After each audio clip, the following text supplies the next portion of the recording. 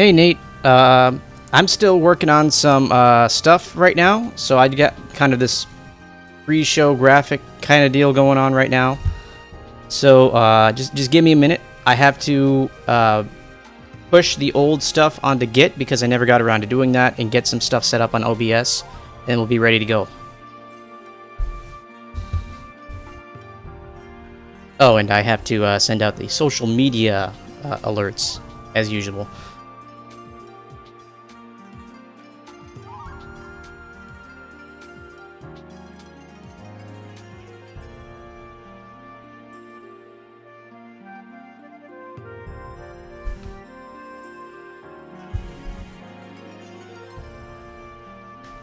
Oh, Shane, both your viewers are coming over here. Not bad. Hey, Yusuf.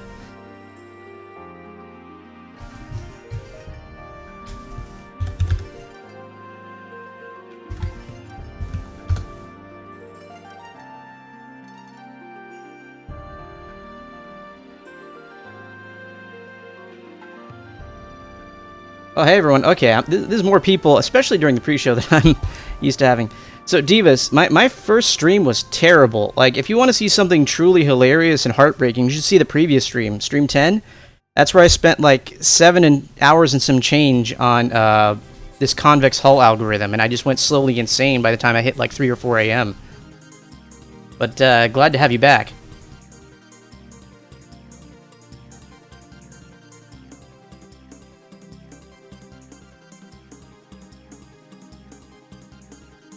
Yeah, Shane's been helping me out with the graphics. We're going to be doing an overhaul using the Streamlabs version of OBS. I'm still using the vanilla version.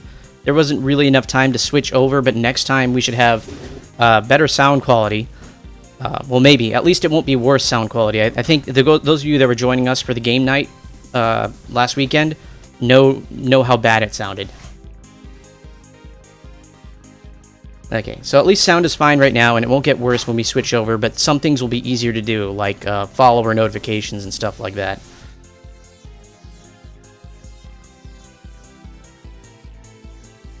Oh, Devious, I'm actually targeting the Sadiator too. I'm actually a top-tier backer for that software, so once it's actually in, I'm going to be trying to do live runs off of that with a capture card to show what the software, or what's actually going on.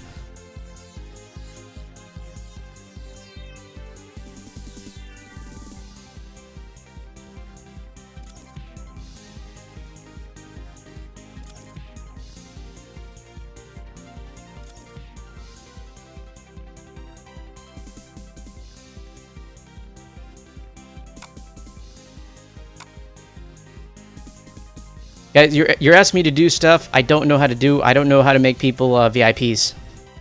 I'm bad at Twitch.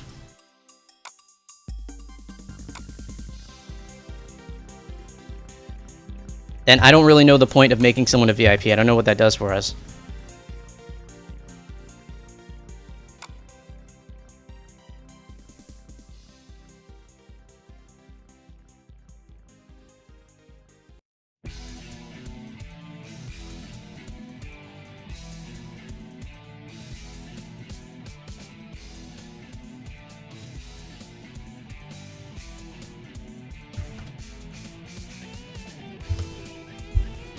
I'm still, I'm waiting for Abrasive to say, give us another update, because I know that he's got 3D printed cases for the Sadiator and stuff like that.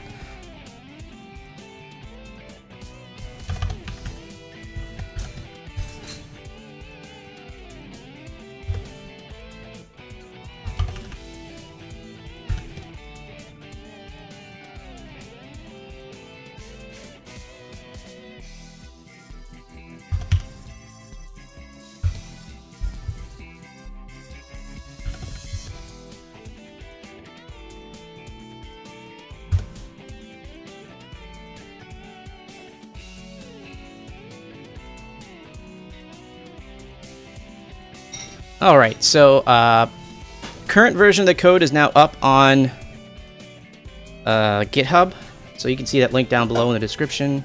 Now let me just try to get a few more things underway, and we should be able to get started somewhat soon.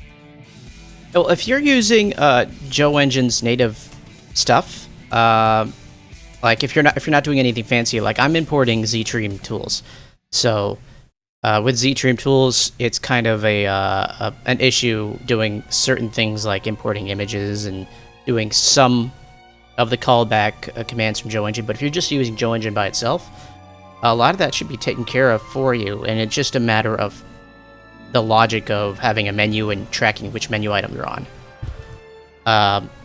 Personally, I hate menus. I hate doing menus, and I'm probably going to procrastinate on doing menus on this game until I absolutely have to. But wow, this song is terrible. I don't want this in here. There we go.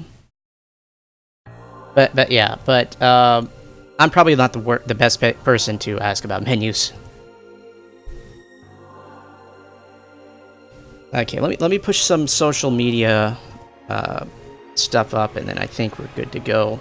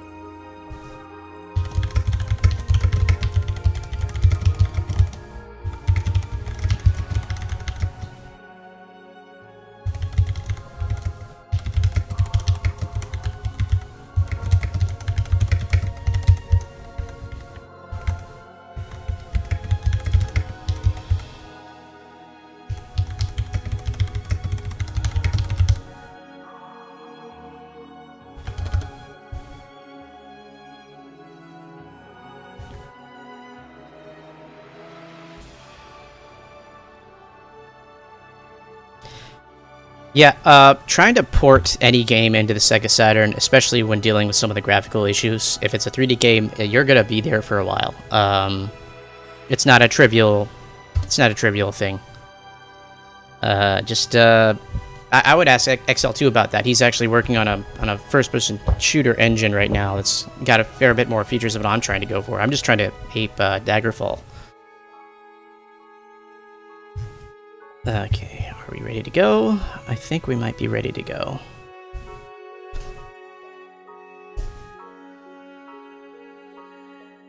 Okay, I think I'm ready to officially start. Let's get into it. All right, everyone. Whoever's left. Oh, I think I lost someone there. Oh. Ah, dude, no, I like comments. If the right side of the screen is filled up, I'm fine with that. But yeah, we're back. Just to preview what was happening last time. I think I'll just run something in Mendefend to show off. So if you were on last stream, you saw me do basically 7 hours of just working on this convex hull code. So let's just walk through what exactly that means. Can we get rid of this music? What is going on here? And to start with all these boring tracks putting me to sleep. Okay. So, we have our convex hull algorithm. So what it is we have like this field of white points there. I mean, one of the points is green because it's overlapping one of the white points. Actually, let me fix that real quick, just to get that out of the way. Oh my goodness, which one? Where's field 2?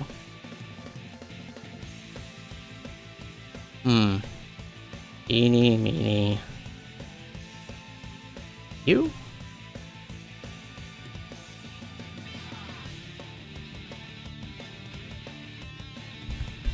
maybe it's this one. I'll just move it over. Move everyone over about 50. See how that works.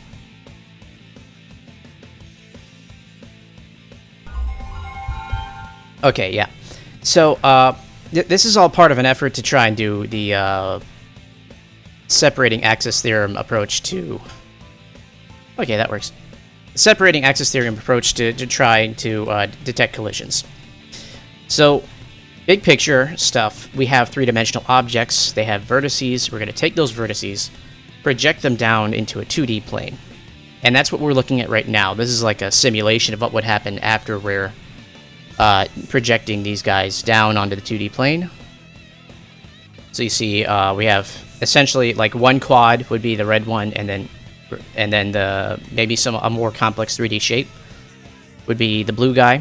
We project all those points down onto a plane that's coplanar with one of the faces of the object we're trying to detect collision on, and we're going to see if we can draw a line that could separate these two shapes. So what we did last time for like 7 hours was to figure out a way to take all those points and draw like a tight line, a boundary around all those points without making a concave section. So what that was is essentially just stretching a rubber band around a bunch of pins that we pin down that represent the projection of the 3D object onto 2D space. And we can already see right here between the blue and the red, there's this big gap that we can draw a line between. So what we need to do is be able to draw a separating axis is what it's called, to draw that line, to split up those 2 points, or those 2 shapes. And we can split them up, we can say there's no collision. And we can stop our collision check and exit out. But we have to keep checking over and over again. Every 3D face, every 2D line segment, we're going to have to try and test for a separating axis. And if we can't find one, then we're concluding that they're colliding. So,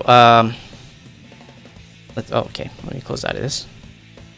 Let's try to figure out what's going on here. So I probably should have opened up something earlier. I was doing the pre-show. Separating. Oh, there we go. I'm gonna take this guy's work, look at it for a little bit. So yeah, here's the setup here. Is we need to be able to take, say, this shape over here, separate these 2 shapes with this one line. So we have to figure out a way to mathematically describe that. So the first thing we're going to do is figure out how to describe this line. So this line, it doesn't actually matter where it is, in that we're not going to be projecting onto this line, we're going to be projecting onto its normal and seeing if there's a gap. So if I could find... There, that's exactly the description we're looking at. So we see these 2 shapes, and we're gonna create this line such that we project all the points down to the line, and this describes the extent of that 2D shape projected down into 1D space, so that it's a 1D line. We do that for both shapes, and if there's a gap between those 2 points, then that means we're not colliding. Well, when they're not at the same altitude, what's going to happen is one of the faces that we're going to test is going to project those 2 shapes in 2D very far away from each other along some 2D plane. So if we were to go looking at... Please tell me. Okay, there we go. So you see how we're looking at these shapes here. These are 2D shapes, and they're touching, so we're going to want to, this is just barely a collision. So, what we're going to end up doing is saying, let's say this blue guy was like way the heck up above the yellow. So we would eventually project along the the bottom right blue face, and what that would do is I would project the blue face in one section, there'd be a big gap, and then the yellow shape would be projected, separating it, and there'd be a gap between them, and we detect it as a non-collision. So the altitude would be taken care of by virtue of having a check along every face of both objects. This isn't from an original game, is it? This is... Oh, it's Cash. He does official work. Never mind. Huh. So yeah, let's figure out a way to describe... first off, we need to find a way to describe this.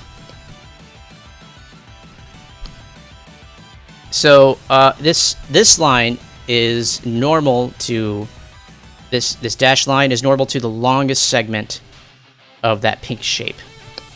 So what we need to do is be able to take those 2 points describing that longest line, create a line out of that, and then create the normal to it. So the easiest way to do that is with constructing a line via slope, and then inverting that slope. So, line. There we go. Ah, Cliff's Notes. Now I need something more visual to explain it. Come on.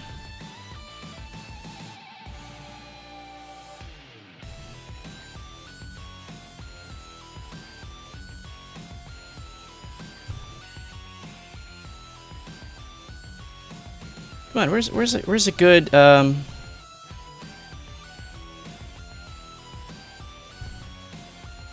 a good picture.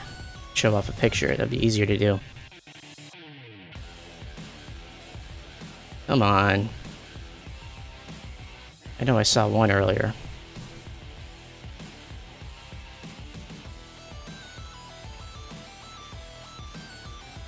There we go.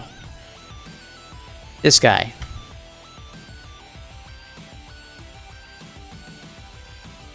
So this slope here is going to be some slope n, that's going to be rise over run. So in this case, we're going down while we're running positive, so it's going to be a negative slope.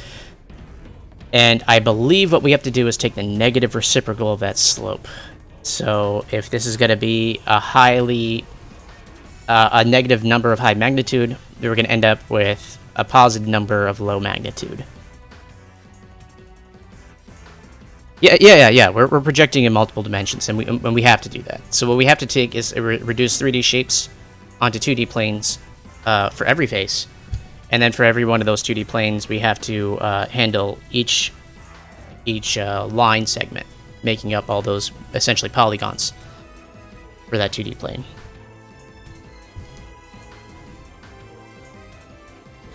Okay.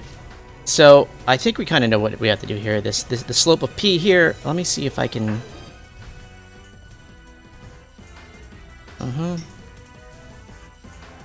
yeah, he's over-engineering it.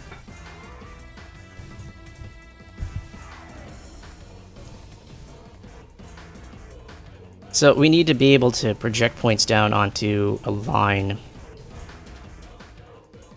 Now I need to think about what's going on here. So yeah, this is going to be another math-heavy stream.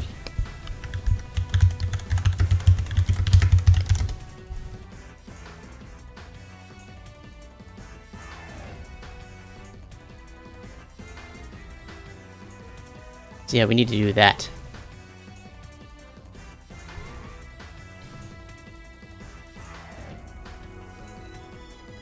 So we're going to have a point, and we're going to have a line that we can describe with a vector. So, that line, what we can do is, we have the vector itself, that's just going to be, this vector is going to be our point coordinate. So this is going to be, say, like, 1, 2, if this is 1 over and 2 up or something like that. But if we want to project it onto this line, what we're going to have to do is take the dot product between that, the point coordinate and the vector that's describing our line. And that will tell us the magnitude of this line right here, and we already know the orientation of this line because that's how we're constructing it. So if we... actually, that's pretty much sufficient. We just have to figure out where it is along here. And then whatever the magnitude here is going to be kind of like its coordinate. So we call this 0. And the more positive is, the further along this line it is, and the more negative it is, the further backward along the line it is. So the dot product is probably sufficient to describe where it is on this line projection. So all we have to do is describe this line, and this line is going to be this line over here, this dashed line. Yeah, I never really took a computer science course beyond what was forced upon me. So basically, Intro to C and Computer Science 1. Most of my background is in mathematics and physics. I did a lot of numerical math. So I'm kind of reconstructing a lot of these algorithms backward from mathematical knowledge and not from computer science knowledge. Like, I don't know anything about data structures or anything like that. This is all just kind of picking up as I go along. So yeah. So we're going to have... We can easily make a vector between the 2 points on this longest pink line segment. And that's just going to be the difference of the 2 vectors along each direction. That's going to be... Yeah, so this is going to have a coordinate. This other one's going to have a coordinate. We subtract the 2 points from each other. That's our vector. To take the normal... let me see. Normal of a vector.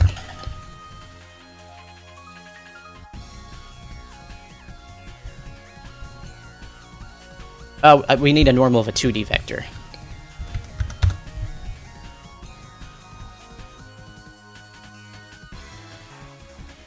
Oh, there we go. Normals are minus dy dx and dy minus dx. That makes sense. Yeah, because that's basically what we're doing, is we're taking the negative reciprocal of this slope. So yeah, this works. So, yeah, we have enough building blocks where I think we can actually start coding. So let's start coding. Yeah, I find that it's probably better to start mathematically, because then you at the very least mathematically you know what something's supposed to look like at the end. So it's easier to check when you have the mathematical knowledge to actually do it aside from the program. So if you screw up, you know you screwed up because you know something looks the way it shouldn't look. The mathematical knowledge will help build an intuition for not screwing up. Okay. So this is 2D test. We don't need to be in here right now. We need to be in separate.h. So we've got a cross product. Let me just double check to make sure that's defined correctly. All right.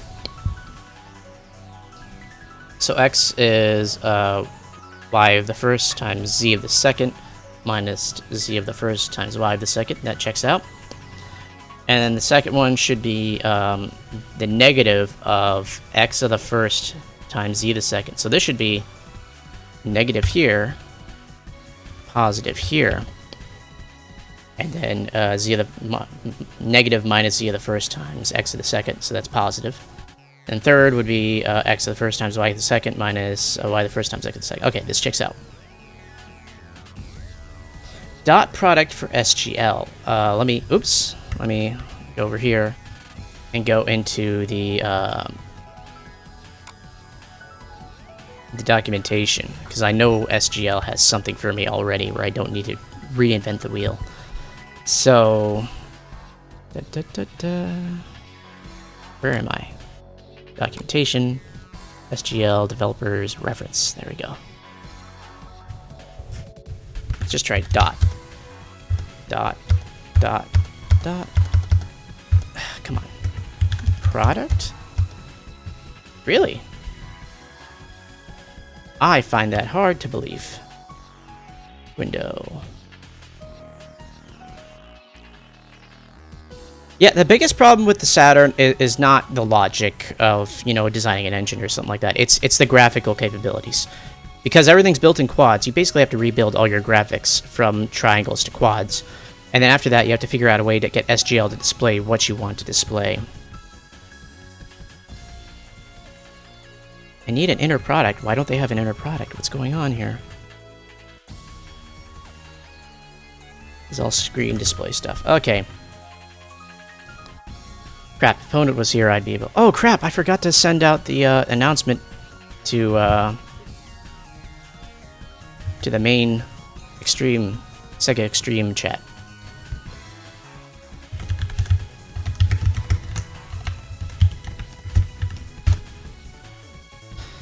Okay, so let's... I find it weird that there isn't a dot product. Let me just double check again in this reference. So maybe they call it an inner product? There we go. Okay, there we go. Inner product of 2 vectors. That's exactly what I expected. It's this. The x's together plus the y's together plus the z's together. That's what we wanted. Okay. So we need to be able to construct a normal based off of 2 points. So let's do that. Let's make a normal function.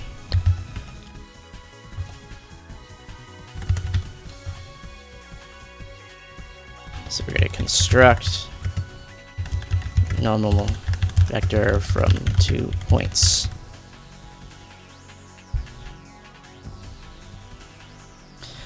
Normal should be a normal vector should be unit for us to be able to use it properly. That means it has a magnitude of 1. Void unit normal. And we're going to have 2 fixed points. X, Y, Z.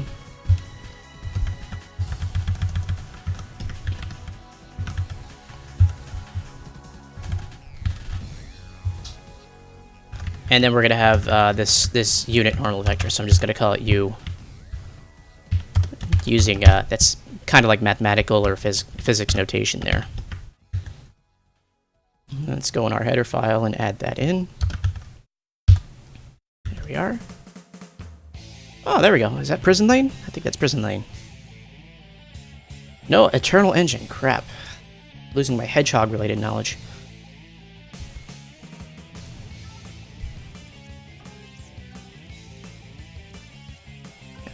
Yeah, this is actually my first go at a proper 3D game. Not like a first go, but a first serious go, where it wasn't just like screwing around in Unreal.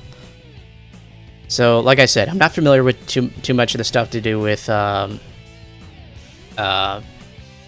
structures. So, the BSPs I'm actually not familiar with. Right now, I'm just kind of working... my biggest crutch right now is XL2, the developer of Sonic Z-Dream. I'm using his Z-Dream tools. That's this include statement up here, ZT. And that's how I'm able to load 3D objects. So, I mean, I'm kind of dependent on him for that. But otherwise, with little knowledge on how to do certain data structures, I end up looking up a lot of stuff on stream. Okay, so we're constructing normal. We need dx in the UI. Then we need to find the unit vector version of that. So fix dx is going to be equal to t2x. Oh, seriously? Come on.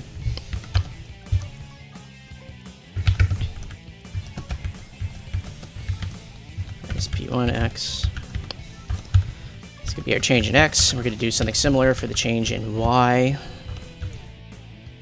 You know what? These guys should be XY, not XYZ. So there, do I have a 2D? I know I have to handle 2D stuff. Here, shape 1, shape 2. Shape indices backwards. So yeah, I don't have this. I have... There we go, fixed. A pointer to fix. So when I'm doing 2D, I can't do 3D, I have to do 2D. So this won't be that. This will be a pointer.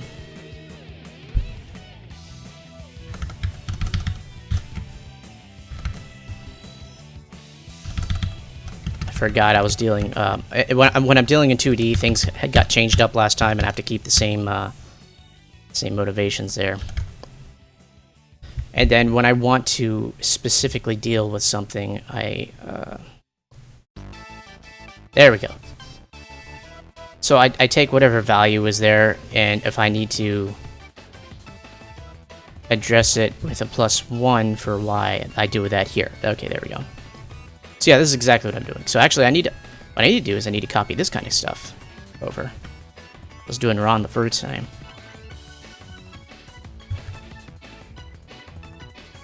Shape verts, and verts itself is... Okay, yeah, that makes sense.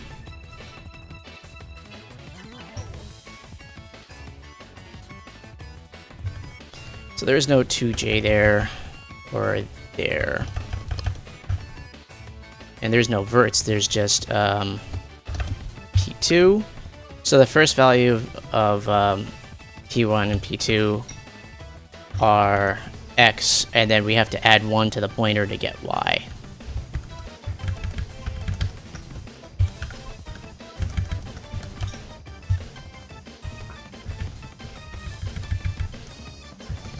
P1 plus 1. There we go. We got our dy and our dx. Funny thing about division with fixed points, because they're basically two integers duct taped together, we have to be careful with division. There's a special function for that, which I'm probably going to end up having to use. So let's go ahead and let's define a magnitude. Is equal to SL mult. Okay, there we go. So fixed need to be multiplied like so.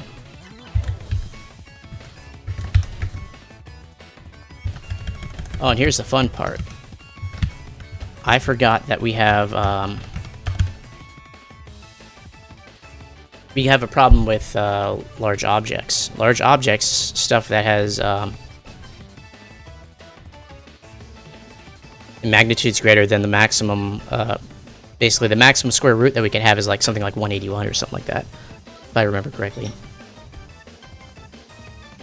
Let me double check. Let me ask Wolfram what I'm doing here. Wolfram. So the maximum I can make a fixed, I believe, is to the 16. What's that? That should be the biggest fixed I can make. And if I do square root is equal to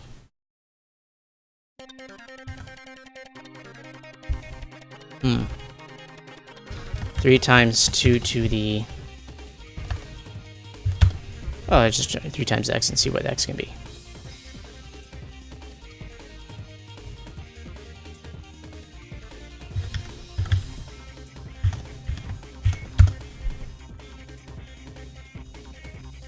Okay, it's signed, so... Oh, it's to the 15 then, right? Welcome back, opponent. Oh, come on. Seriously, you gonna do that to me?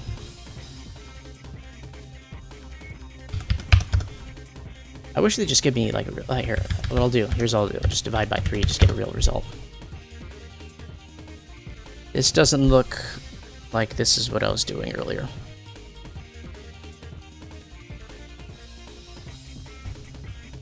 So, 3 times 181. Oh, that's how I was checking. 3 times 181 squared.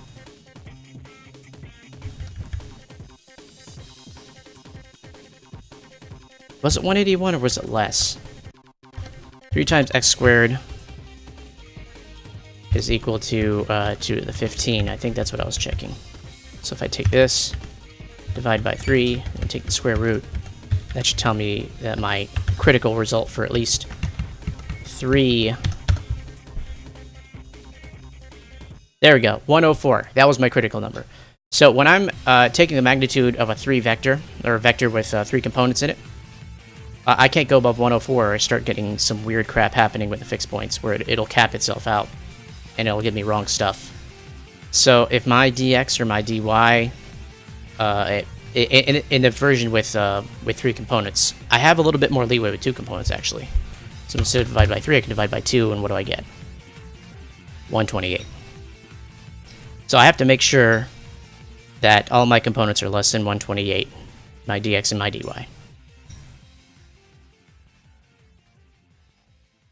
Yeah, that makes sense. So yeah, 181 is like if you had one component as this ridiculously big number and the other is 0. But if you had 3, then 104 is the biggest you can make for taking a magnitude of a full XYZ. We're doing only XY for these fixed point guys. So what we have to do is we have to find we need to make a magnitude, a 2D magnitude function. 2D vector.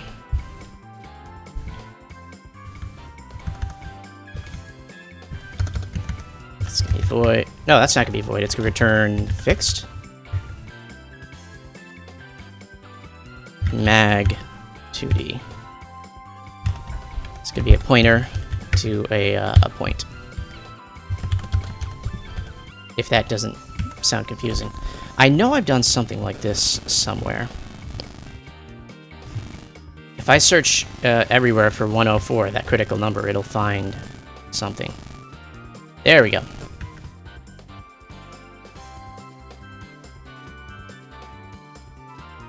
Yeah, let's take this. What is this? Distance calculation? And this is under collision.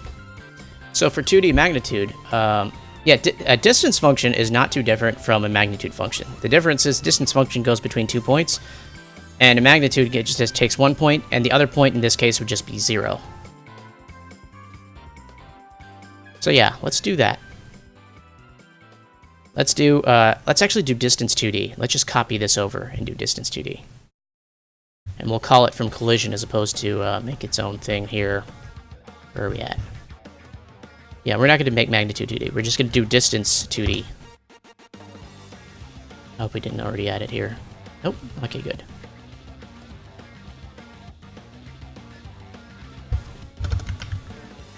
Alright. Distance 2D.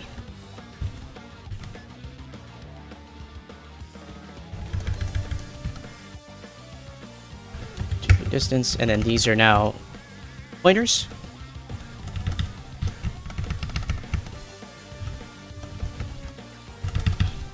We just have to address them properly. Okay, so DZ is gone. So this is now going to be absolute value. Okay, yeah, I'm cool with that. So we're gonna have just evaluate there like so. Let's see. Yep. Yeah, just like that. Okay, that should do it. Now let's keep the same format.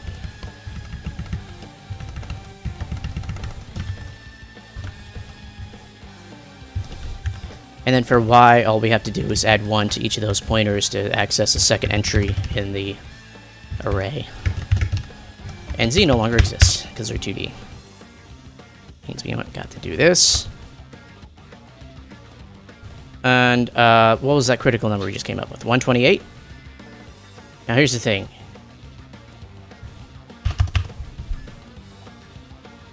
Can it match exactly? So I don't want to match exactly. I feel like that's asking for trouble. So I'm going to do 127. So once it hits 128, it's already failing the test.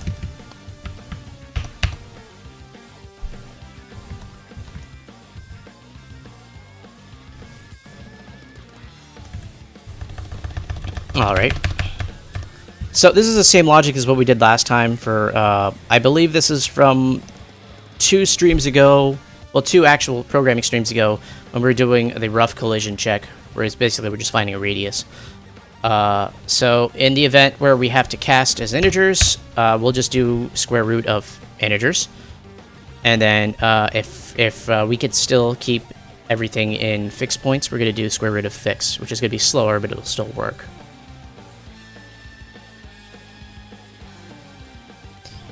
And what this is just checking to see if our integer value is greater than the maximum fixed value that we can do. We're just going to cap it. And otherwise, we can cast down the... yeah. So this one is going to check if we actually did something non-trivial in the integer distance. And if we did, that means we used integers. So then we're going to cast it down to a fixed point by bit shifting. And that will return the right format. And otherwise, if we didn't have to do any of that nonsense, we can just return the fixed distance. And there's fixed 2D. That felt relatively painless. So there's distance function, distance 2D. Done.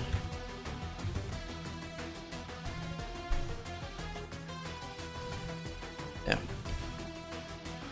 We got 8 people in stream, so this is a nice 9 now. We got a nice healthy stream population. I mean, chat could be more alive. haven't heard from anyone in a little bit, but it's nice to see some people tuning in.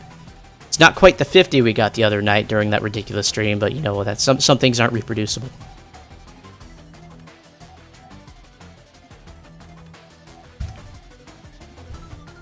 All right, what do we want to do? We want to call distance 2D these 2 pointers.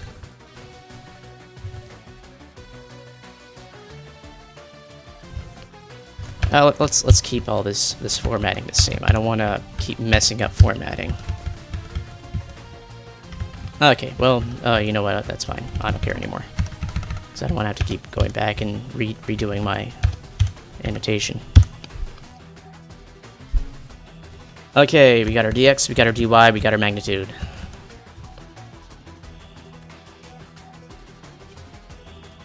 So what can we do with that?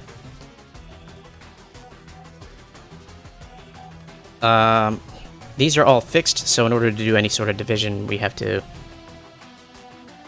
Here's the thing, though. Can we divide an actual vector? There's multiplication, random, sine, square root. There's division way up there. There we go, div of x. And that's going to take in a single fixed point. No, we got to divide each component.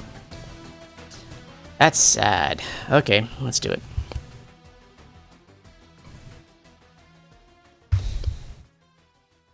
So, I already forgot what we were doing. So we have to construct a unit normal vector. So normal is going to be minus dy dx. I mean, it doesn't really matter which way it's pointing, positive or negative. Because we'll just end up projecting it to some, whatever it is, we're just going to end up projecting to it anyway. It's not going to affect anything.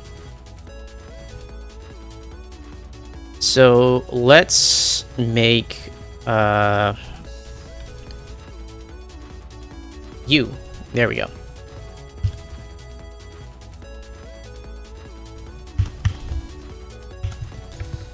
U, that's our x component, and that's going to be equal to minus SL division fx. Is that what we're doing? Yeah, SL div fx. Okay, Japanese do things weird. So a comma b means b divided by a for reasons. So we're gonna have the magnitude dividing into dy, and let's make dy negative there. Magnitude has to be positive, so that will give us the x-coordinate for the normal, and then the y-coordinate for the normal will be just dx. And there's our normal unit vector. That should work.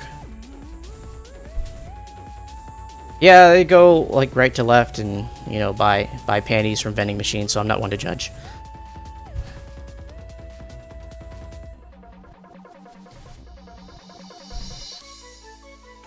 Okay, so we have our normal unit vector. Let's go back to the picture and try to remotivate ourselves into what exactly we're doing. So we take this longest pink line segment, and we're finding the normal to that. That's going to be this dashed line. So now we have the vector, the unit vector describing this dashed line. So what can we do with that? We already established that if I just flat out take the dot product of this normal between all these points, I think it'll be fine.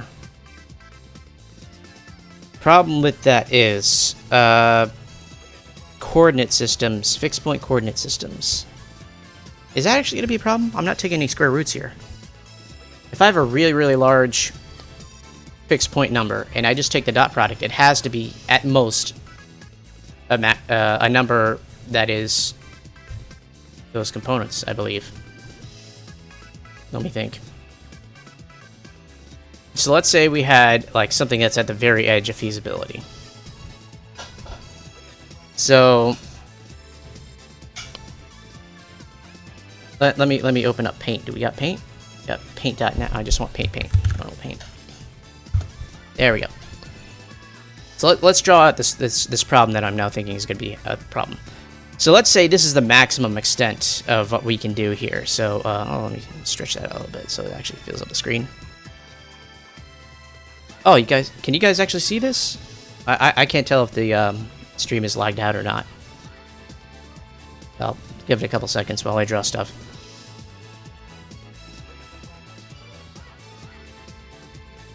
Huh? Okay, so no, the stream is just lagging for me because Twitch is slow on my end or something, I don't know.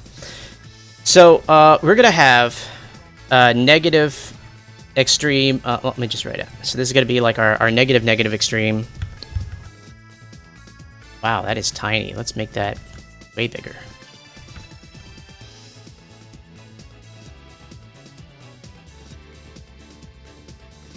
It's gonna be our negative extreme. Here's gonna be our positive extreme. You know, negative, positive, etc., etc. Positive, no, positive, negative. Okay, so these could be our extremes. So we know that along these lines on the boundaries, we're going to have the lowest fixed number we can get and the highest fixed number we can get. Now, what if one of my normals is drawn like this? Is that a problem? So that's actually going to be root 2 times the maximum extent that I can get. So that's going to be root 2 times 2 to the 15 minus negative root 2 times, you know, negative 15. So like if we actually see what we're doing. So 2 to the 15 plus 2 to the 15. That's the space that we have to work with in fixed point numbers. So this is the largest distance that we can go between on fixed point numbers. Positive 2 to the 15 to negative 2 to the 15. And if we were to draw that red diagonal... Okay, seriously, what is this music? It's distracting. PSU, why do you always ruin things? I'm just going to take all the PSU songs out of this playlist. This is not that much better, but I'm going to keep it in anyway. There we go. So now we have basically like an extra 40 to 50% of space that we have to account for. So here's what I want to do. I want to enhance the magnitude by an additional square root of 2 at least. There we go. So yeah, I'm going to divide both portions of that unit vector by like 1.5. And what that's going to do is that's going to ensure that whatever projections I do is going to be on a compressed space. So this distance on any one of these black lines, I'm going to make it so that inside the engine, they're going to be identical to the distance from the two ends of this red line. In reality, they're not, but when I divide out the magnitude of that unit vector, instead of having a magnitude of 1, it's going to have a magnitude of 1 over 1.5, which is what, 2/3? So yeah, I'm going to compress everything by 2/3 so I can fit the worst case scenario into my space and not have to worry about any additional math. Yes, there is paint. I plan things out in paint before I get stupid with the coding, because I'm trying to avoid another situation where I what's TB? I don't get it. Explain TB, please. Okay, yes, Pona, it is massive, but I'm planning for the worst case scenario. Essentially, I want to make sure that if I'm... Oh, the face. Alright. Okay. Yeah, I'm not familiar with why Twitch has all these different faces in the chat. I know about Kappa, barely. Yeah, I'm aware of that, because I was aware of Total Biscuit as like a commentator on YouTube. I'm not really big into Twitch, actually. I'm just using it because it's a really convenient, useful platform for doing this project. I assume that's Kappa. I actually cannot identify Kappa by sight, so...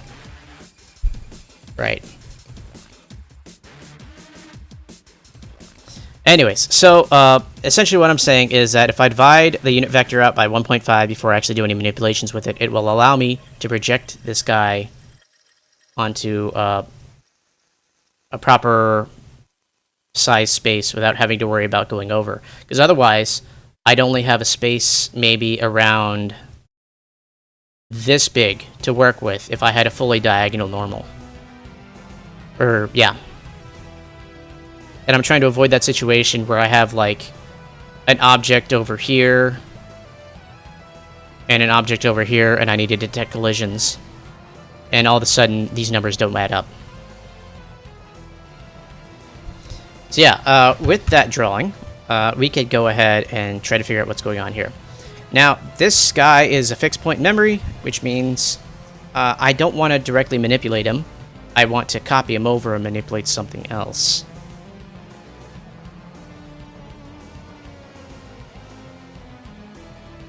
So we have a unit normal. I'm going to let it return a unit normal as a proper unit normal and not as a portion of a unit normal. So then, okay, this song is distracting. What is going on? PSU again. Always with that distracting freaking soundtrack. There we go. At least PSO has something that's like decent background. Okay. So we have a unit normal, and now we have to project stuff down onto it. And we're going to do that just by taking a dot product, but we're going to change the unit normal first. Is there a way to...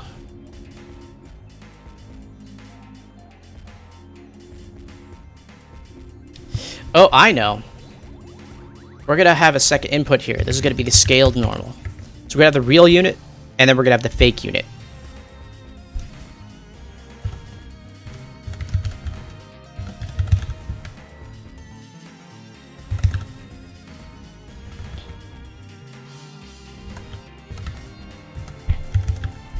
Two birds, one stone, etc., etc.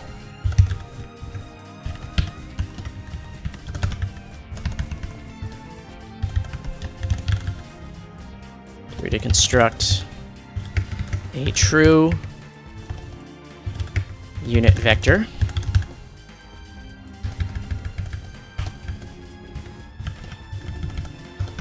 Construct a scaled 1 over 1.5 unit vector. And that means we're going to have to do another fixed point multiplication here, so that's going to be SL mul fx 1.5. Crap, 1.5.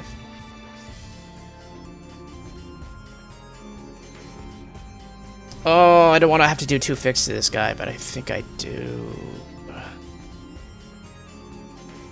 Wait a minute. Okay, so let's try. Let's try this. What's 1.5 bit shifted by 16? Maybe Wolfram can actually cheat code for this. 1.5 bit shifted 16. Wrong direction.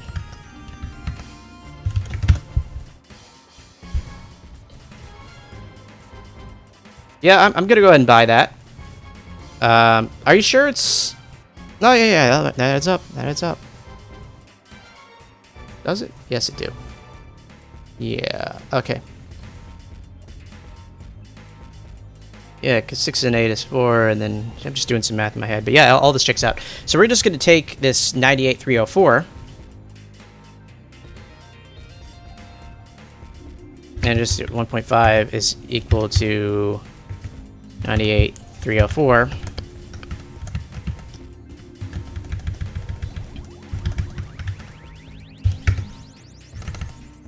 And assume that that's going to work, which it should. So for those not in the know, what I'm doing here is the fixed, like I said, fixed is essentially just two 16-bit integers duct taped together. And what we can do is we can pretend this 32-bit integer is actually being stored as a fixed. And this is the number that it would represent if that was the fixed version of 1.5. And we're just going to multiply this by the magnitude. Wait a minute. Wait a minute. Oh yeah, that's in the denominator. We're good. Golden.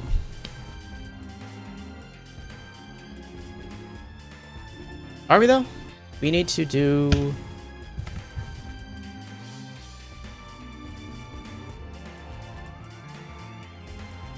Oh, no, we can make this so much cheaper.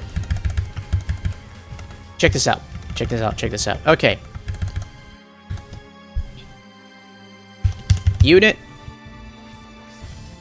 So there we go. We already have a unit vector. It's already divided out by magnitude. Why do we have to do that again? All we have to do is divide out by this number. We don't have to do the extra multiplication step.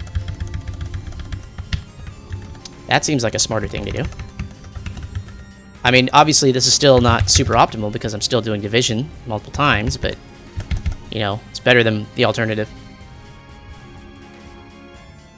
This is still scaled unit, so that's scaled unit. Okay.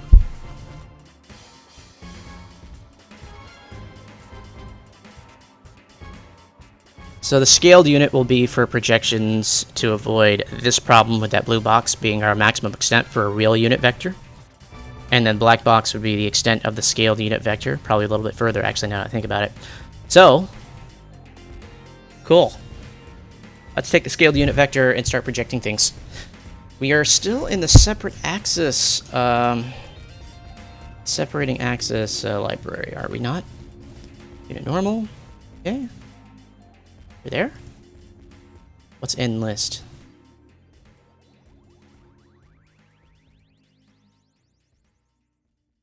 Oh, okay, that's a sorting thing for when we're doing the point compare. Now we got Sonic and the Secret Rings in the soundtrack. That's nice.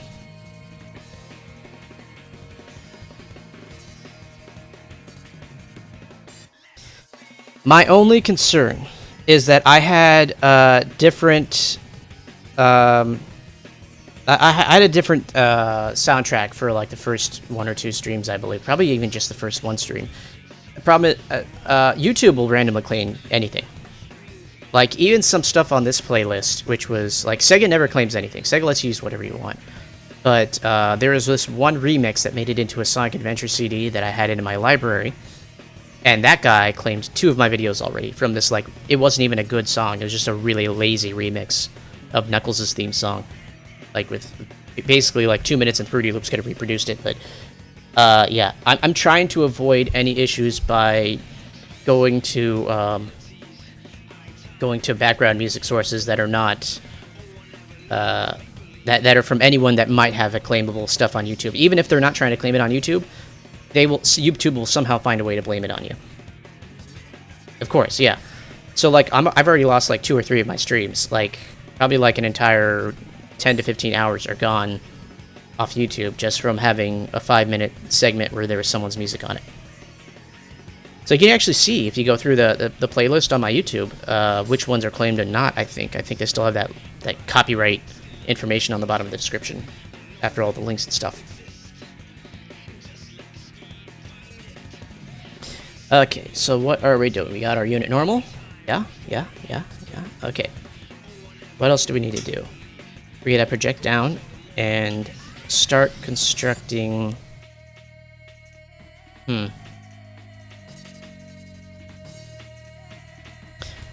What we're gonna do is we are going to construct a...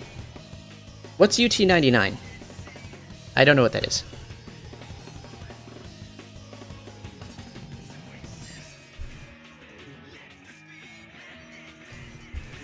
Anyway, so while you're answering that, I think I'm going to construct a thing where the minimum and maximum extent of the collision is going to be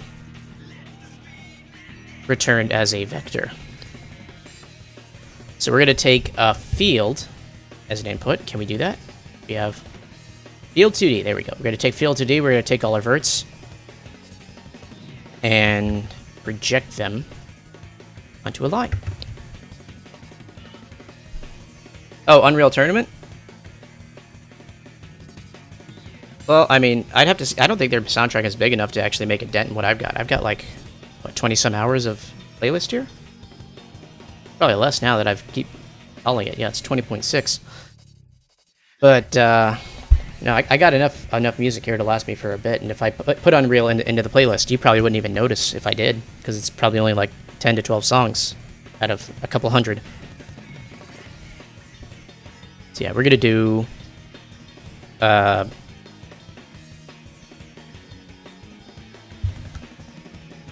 project. Okay, so what actually are we doing? We're projecting 2D points onto line defined by scaled normal. And we're gonna call this... I'm of two minds of this song. What's going on here? Okay, you can stay. It's Fantasy Star. So we're gonna call this one, what? Project 1D. So we're gonna project a 2D shape onto 1D, and we're gonna take as an input... My god, I just cannot type words.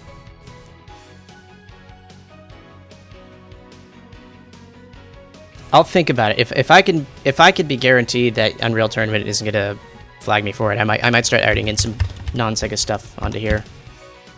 So we're gonna want to input, there we go, a field. A scaled normal that will be defined by, I'll just call it scaled.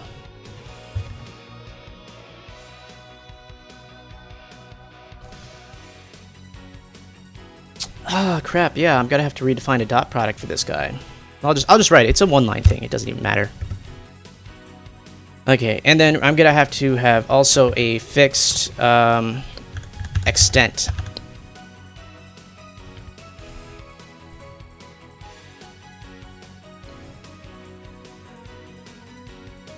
And what that's gonna do is like the minimum number and the maximum number to be stored in extent.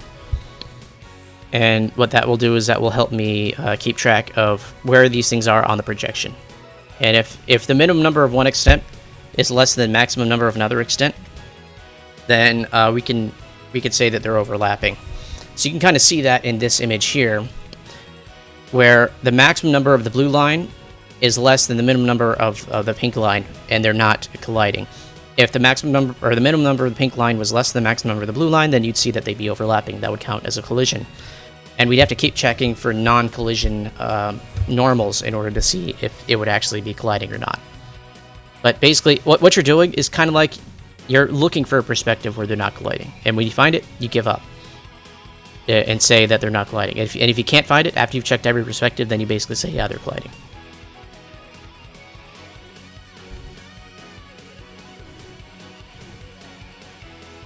Okay. So let's start off by being able to grab vertices here. So field verts. Hey, I like this. Let's take this. Only let's start it at 1.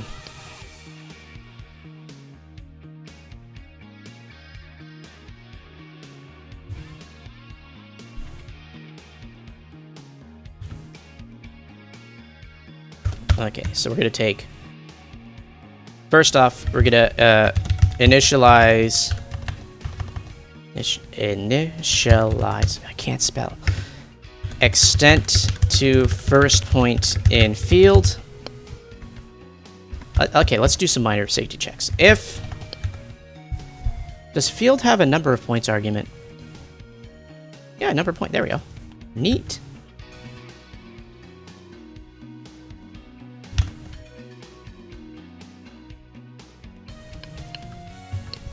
Okay, but we have to access it like so.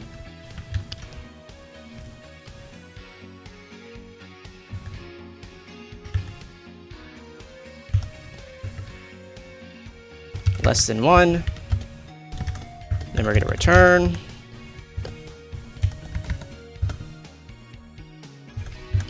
Extent. Okay, so we evaluate extent.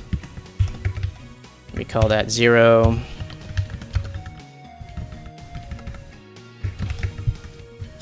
Okay, we're just going to say, yeah, okay, there's no extent. It's just from 0 to 0. There's no projection there if there's not enough points to actually make a projection. Else, if... Can we do else if? No, just else if.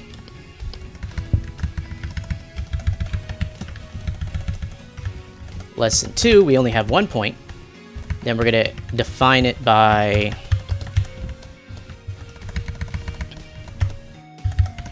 no points, 0 extent.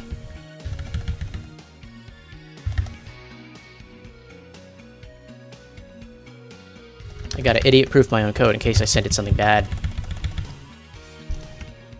1 point, single point, extent.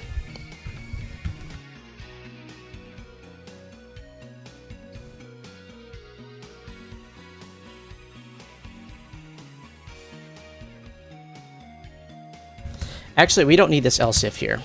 Here's what I'm going to do. So we have the first point, single point extent, and then we're going to say, okay, if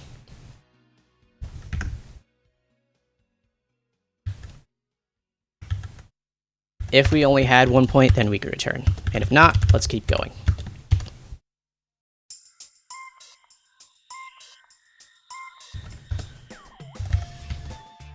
One point, single point, extent. And now, continue on. Oops.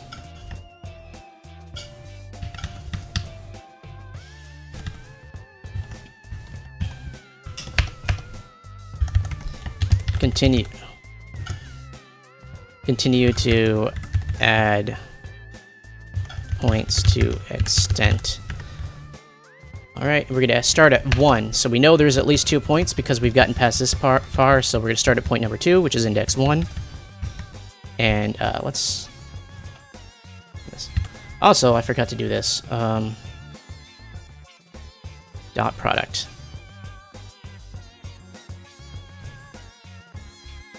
First off, we're going to copy this over. And now we're going to have a dot product of first element of scaled,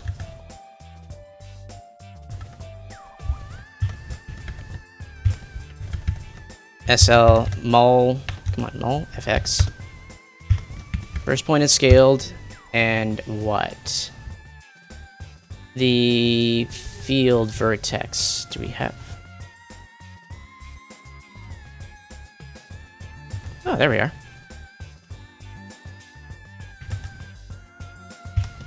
There we go. And that memory address is just going to be the first field vertex there is.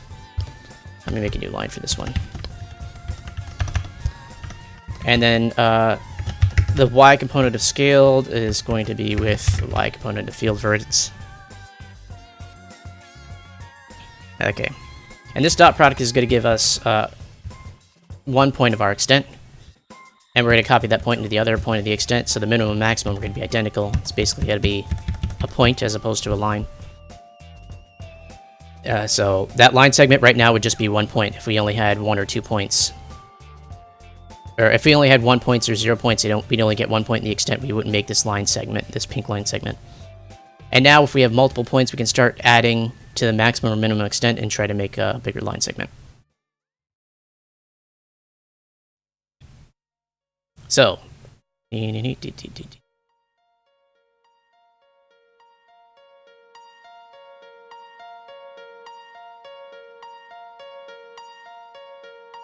let's copy this over.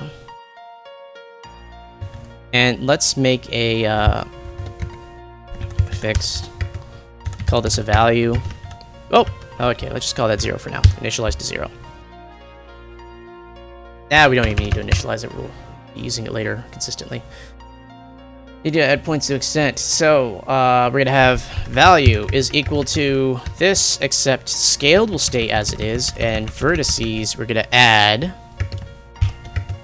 2 times I. So we're going to add 2 to the memory address for every point number that we're on, starting with index 1. There we go. So this will be x of the ith index and y of the ith index. That makes sense. Now we can start doing checks. So check for max or min. There we go. Oh, Ponut, here's a fun question. Can I do comparisons on fixed? That should just follow, right? That should just be just like integer compare.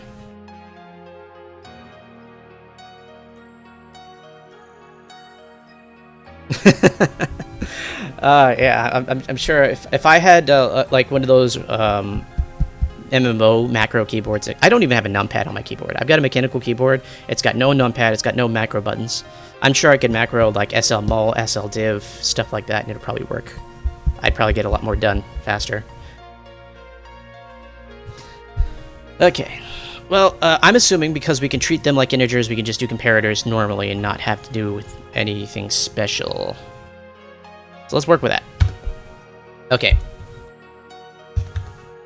If value is less than the first portion of extent? Is it extent or yeah, it's extent. That means we're writing min.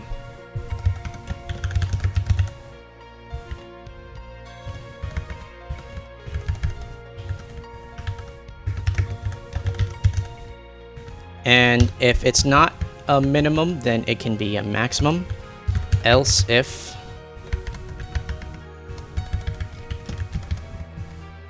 it's greater than the second index in extent, which is the maximum, then extent plus 1 can be the value.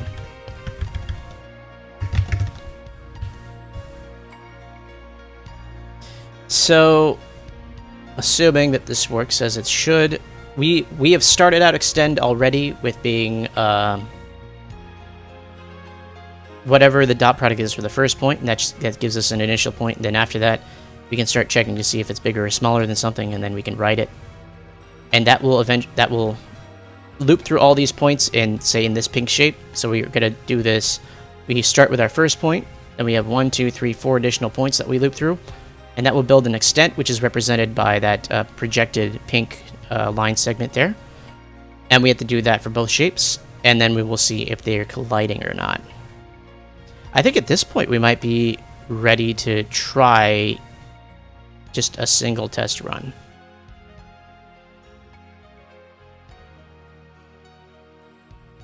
So first off is project 1D in the header file.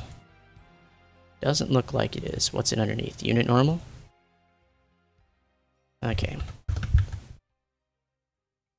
So just as a reminder as to where the code's at. Oh, come on. Sigwin being dumb. Oh, okay, we got compilation errors like no one's business. Storage class specified. For frame num. Main 44. What? We didn't change anything in main. What's going on here? Frame num. Is that a warning or an error? It's a warning. What's going on here? Things broke between... What did I break?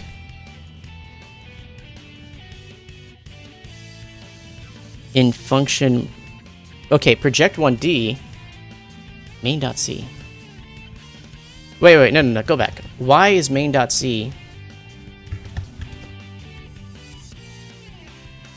So we started with a problem in project 1D, which for some reason is being called from main.c.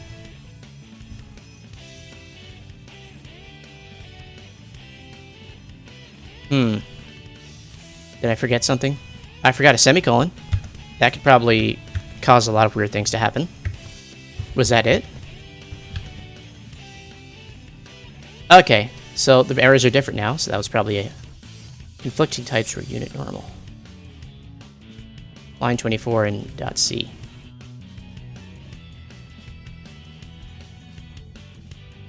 Hey, what now? What do you mean conflicting types? What does that mean?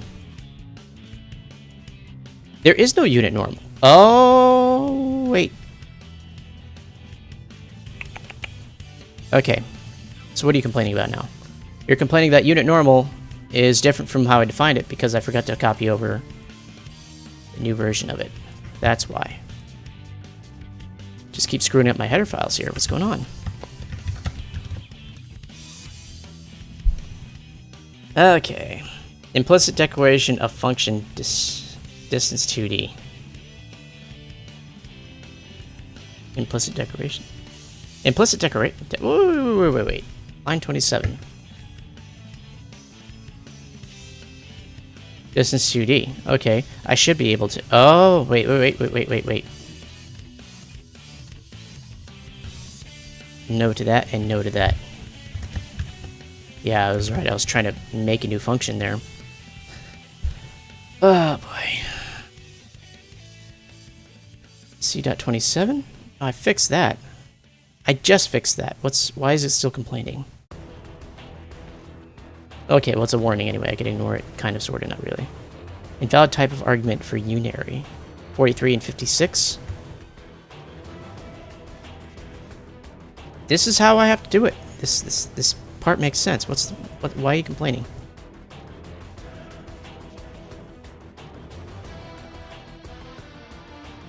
I have not tried the new compiler yet. I'm afraid to mess up my workflow when things are working.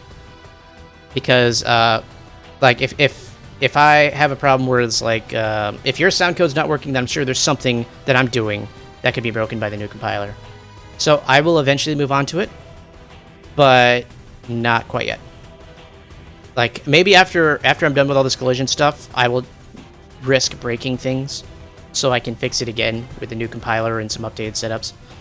Like, whenever XL2 is going to come out with his new version of ZStream tools, that's going to be a nightmare for me to try and get everything working again, but I will eventually get that done too. But in general, I'm hesitant to bring in new tools to something that's already working, considering that we're already working on like 20-plus-year-old hardware anyway. What's the point in doing consistent updates all the time? When if things are working and you're making progress, an update in the middle of making progress can break things. On that note, if we build this thing, what was it? Line 27. That's a warning. What's implicit declaration of distance? Thing is, that didn't. No, we fixed that. Okay, we fixed that. Then what's next? Oh wait, did I put like a void in there or something? No. 43 unary or star. So 43 and 56. So 43 is here. 56 is here. I don't understand how this is a problem when I've definitely used it like this before. In fact, let me just try to copy it from somewhere else. Oh, maybe it's not the way to do it. Because, yeah, I'm calling it like this, so if I just do that arrow thing, I don't need to do the star thing. So, this is going off the playlist. ESU again, what is with you?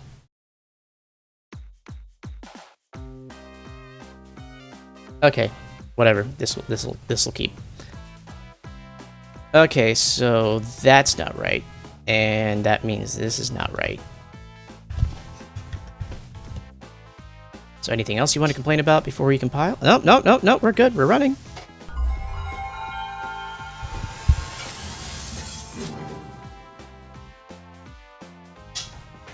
We're making decent time. I'm an hour and a half in, and I think I've got, like, the most... at the very least, I haven't broken anything irrevocably.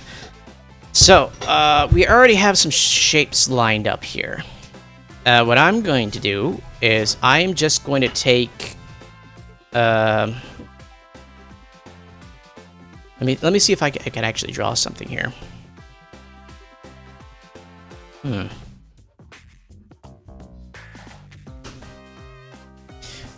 All right.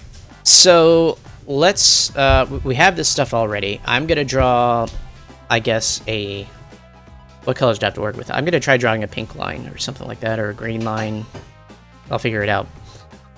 From one of Red's lines, I'm going to construct a normal and draw onto it. And I'm going to see if I can't draw the extents onto that line.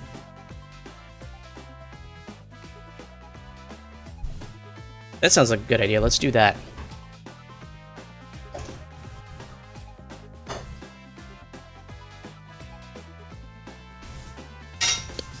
So yeah, I get it. So what's gonna end up happening is once I'm done with this 2 months of collision now, once I'm finally done with this algorithm, hopefully that'll happen before I have to go over. I'm visiting a national lab for a little bit, and that's going to screw up my schedule a touch.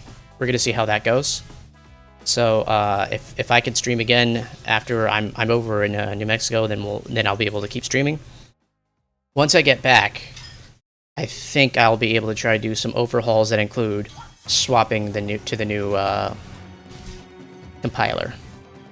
But in the meantime, what I'm trying to do is I'm just trying to get this collision stuff done before I have to leave and do my visit somewhere else where I don't have all my main equipment. I'm just gonna be streaming off my laptop, single screen, crappy keyboard. Sound quality is probably not gonna be great.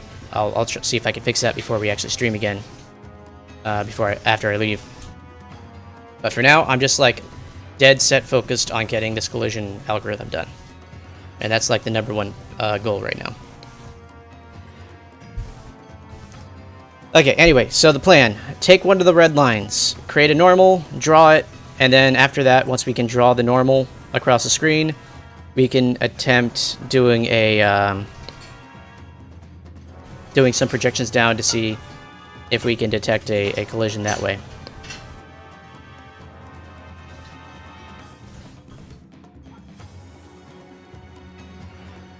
Alright, I feel good about that. So let's go over into test 2D because that's where our test function is right now.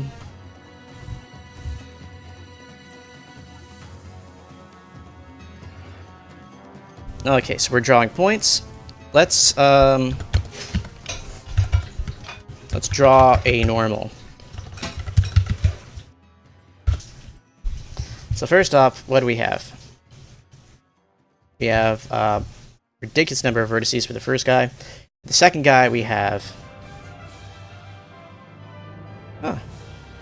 let's move this guy to 200 and see what... Come on, every time I do something, Sigwin complains. This music is going off the playlist.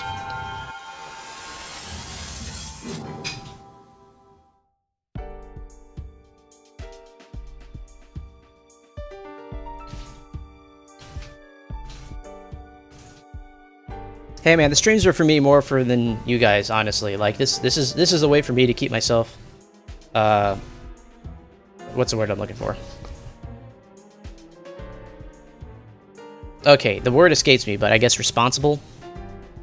Like it's just making sure that if I'm on the stream, then I have to work on the game. If I'm not on the stream, then I could be working on probably stuff I actually should be working on anyways, or doing other stuff, or just flat out playing video games. Like I just dropped, a tiny bit of money on some new PS4 stuff, so I probably didn't need to do that right away because I'm about to leave. I don't know if I could take my PS4 with me, but I'm gonna try out some of those games before I leave. Point is, if I'm here, I'm on the stream, I'm focused on the coding and fixing my playlist. What the crap is this? I feel like 10% of my stream is, hey, this song sucks, let's change it. There we go. Sonic Colors doesn't really disappoint. Okay, so which normal am I going to try and draw? Let's try and draw...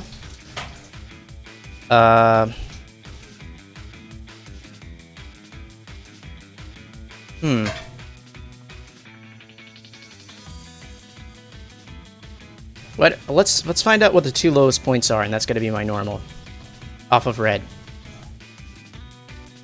So my two lowest points, they're going to be... I think the highest numbers on here are the lowest points. I'm not sure, actually.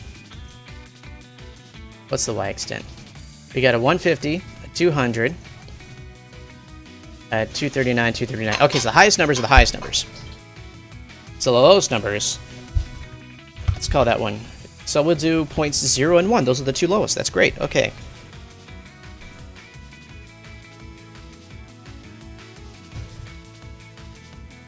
So first off, we need to get a...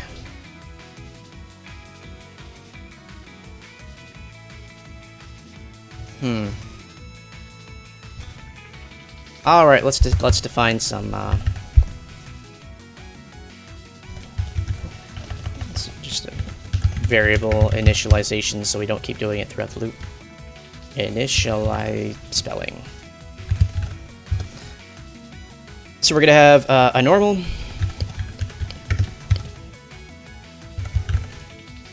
normal. Then we're gonna have a scaled normal.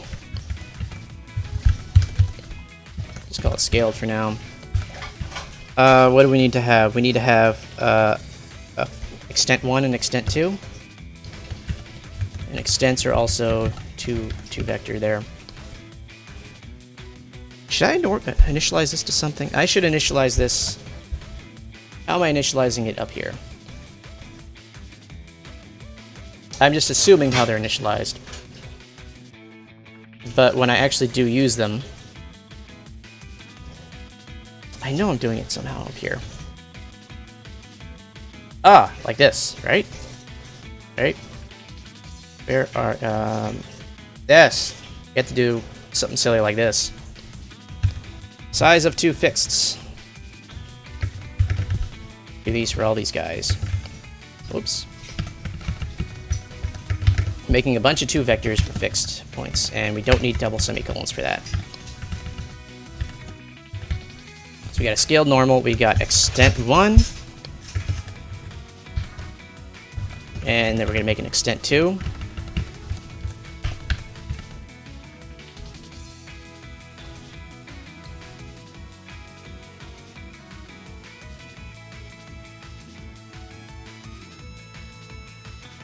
And I think that's enough to get started. So first off, let's draw our normal.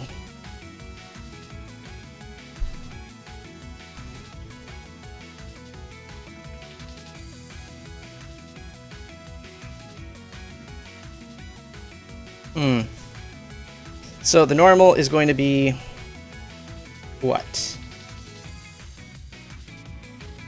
Unit normal. We're gonna take this. We're gonna take. Okay, first off, we need from field 2. Field 2, I believe, is where we're having. Yeah, that's just field 2 is just our square there.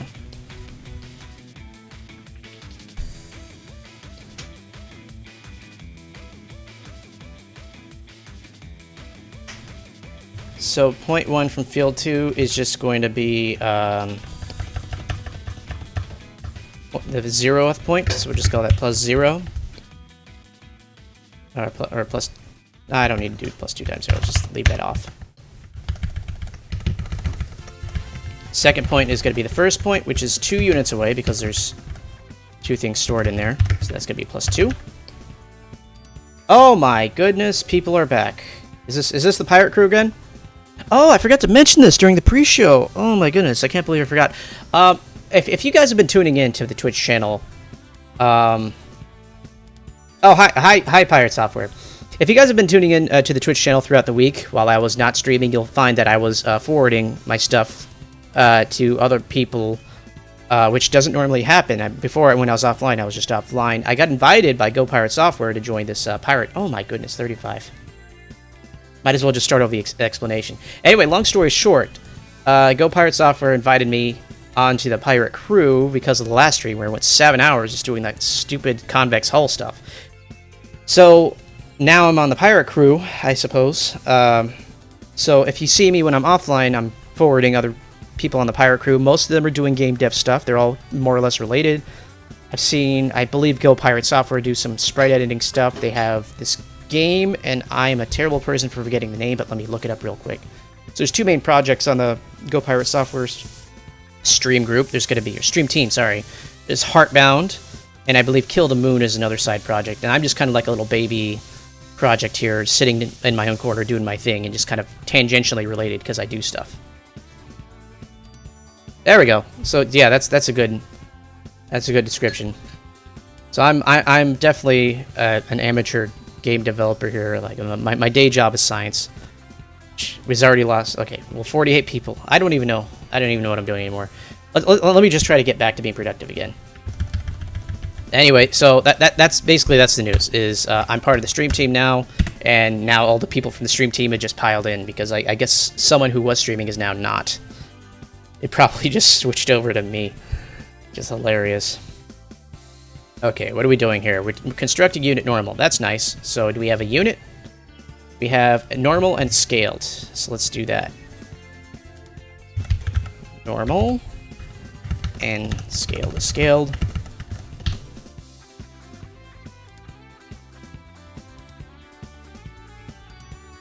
Yeah, the Sega Saturn is a maddening piece of hardware that was engineered by Harvey Dent. Essentially, there's two of everything when there didn't need to be, and it's exceedingly difficult to doing anything 3D-wise graphically, just because, for starters, we're not dealing with polygons that are triangular. We're dealing with squares. We're dealing with quadrilaterals, which means they can be non-planar, which means our rendering standards are different than everyone else. It's just weird. I'm not going to say it's the hardest thing to homebrew for, but it's far from the easiest, and I don't know that there's any other console that would have a harder time getting stuff done in 3D for, short of the NES. I'm pretty sure the NES, I'd probably be able to do some 3D stuff faster on my own than on the Saturn if I just looked at what the hardware was doing. Alright, see ya. So whoever's left still wants to look at Saturn stuff. I think it just lost half the people there. We're still... let's explain what we're actually doing right now. So we're still working on the separating axis theorem. Last time I did the convex hull, so I'm able to wrap a rubber band around the pins of each shape. And now I'm working on the projection. So right now, we have the building blocks of the projection, so we're just testing out to make sure it's working. So first off, I just want to be able to draw that normal line. I've constructed the normal line, so now let's draw it. So, what do we got here? We have unit normals. Can we draw a line? How do we draw lines? JO, draw a background line. All this garbage. Let's go back up into the Joe engine documentation, see what colors I have to work with. Because I want to start using different colors to make sure that I'm discriminating between what I'm doing and what I'm not doing. Where's my colors at? There's my colors. Okay. Oh, we got some choices. I've already used white. I'm not gonna use black because that's background. We've used red. We used green. We used blue. We got yellow, purple, magenta, gray, and then some other shades of stuff. So let's use. Yeah, let's just use green for the normal. Ah, there we go. Yeah, Sonic Colors is usually a fun time. Oh, please tell me I put that in the right place. Oops! Okay, yeah, no. I didn't want to put that here. I almost ruined something I already had working. That would have been unfortunate. So how are we doing this? Let's start with 0. Right? Okay.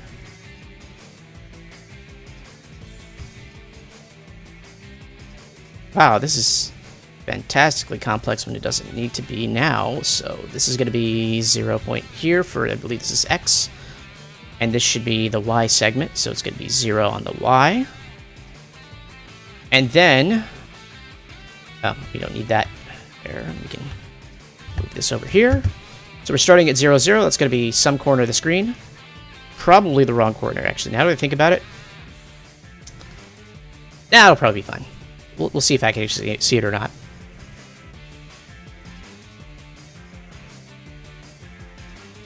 Oh, sorry. So I've been so distracted by doing stuff I forgot to read more of the chat. So yeah, Poned, if you want to post a link, I don't think there's anything stopping you. If there is, just let me know, and then I'll see if I can't do it. But you should be able to link stuff, I hope. If not, there's in the description, there's a bunch of important links. One of them is Joe Engine. You go on the Joe Engine's website, you go over to documentation, go to colors.h, and you see everything I'm seeing. Sega Saturn programming resources. Yeah, that's the documentation. And then GitHub is where I'm storing the code. You guys can see all my code. So, yeah. Okay, starting point. Ending point. We have to do dot products, right? No, we don't have to do that. We have to do SL-mul. SL-mul. Come on. This is where that key macro would have come in handy. So we're going to do normal. Okay, well, the normal is a 2D guy, so we gotta grab the first unit of normal. No, let's do that second line. There we go. And let's just multiply them by like 100. 300. That should be like, the size of the screen is what, like 239 or something like that by something. So Yeah, let's do 239 and see how that works out. That'll probably be fine. And then, second guy. Now let's do the new line for that. Normal +1 for the y-coordinate. Gotta do that pointer arithmetic. And then the color, we decided on green, I believe. Let's see if this actually works.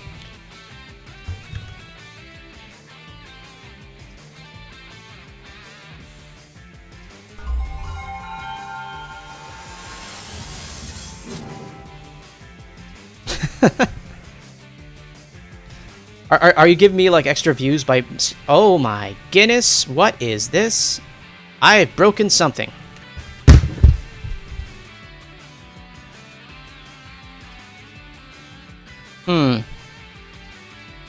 It occurs to me that maybe I should have drawn something... I probably needed to cast back down to an integer. And I don't think I did that. Got to bit shift that down 16. That might have been an explanation. I don't know why I couldn't see all the other stuff. Come on.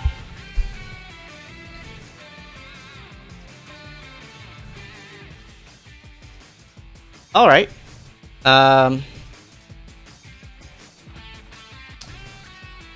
First point.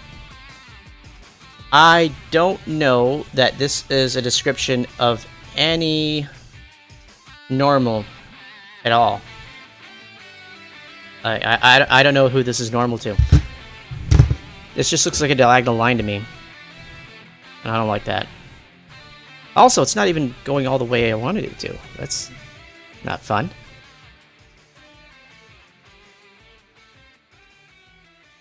Maybe I have the order wrong?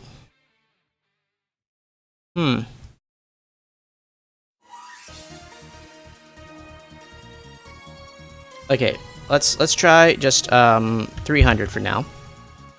See if it'll go further, or if that point didn't move, then maybe I'm starting on the wrong place.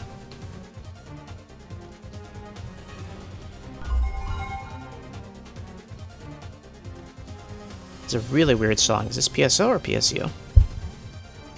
Episode 3. Okay, so no, the 00 apparently is up top.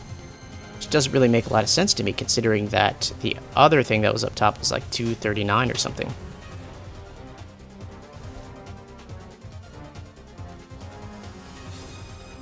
Okay, let's go back in the documentation real quick and just double check. What does it mean to draw something on the background? XY, XY, color. Right? Yeah, that makes sense. Horizontal, vertical, horizontal, vertical. Okay, so XY, XY. That should work.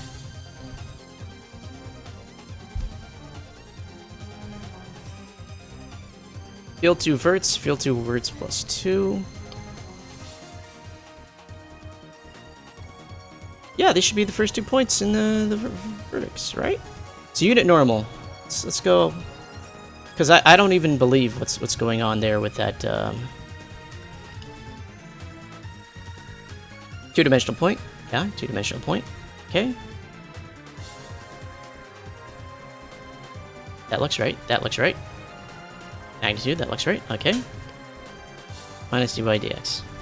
Maybe my assumption here is wrong. Maybe I'm doing something stupid.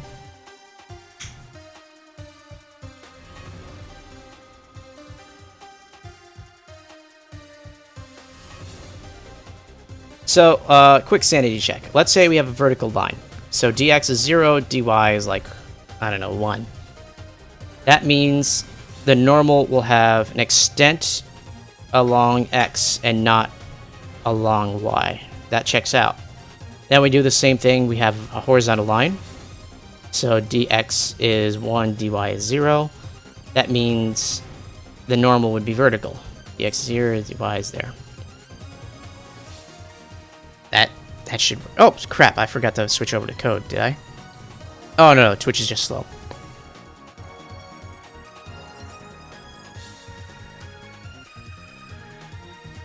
Yeah, I'm actually kind of worried about how I'm going to start mixing 2D and 3D stuff down the line.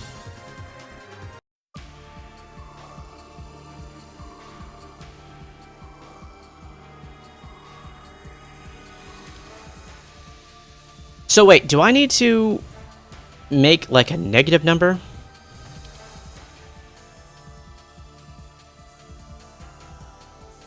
Let me think. Also, the Twitch stream looks a little weird to me. I don't know why it looks like a blank screen. I think there's something wrong with my internet connection or something. I hope not. Anyway, so I trust that unit normal is actually giving me normal vectors. I trust a little less that we're drawing them correctly.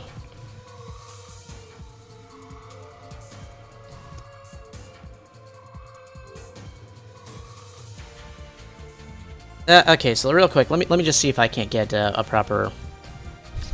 Let's see, 259 times square root of 2, just to see how far I actually really need to go. 366. So let's go 367,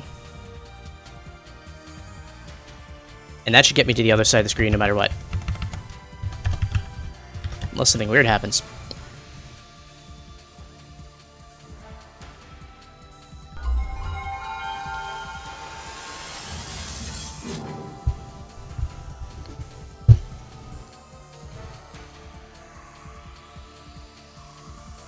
That did not get me to the other side of the screen. That's weird. Also, the unit vector still doesn't make sense.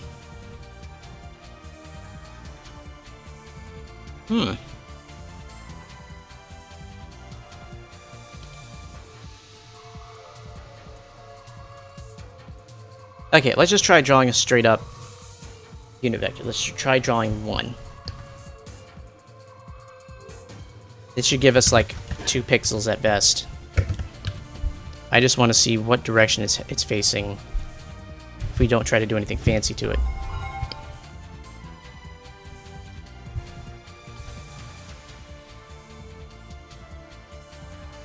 Okay, there we go. So we got something at the very top left of the screen or something like that.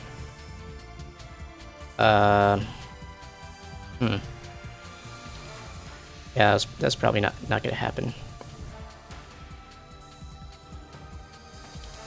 Okay, let's bang that up to 400 and then figure out what's going on with the normal. Maybe I need to print it out. Just SL print FX, I believe. And then SL... I have to look this up again. Locate. SL locate. Okay, SL locate. Alright. Locate 0, 0. And we're going to print the first component of the normal.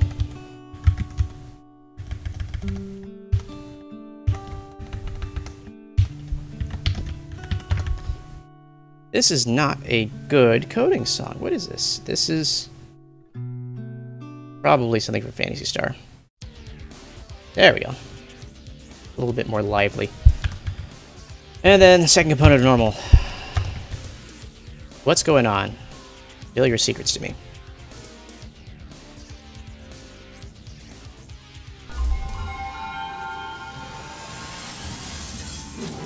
No, it's not a unit vector. Well, I mean, maybe it was when I was doing that one test, but right now it's... That is a really big number, and it shouldn't be that big. What's up with that? I don't like that. It's telling me that the normal is way too freaking huge. Also, that now it's diagonal, so that's something. The unit's not correct, and it's max fixed. Okay, let's well, first off, let's adjust that print statement to make a little bit more sense. That's 28, 0. The normal that I'm getting is where is it? Unit. Where are you? There we go.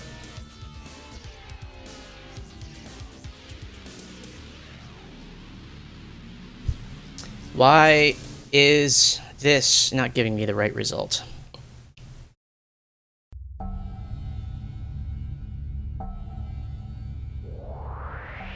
Let's put in more print statements.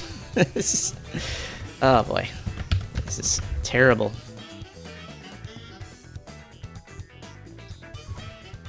Okay, so we're gonna do on line 1, and we have our dx and our dy, and see why they are not what they probably should be. Dx, dy, okay, and then on line number 2, we're gonna have our magnitude. Let's see what's up with that.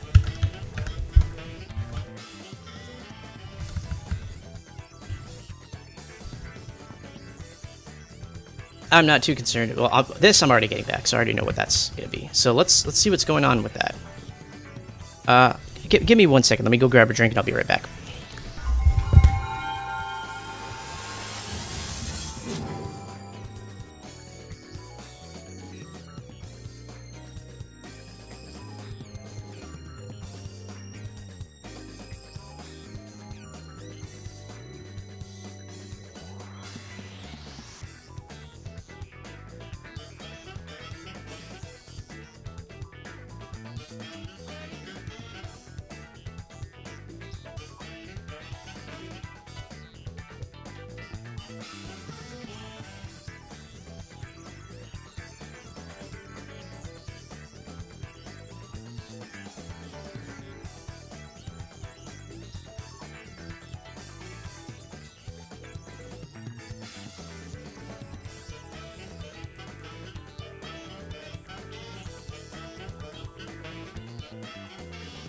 Okay, so it looks like my dx and my dy are 0, and somehow that's causing my unit vector to explode because I'm dividing out by 0? Yeah, that's probably an accurate explanation of what's going on here. Why are my dx and my dy 0? Let's find out.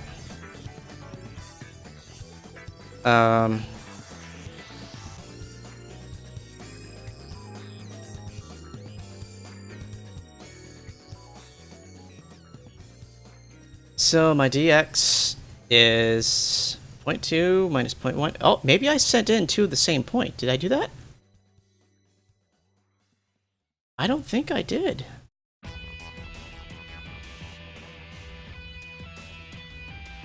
What is up?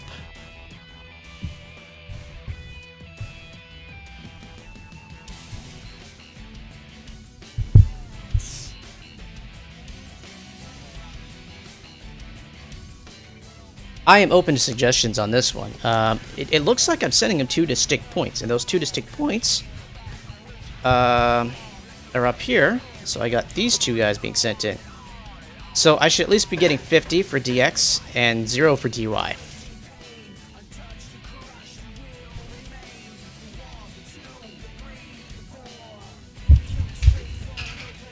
So this is okay. So this is the actual starting location. This should be my first x, and then this was my first y. And then my second x should be +2 from there. And that's what I'm sending. Oh, wait, lyrics. Lyrics distract from what I'm doing. Not a fan of this one either. Or this. Come on, we got to get something good in here. Close enough. Okay. So yeah, we're sending two distinct vertices here. These vertices are 2D points. We should be storing them in normal and scale, but that's not even where the problem is occurring. The problem is occurring when 0.2 and 0.1 don't seem to agree with what's going on here. So let's add in more print statements. Let's find out what 0.1 and 0.2 are. Okay.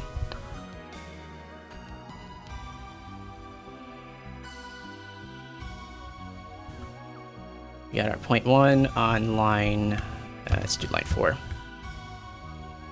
Oops, okay, line 4.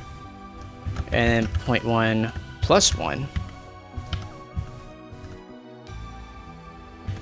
That's not a thing anymore. And then we'll do line 5 for 0.2.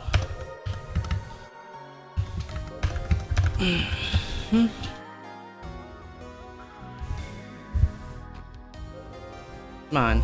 There we go. Now. More print statements for the print throne. Why are those so huge? What is going on? Am I bit shifting before I'm saying those up? Those numbers don't even make sense. It looks like I'm sending stuff that's stored as like maybe an integer or something and bit shifting it over and then sending it out. I don't know. Also, they're identical. That's a problem. Why are they identical?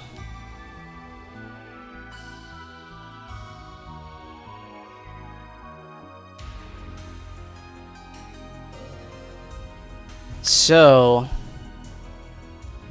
okay, let's take a second look at how I'm setting these guys. I'm evaluating. Wait. I'm not giving them. I need to be giving them memory locations. I'm giving them evaluated. I'm passing by value when I should be passing by reference. That's probably the problem. Okay. You get it, Saturn. You're loud. Okay, all this looks right. And the normal is probably being drawn off screen because that's how it would probably do if I didn't shift it down to 120. Yeah, 120. Let's draw it.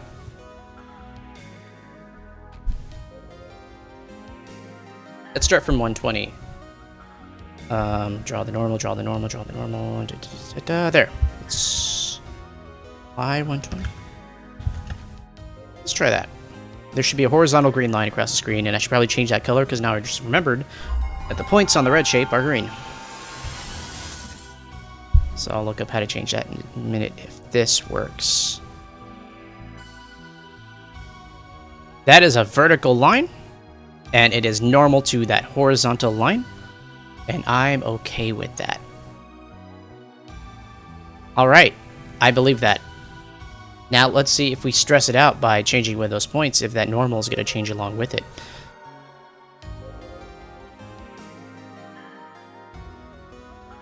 Actually, we don't need to draw the whole normal. We just need to draw enough of a segment so we see what's going on. Also, we got to change the color so that we keep everything unique. So first off, where are we at? No, we want colors. Colors. We've used green. We've used red. We can't use black. We're using white. Yellow. Let's make it yellow. And second, let's start at what I assume to be the midpoint of the screen, which is 120, 120-ish. Somewhere in that neighborhood. Let's only make the vector about 10 long or so. 50 is probably sufficient, actually, now I think about it. And what else do we want to do? We want to change one of the vertices to make sure that the normal is actually the normal that we want.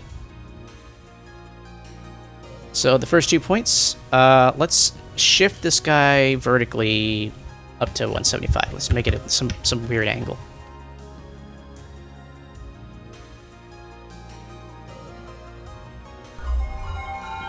Yeah, a lot of the times it's just me being stupid and forgetting to do something properly. And passing by value when you should be passing by reference is basically a rookie mistake. Wow, that looks really normal. So remember, we're taking the bottom line segment of that red shape, and we're trying to construct the normal of that, and that yellow line segment, while exceedingly large, looks like it's the right proportion.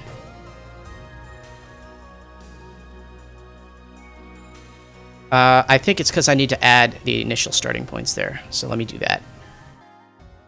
Just one last real quick fix before we can move on to the actual real part. This junk plus 120, and then this junk. Oh, this is an interesting song. I'm assuming Sonic Heroes. Is it Sonic Heroes? Hang Castle. Yeah, it sounds like Sonic Heroes. Okay, let's try to make that.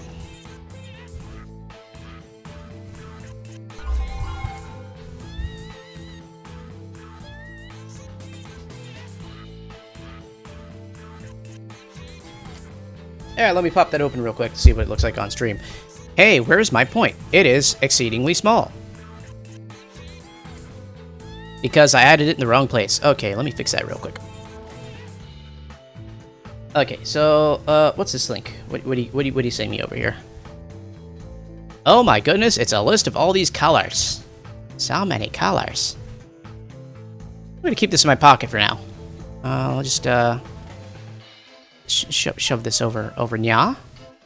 We can just write these as a color if we needed to. And back to the code. Okay. This plus 120 probably should have gone over. Wait. No, this looks like how it should have been. Maybe 50 is too short. Maybe I should have been 100 or something. Let's try that again.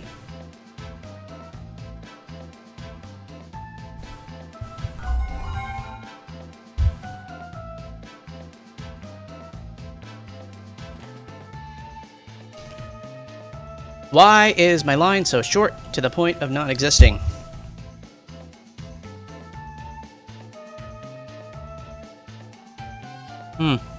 It's bothering me that I can't draw this line because I want to be able to see it.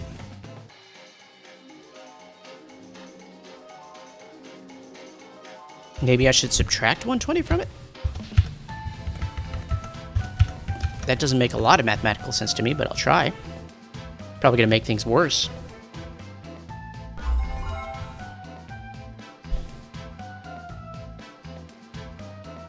So yeah, yeah, it's definitely way too big. I should be able to add a baseline value to a vector and have it just project forward from that vector to 100 units. That makes sense to me.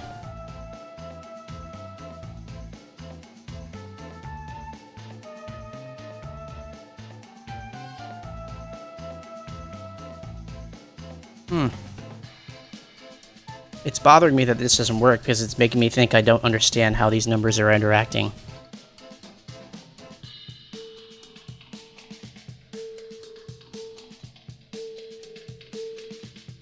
Well, let's go ahead and get rid of some of these print statements that we don't need anymore. dx, dy, magnitude, I trust that they're working now. I trust that these guys are working. What do I still need? Yeah, these guys. Okay, so this is the normal, and the other portion of. Okay, so let's see what's going on. Maybe the normal is not coming out to the right value. The sum of the squares of the normal should be 1. It's a right triangle of hypotenuse length 1, guys. And that looks like the right number. So why is my yellow line so puny?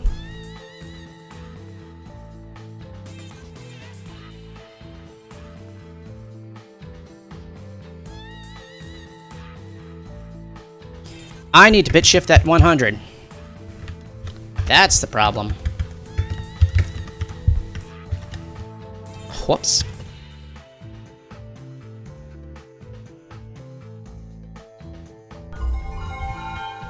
Yeah, I was trying to multiply a fixed number with an integer, and that was a no-no. Can't do that. There we go. I believe that. I don't believe that it's the normal, though. That looks wrong to me. What's up with that? Do I have to flip a sign somehow? That is not a normal. That's a skew angle right there. Needs to be different somehow.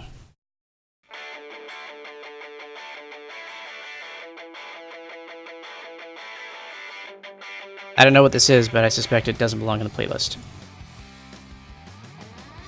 Yeah, let's get rid of that.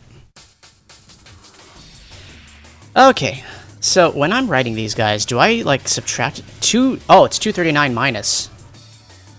That probably.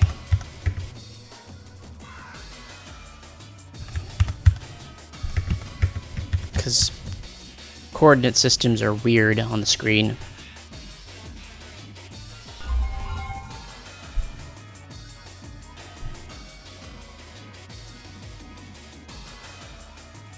That still doesn't look normal. What is going on, guys? Come on.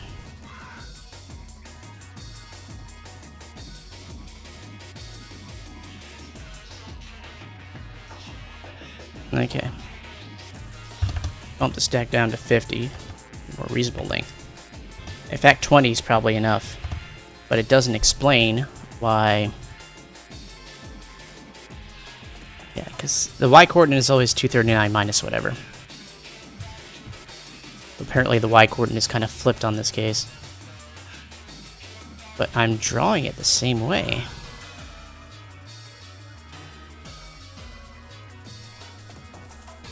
Oh, I need to do this. I need to wrap that. I don't need to wrap that. Well, wrap it anyway, just to be safe. Always wrap it up, guys.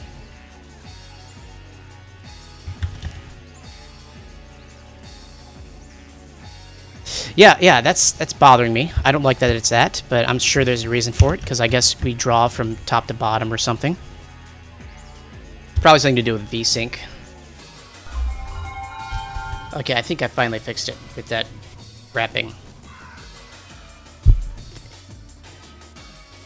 There we go, that looks normal.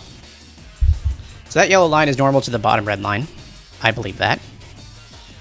Now, let us attempt to project points onto it. We can probably get rid of that print statement now. There we go. So we draw the normal. That's drawn. Let's make it a little bit bigger. It can be 50 instead of whatever it is. Okay. Normal drawn. Ooh, that's a lot of tab space there. And what are we gonna do? We're gonna project field 1 points onto normal. So we got to calculate extent 1. Is that correct? That is correct. There we go. So let's just pull that down for now.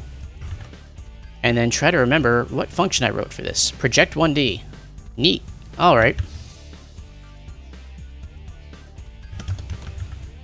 So we're going to do pointer to field 1 is going to be field 1. And then scaled pointer is going to be scaled. And then extent is going to be... In this case, in order to accurately draw it, I feel like I need to not do the scaled, I need to do the actual unit. Oh, actually, it's called normal now. And extent 1 is extent 1. And then actually, we could probably project field points and just do the same thing with 2, just do reflexively. And now we can draw field extents. And this should work.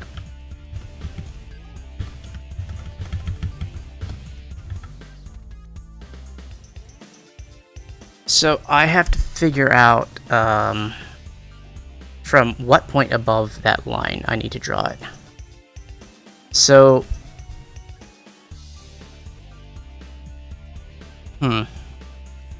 that's a problem with drawing these things, though, is I'm gonna have to no. This part's simple. It's going to be a dot product. Alright? Yeah, so the dot product, whatever the extent is, I'm going to take that dot product with the line. So do I have a 2D dot product already? I think I should. No, I said, oh no, that's easy, I can do that later. And the truth is, yeah, later is now.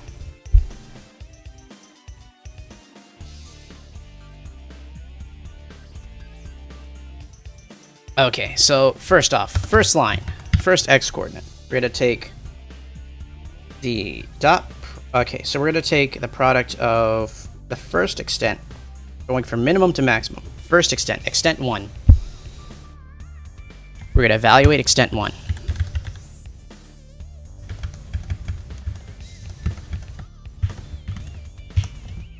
And we're going to multiply it.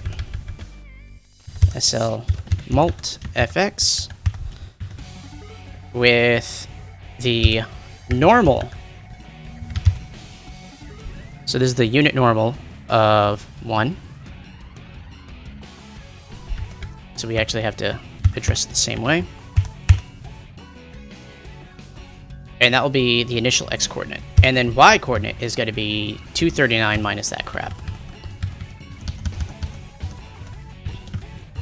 Except we have to iterate these guys by 1 to address the y segment.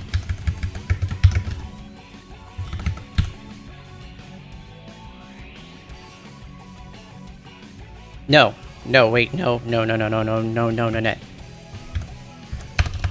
There we go. Extent 1 minimum dot product. So this is... Well, extent 1 minimum is already a dot product. What we're doing is we're projecting where these guys are going to be. SL minus this, and then let's shift it up by 1 for the first guy and 2 by the second, just to try and space them out. Well, 2 and 4. And you'll see why in a minute. So let's do this again.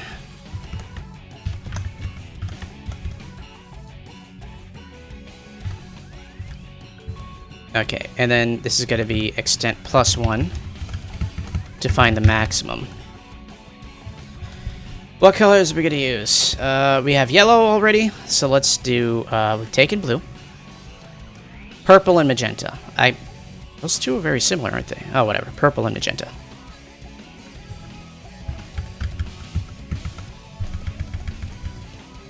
Purple. Okay, before I do anything else, let's just see if this worked. Let's see if this actually does anything. Of course it didn't. What's going on?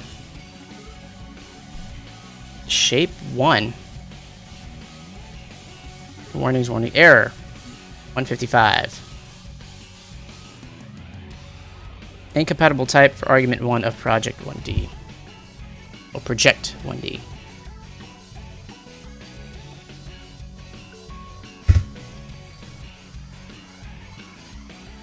This should work just fine. I don't see why it wouldn't. Also, that should work. This should work. This should all work. So, going back to this line. Project 1D. What's that look like? Project 1D takes in field pointer, scaled pointer, extent pointer. Okay. And we've sent it. Field pointer, normal pointer, extent pointer. It should just work. And it should write stuff into extent 1. That shouldn't be a problem. Is extent 1? Yeah, extent 1 is what it should be. It should work. So what's your real problem with me?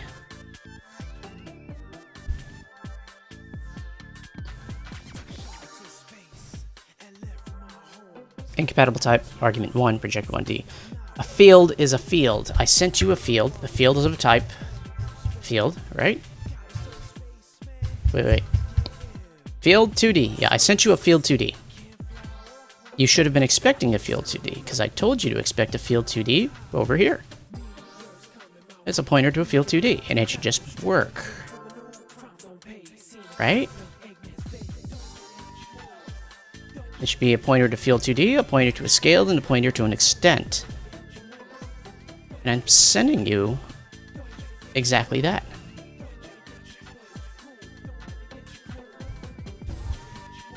Okay.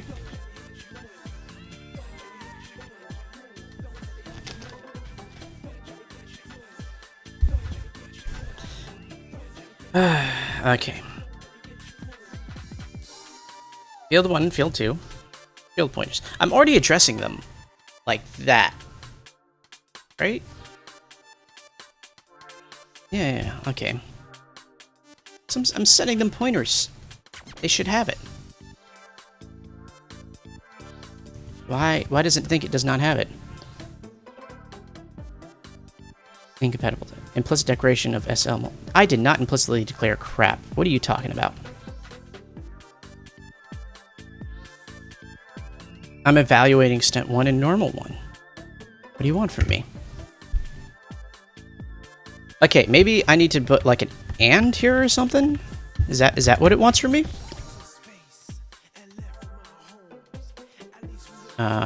Didn't think. SL mult FX. Oh, okay. That makes sense. That should work. Where did I put that? Line. I mean, I see one over here. None of these is gonna work, but what line is it complaining about?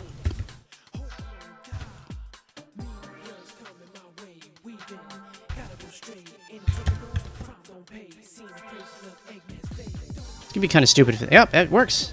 I was about to say, that was going to be stupid if that actually works. So... I should have some... I don't have anything drawn here. That's disappointing. So, what was I expecting? I was expecting that red shape to be projected down on top of that line over there, shifted up by 2. So the red shape, all the points should have been projected down onto the line, that yellow line, if it were extended all the way. And it should have already been visible. Is there anything there? No. It's not a matter of pixel size or anything like that, it's just not there.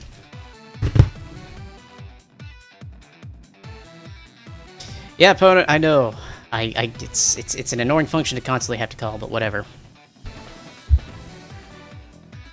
I wish there was a way, like in C++, you can like cast operators as with respect to data types. It's like you can redefine like the asterisk as a different kind of multiplication if you wanted to. Just redefine binary operators. And I would have liked to be able to do that here with SL molfx. Okay, so what's going on here? We have a field, normal, extent. The normal is what it is. It's a yellow line. We trust that it's real. Extent is extent real.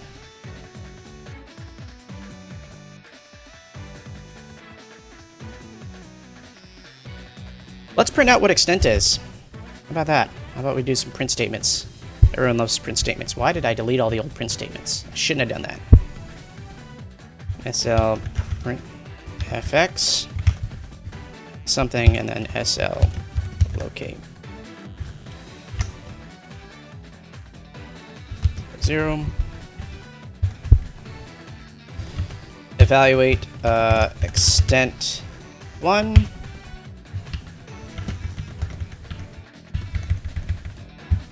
Extent 1 y. And then the same with extent 2. We're going to find out what the extents look like to see if they're actually being projected down properly.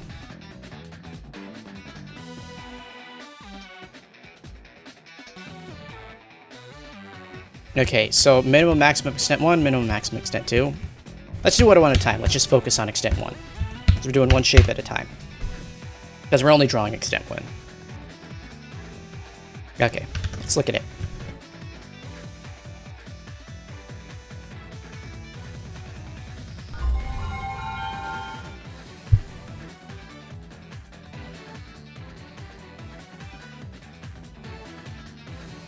So, at a minimum, when we project,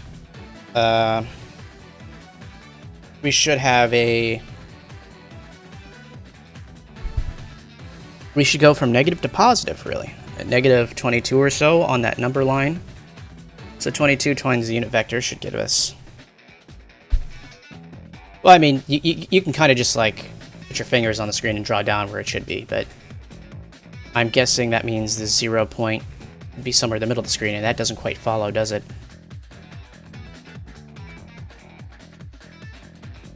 That's the thing, that's the weird part, that's what's bothering me, is, as far as I can tell, where is that 0 point? How are we dividing 0?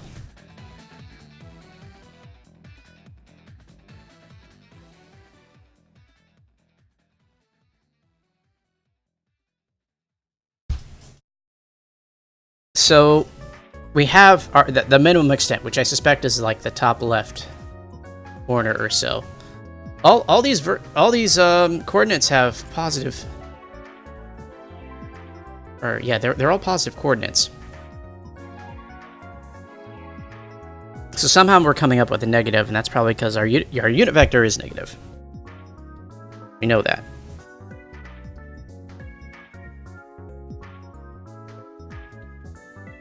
We know that it has a negative y because it's going in a downward direction. So...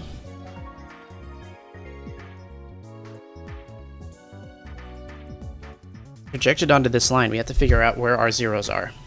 Or where the 0 is. It's just 1, 0.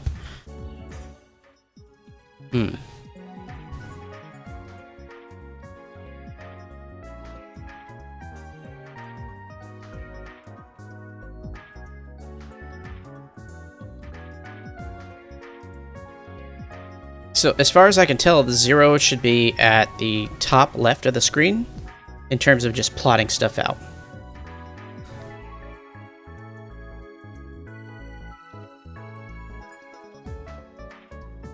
Well, yeah, that's not the problem, though. I've given it, basically, it should have a unique location already to draw to.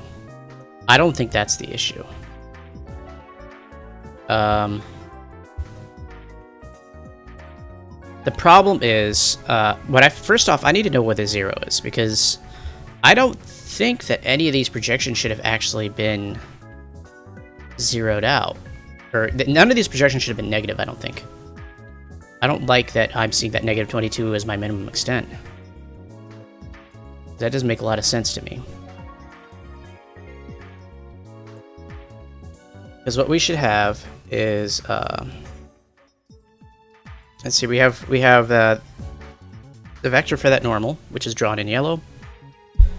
And if we take the dot product between the coordinate and that vector, we should get how far along that line that that dot product went.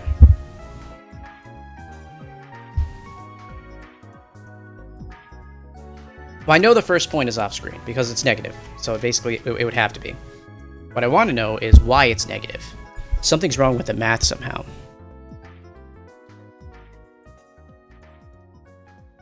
So,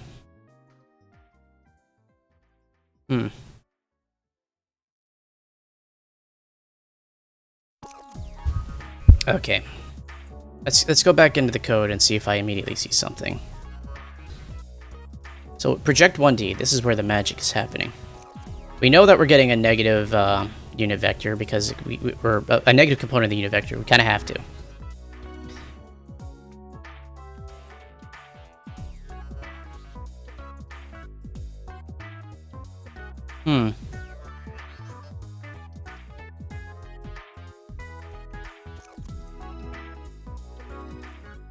Wait a minute, what's going on here?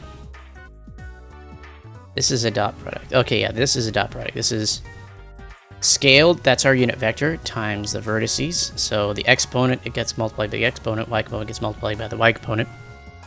So if we have a non-trivial y and a trivial x, then we're going to have a strongly positive y here, and strongly negative y component for the unit vector here, and that will give us a negative value. But then that means that means I probably don't know where my my 0 is properly.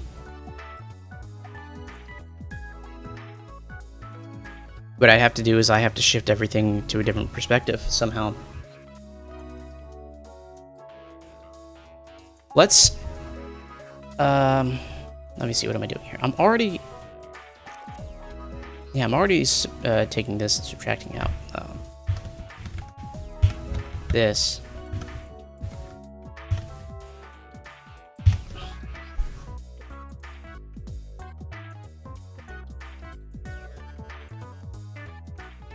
So, where is our 0 point? 0 point looks like it was at the top left of the screen. Negative from there is just going to go further up and to the left, which means it's going to be off screen, and then positive will go further down and to the right.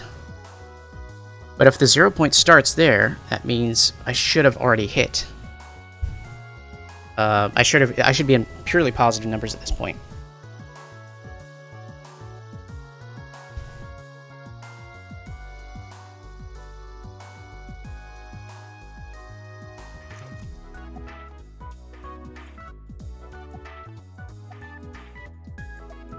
Here, I should already have that. That's what this dot product is. So that's, if I just, here, let me open that back up again.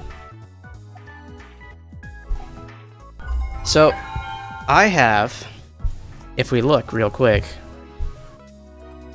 come on. So those two numbers on the screen are the dot products of the two most extreme points that are projected down onto that yellow line.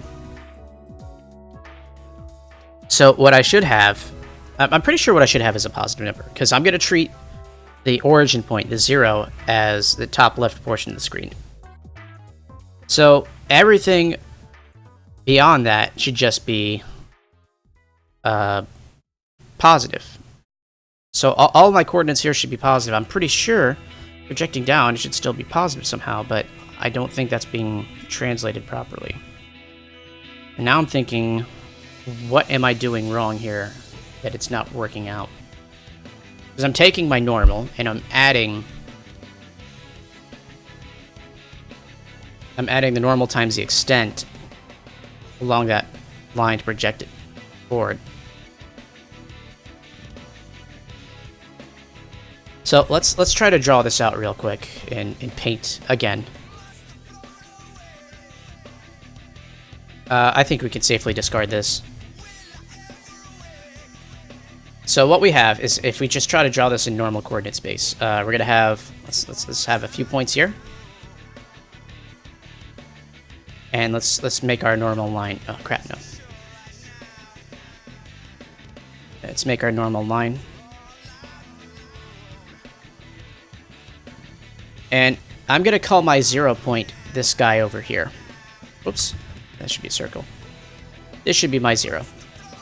That means when I project, I should have this extent here. And this extent here. And both of these are past 0. They should both be greater than 0. Now the problem is when I start rotating... Can I actually rotate? Not in MS Paint. Never mind. So let's see if I can't rotate this perspective. I'm assuming this is what we're dealing with here. This is what I think is happening, but the math is not agreeing with me. I think we have our 0 up here, and all these things over here should be positive numbers, which means when we do our projection, I should be here, and I should have 2 positive numbers for my extent. Problem is, one of these guys is super negative. Or not super negative, but it's negative enough where it's worrying me. Making me think I don't know where the 0 point is. Because it's acting like the 0 point is maybe like somewhere over here. And it shouldn't be. Because I didn't send any kind of information like that over to it to make it act like that. So, here, where are we actually doing that? So the first element of extent, it's the x element. No, that's not. It's the minimum element. So the minimum element times the normal, the x portion of the normal.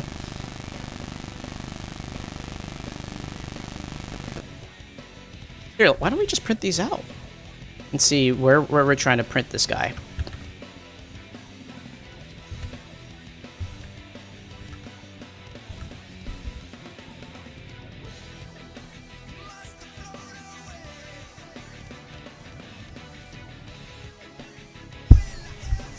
So let's take this guy.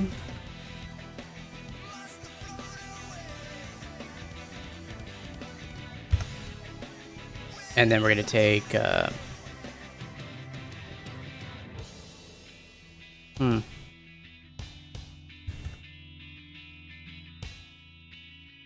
Let's go over here.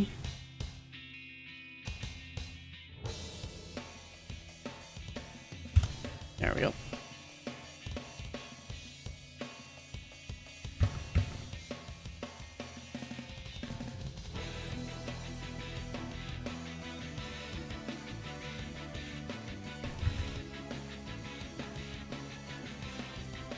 Oh, I lost all the SL locates. Great.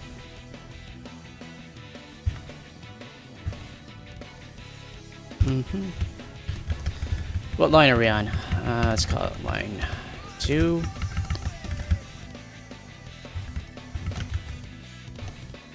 Line 2. Line 1.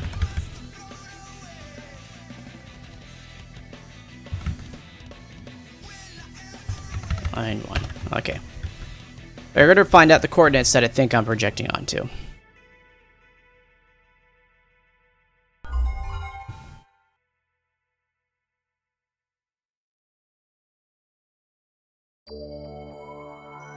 Why am I not printing anything?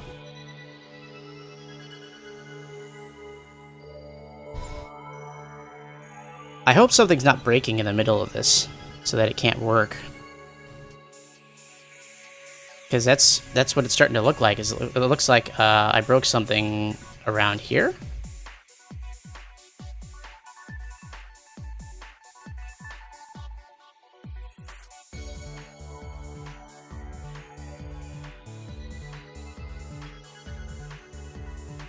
Oh, this should all work. This is just multiplication function. This should return a fix, and that fix should be printable.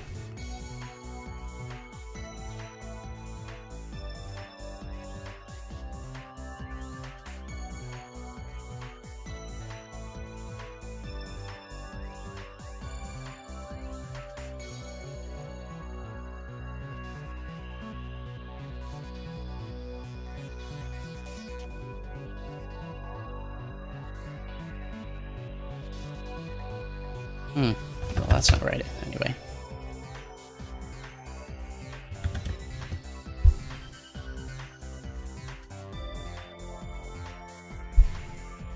Should be print statements on 2 additional lines now. Why aren't they there? Because now that's telling me something else is broken. I think that background call is breaking it. I think trying to draw something into the negatives is not good for the machine. Probably choking. Let's put that a little bit earlier. Oops.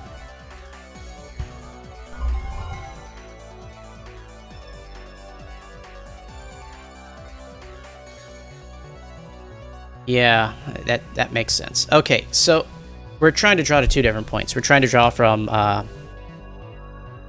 looks like 10 minus 20. So positive 10x and then minus 20x. I'm not sure that doesn't even sound right. And then minus 42 to 84. So way the heck off screen and then up.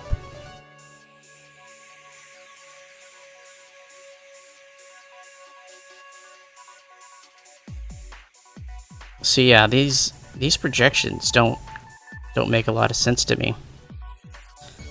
Because I don't know where that 0 point is. That's the problem. That 0 point, when I draw the 0 point, it's at the top left corner of the screen. So if I'm going negative in the Y, I'm going further up screen.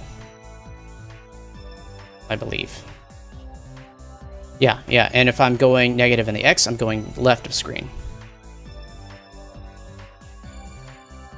Neither of these projections are reasonable. Everything should be strictly positive value because the object itself is positive valued.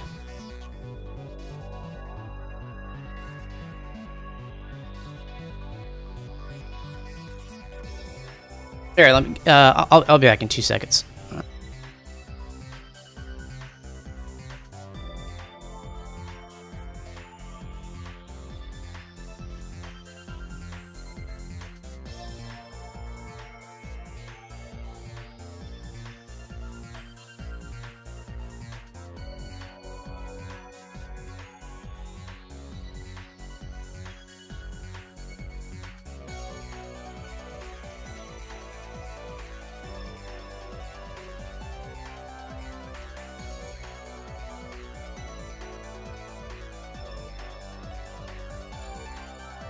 Okay, so, I'm back. Yeah, that's the problem. We don't know the origin point. Drawing the origin point, I thought 0, 0 is easily at the top left. Like, shouldn't even be an issue. Let's try drawing from the top left to 10, 10 and see what happens. Let's draw a white line. So we have, okay, so first problem here is we're trying to draw a fixed, and they should be integers. So first off, I need a cast. But that wasn't the real problem anyway, because the math still doesn't check out. But let's fix that.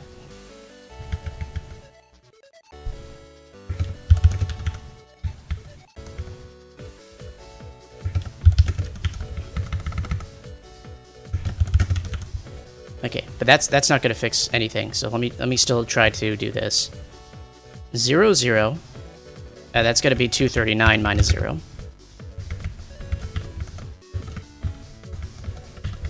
To 10. 239 minus 10. Just do a white line. Or gray? Is that gray with an E or a A? I don't know how British. It's an A. I don't know how to spell.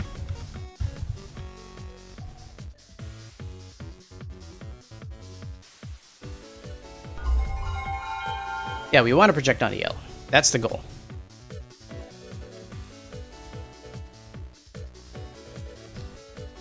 Hey guys, why is the line projecting from the bottom right? Or bottom left? And slightly off screen.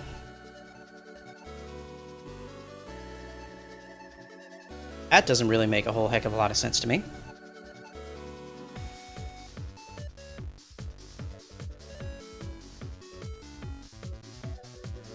This makes the projected make even less sense to me.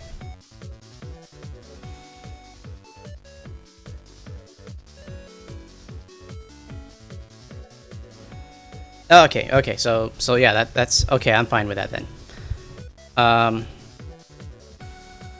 Let me try to figure out. So then, oh, I see what's going on. So if we're doing this projection like this, so we're starting at the bottom left corner, and it looks like we're going down from there. We're going down to the right, or up and to the left, however your perspective is. Meaning that as we're projecting these points onto here, they're all being projected off screen because we're starting them out on this bottom. They don't have a chance. They all have to go off screen. What we have to do is, I think we have to add 120 to all of them and just try to get them to draw on the center of the screen. And I think that should help. So let's try that. Let me try adding 120 to everyone, so that it kind of centers everything on the screen. And that will shift the origin point to the center, but that means... crap.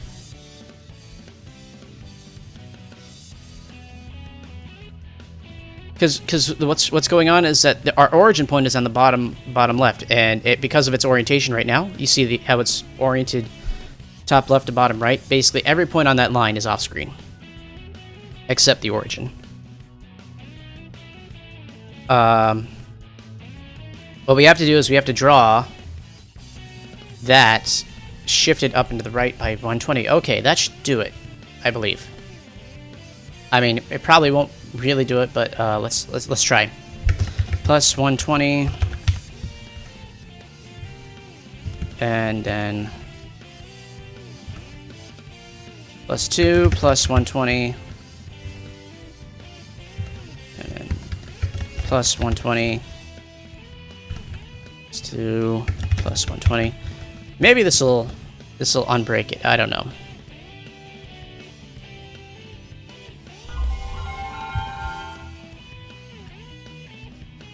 I pushed G.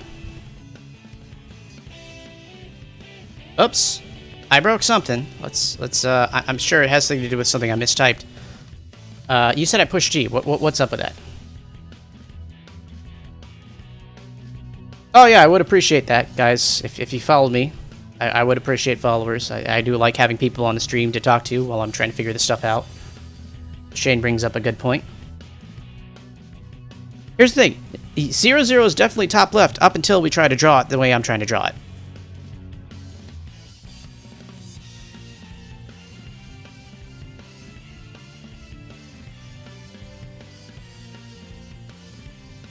Nah. Okay. You don't have to moderate. It's fine. We're good. I mean, most people here are silent watching. I mean, if you guys want to pipe in, feel free. So here's the thing. The universal rule I'm going with this is that all the y coordinates are being subtracted from 239 so that we can shift the coordinate system to like a right-handed one. So we start at the bottom left and we go up and to the right from there. Which is why if I add 120 to everyone, I should be able to...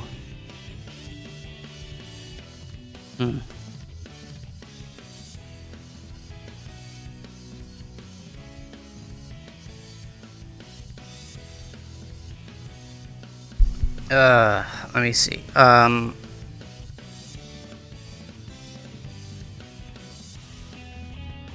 Thing is, I'm not allowed to draw off screen using this method. That's a problem.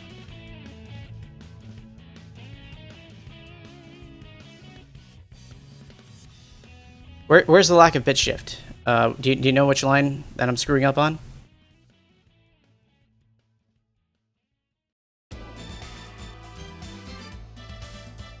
I mean, the bit shift is there now. It's over here.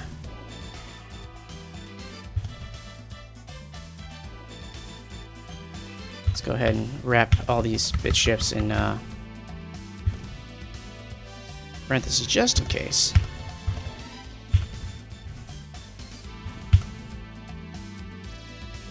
At the very least, it'll make me feel better about it. So I don't think I've functionally changed anything, so if I run this again, we're going to see the same stuff, but maybe I'll get a clue as to what's broken. See, you say I fixed it, and then I'm going to run this, and it's probably not going to work right. Oh, what do you know? It's working right. That wasn't expected. And that looks like a real projection, too. What the crap? Well, there it is. We fixed it, somehow. I don't even understand how that worked, but it did. You said it. Well, you did set it. I believe that you said it.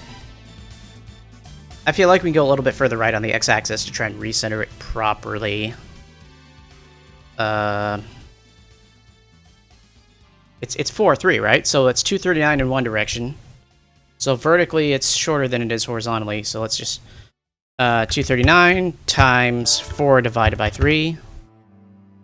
Let's call it 318. All right, let's. Okay, so let's polish this up. We don't need this gray line anymore. Let's try to draw the other guy as magenta.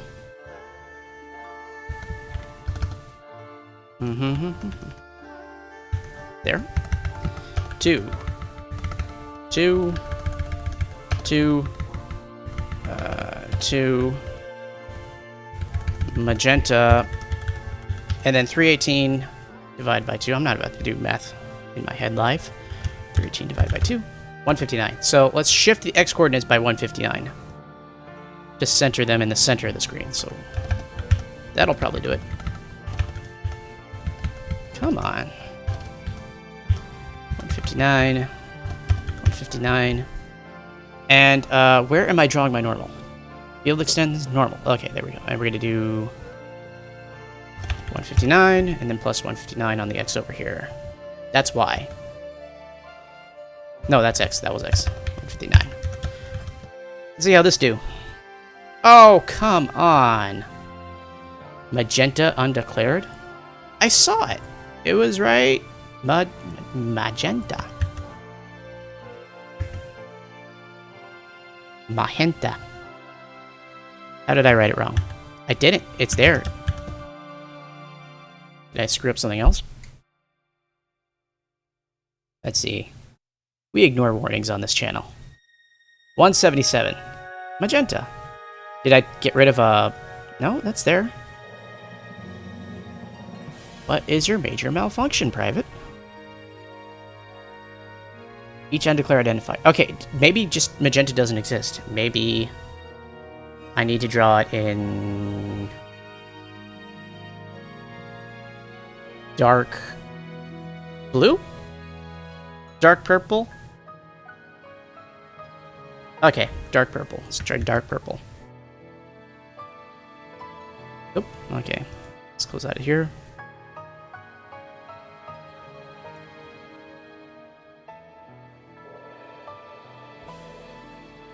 Yeah, I don't like how certain coordinates... I don't like how they flip the coordinate system on me. Okay, fine. We'll use that color menu thing. Maybe I can just directly address it. So what do we want? We wanted magenta, right? This is magenta enough, I believe. Oh, let's take this one. So what, can I just pop it in here like this and just have it work? Maybe I can. Hopefully I can.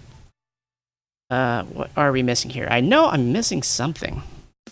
Neat. Okay.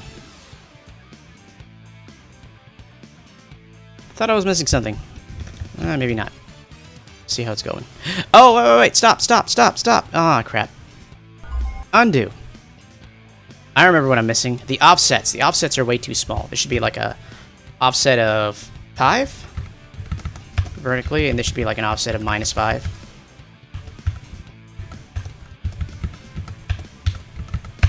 There we go. And that'll put the lines on the two other sides of each other and make it easier to distinguish.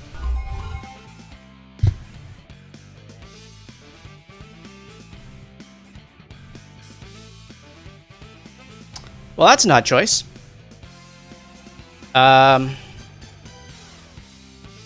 Yeah, no, that's not even close.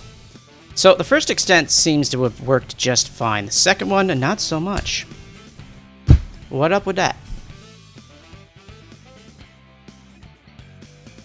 Okay, so it's either something wrong with the actual extent here. Field 2, extent 2.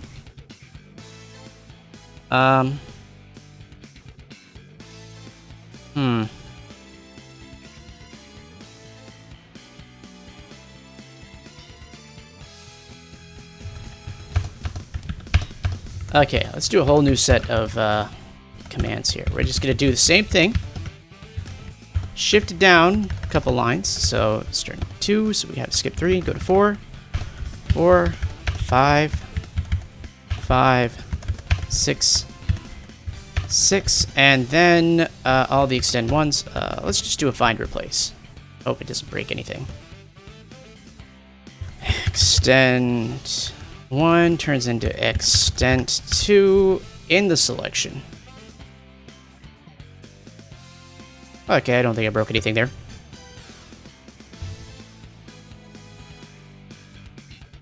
Let's find out what's going on with these extent numbers. Come on. Sigwin just comparing. Sigwin, you don't need memory right now.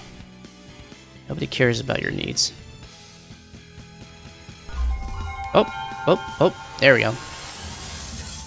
Hey! Alright.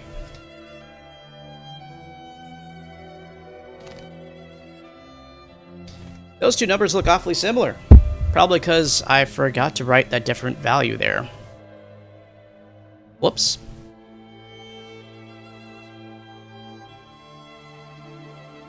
Is that what happened? That is not what happened. What is going on? Oh, crap. No. I overwrote everything when I should not have. I knew that was going to happen. Extent 1. No, extent 2 replaced with extent 1 in that selection. Whoops.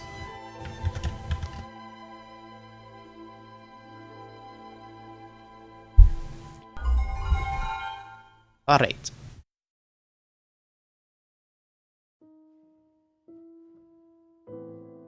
Okay, so extent 1, we go from -22 to 94. When projected down, it goes from +10 minus 20, so that's the bottom right. It goes up to -42, +84, that's the top left. So now we do the other guy. So they have the same normal. They're testing against the same normal. So they should be drawing on parallel lines. So we go from 44, which I guess kind of makes sense. I don't know, maybe. We go to 124.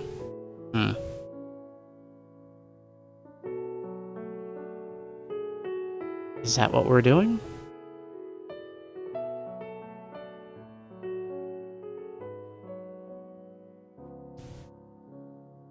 So when we draw it, we have -20 to 40. That looks like it's the bottom left, and then top right. It doesn't look like it's being drawn right, because the numbers look like they should be going along kind of the same line. -55 goes to 111. That should be higher, not lower. So yeah, those look like they should be going along roughly the same slope, if not exactly the same slope. So I'm drawing something incorrectly here. What am I drawing incorrectly? This guy should have changed to this. That's why I use find replace.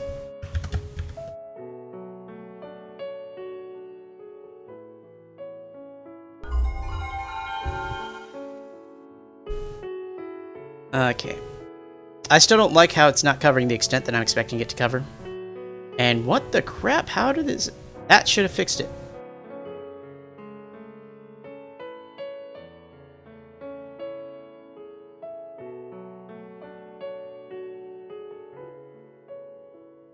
Okay. What has changed? What has changed? I still believe that that's the correct... Because the slope... Oh, no. No, that slope is incorrect. We have a positive change in y and a negative... No. It should still work. That should still work. We should be going from rightmost point to leftmost point.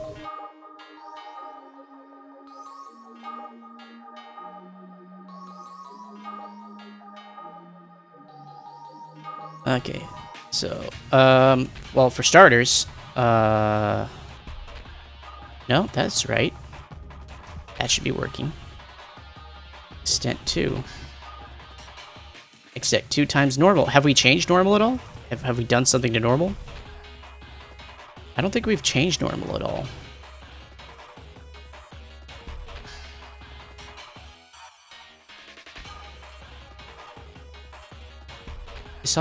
This all looks correct. We're treating it basically the same way. The only thing that's changing is the color code, and the fact that we're addressing extent 2 as opposed to extent 1.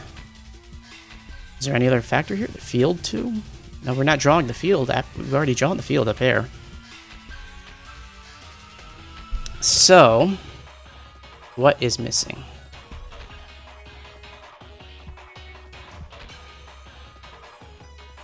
Well, let's try to differentiate this color code a bit more. Let's go with the super dark purple for the first guy, and then flamboyantly bright magenta over here.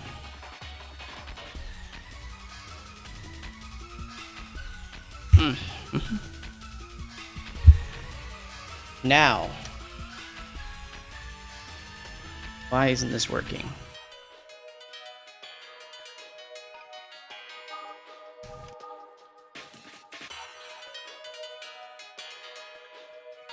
The thing is, the numbers look right. It's the drawing that looks wrong. I like how the slope is negative. It makes sense for the slope to be negative. The drawing has a positive slope. Something weird is happening.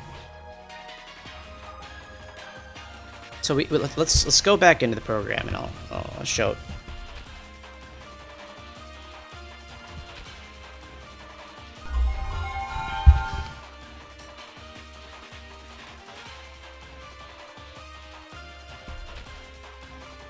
Okay, well, that dark purple is almost impossible to see on the screen. I'll brighten that up a little bit. So that dark purple should be the extent from the red shape, and we see a positive change in y and a negative change in x. That gives us a negative slope, which is what we expect for a line of this orientation. Now the second guy, we've got a positive change in y and a negative change in x. That should give us a negative slope. It should still be going from top left to bottom right in some fashion. In fact, I bet you these guys have the exact same freaking slope too. Like let's just plug this into a calculator, just real quick, rough estimate, because I don't want to type all these numbers. 84.8 plus 20. Oh crap. So 84.8 plus 20 is 104.8, and then the run is what? Minus 104.8 divided by what? Minus 52.4. So we got a downward slope of like a -2. Okay, so slope -2. Now let's try the other one. 111.2 minus 40. So 71.2, and then 55.6 plus, or negative 55.6 plus 20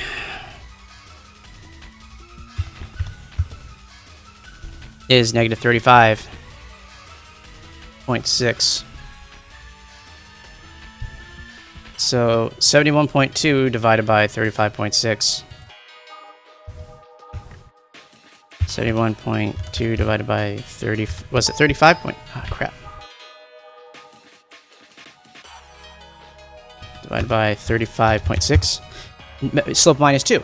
The calculation is correct. The drawing is wrong.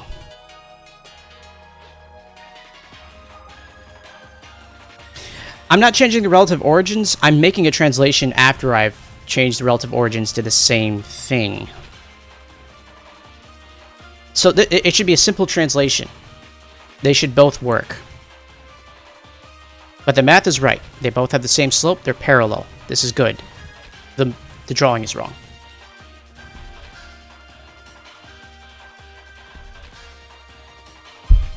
So let's see how I could have mussed this up somehow.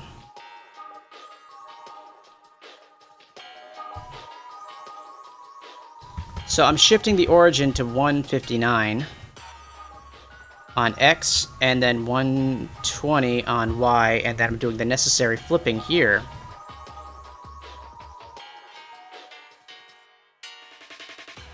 But here's the minimum extent, and here's the max. What the heck is this? That shouldn't be there. That's wrong. That was very wrong. Why was it plus 2? That was a terrible mistake. This thing better look right now.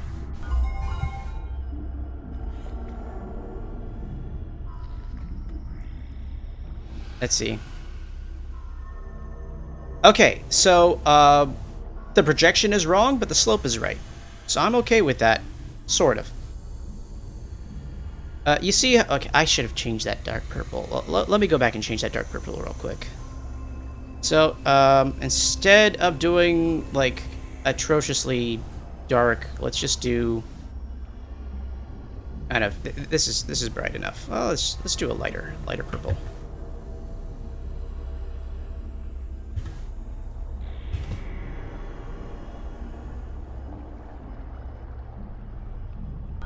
Okay, I trust the fidelity of the drawing now. I believe the drawing is correct. Now, it's the problem is the fact that the projection is not going in the place where it needs to go. I don't like that. So the magenta line should represent the projection of the blue shape onto the yellow line. And that does not appear to be what's happening here. And the purple line should be the projection. Actually, the purple line doesn't look like it's right either. Because the purple line should be a projection of the red shape onto the yellow line. And that looks wrong. In this case, both of these lines look like they're wrong. And actually, I have that backwards. The magenta line is from the second element, is it not? So let's hold on to that. So extent 1 was calculated from field 1. Field 1 is that big, complicated blue shape, and then field 2 is the red shape. So extent 2, which is our bright magenta thing, so the lengths are right, the displacement is wrong.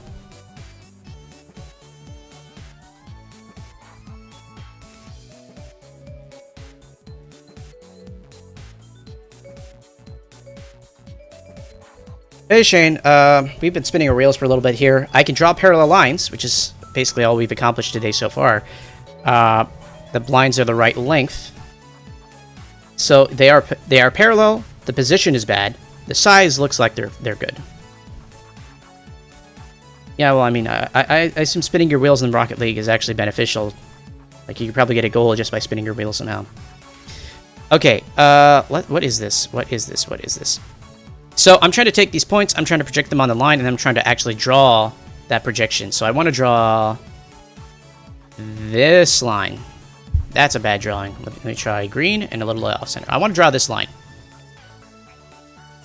Project these points down onto here. And it looks like I have the length of the line correct. I don't have the origin correct.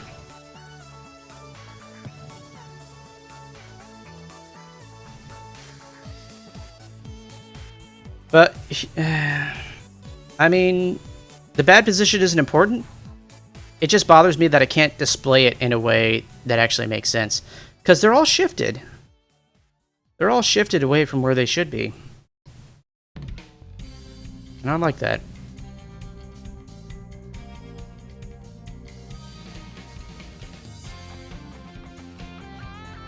I wonder how far off they're shifted. Maybe I can quantify this and compensate.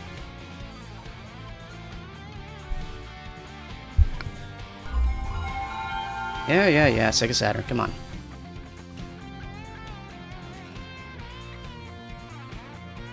Okay, so to review, magenta line should be the projection of the red shape down onto the yellow line. Dark purple line should be the projection of the blue shape onto the yellow line. And this... So the magenta line probably needs to be shifted down by really a lot. And I feel like it would be a complicated enough calculation where I don't want to do it right now. But let's look at the relative positions.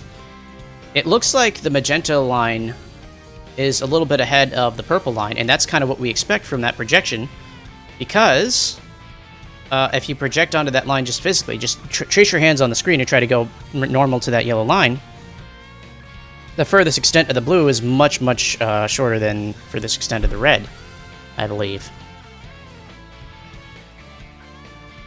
And then on the other end, it looks like the blue has a big head start from the red. Now my problem is I can't tell if I even have these directions backwards somehow. Okay, so the point of this is to find a separating axis. So in this case, with this line projection, we're not going to find one because they're overlapping. So what we want to do is we want to find a separating axis such that we can do two of these projections. We project these 2D shapes onto this 1D line, and that there's going to be a gap between them. That's going to tell us there's no collision. So if we checked every single line and we find that none of them have a gap between them, then we know that they aren't colliding. Oh, if we can't find a gap between them, then they are colliding. If we have found a gap between them, even one, they're not colliding anymore. Well, this axis, what we have to do is we have to basically sort through every, more or less every connection. So let's do this manually for once, just to start out. So we've already done the normal to the bottom line on the red shape. Let's move on to one of the other lines. So we got 2 vertical lines and 1 horizontal line. So the normals are going to be 2 horizontals and 1 vertical. So we're going to see how that works out. Regarding the game, this is going to help us with 3D collision, because we're going to project 3D points onto a 2D plane, which is what these dots represent. And then from the 2D plane, we're going to find out if those two shapes are colliding. If the shapes are colliding, that means the 3D objects are colliding. And then we have to do physics to stop those 3D objects from colliding into each other, because they can't overlap. And this is probably overkill for what I'm doing, because my Daggerfall style game probably could just do some static objects. Yes, yeah, well, obviously, yeah. Whatever I'm working on is eventually going to get called. This drawing function is not going to get called, but the mathematics that it is drawing is going to get called, because it's going to get called many times per frame, because every single line on the shape is going to have to check against every other line on the other shape that it's getting compared against. Yeah. So, at the very least, I think I can trust the building blocks here. I think I can trust it enough to say that it should work. Here's what I'm going to do. This very far point out on the blue, I'm going to move it a little bit to the left. So let's do that. And that's going to help make a really easy example of not colliding. Also, I think I can comment out this whole thing. I think Control Y will comment. No, that's not it. How do you do block comments in C? Oh, there we go. There we go. I'm going to comment that out. That blue point, the furthest X extent is what? 0, 100, 200, 150 is 200, 200, 200. I have 200. Do I hear more? 50, 250. No, just 200. Let's move that back down to like 150. And then let's move my what 2 points am I comparing? Extent 1, extent 2, field 1, field 2. Normal. How did I define the normal? Let's go from... Whoops. We went from point 0 to point 1, and that was that lower line, and we want to go... Alright, so let's go from point... We went from point 0 to point 1, and we want to go from point 2 to point 3. So 2 to 3 is actually plus 4 and plus 6. So let's do that. Plus 4, plus 6. And I've moved that other point a little bit to the left to make a demonstration.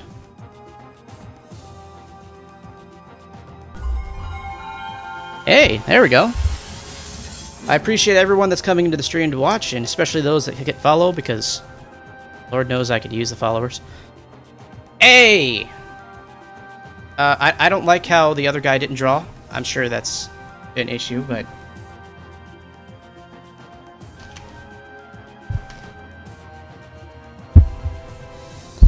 Actually, that's probably a big issue. What's going on there? Why isn't it drawing? But this should be our separating axis, I believe. Actually, probably that wasn't our separating axis. Let's... Our separating axis would have been 4 and... Point 1 and point 2. So that's 2 and 4. But also, let's put another print statement out in front just to check to see if I didn't lock up the program by doing that.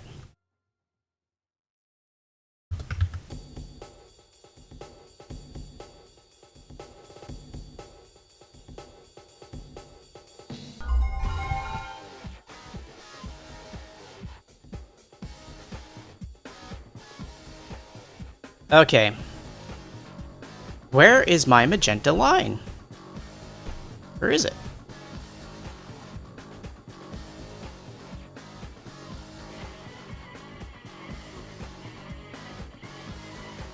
That was a visually separating axis, but remember, the line that we're drawing is normal to the axis we're looking at.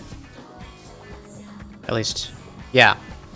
So, this is actually the separating axis that should trigger a non-collision result.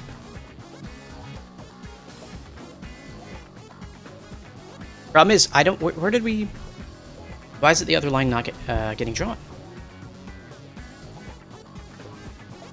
Let's unsuppress those print statements and see what's going on. I can see that the program is not locking up because of that, because we have the print statement after that. So let's see what's going on with the projection. It's kind of disappointing to me that I probably have this code working, but I can't get it visually working. Okay, so, yeah. So, the normal is being calculated as a purely negative off to the left, I suppose, from that rightmost. So, if you look at the red shape, the rightmost line, the vertical line, that's the normal that we're drawing. So, essentially, we're taking that rightmost line and saying that is our separating axis. We could shift that rightmost red line between these two guys, and it'll split them in half. And you could see that from the extents. So the extents go, the first one goes from minus 150 to minus 43, and that would be from, crap, what is that from? Yeah, that's a big range. That's from the blue shape. So the blue shape is going from minus 43 at the greatest to minus 150 at the least, because we're doing a negative normal here. And what that has given us is a is one range, and the other range is going from minus 200 to minus 250 to minus 200, and they're completely disjoint by 50 units. And you can see that from the two closest points on the blue and red shape, they're destroyed by 50 units. So this would be a non-collision detection. The problem is I can't draw it right. But it's not critical for the program to draw it right. It's just critical that it works. So what I could do is I could spend more time trying to get the drawing right to demonstrate it, or I could trust that it works and try to implement it in 3D. And I'm not sure what I should do.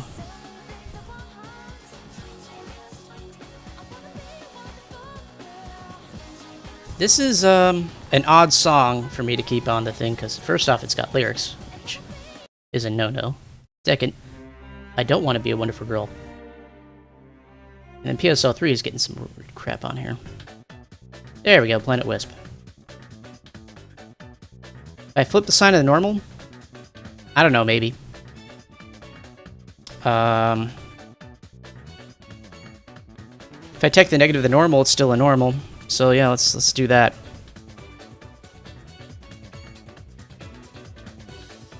But, let me see. How am I defining my normal? Normal is here. Okay, let's just flip the normal. It's the drawing result is not going to be any better, but at the very least, at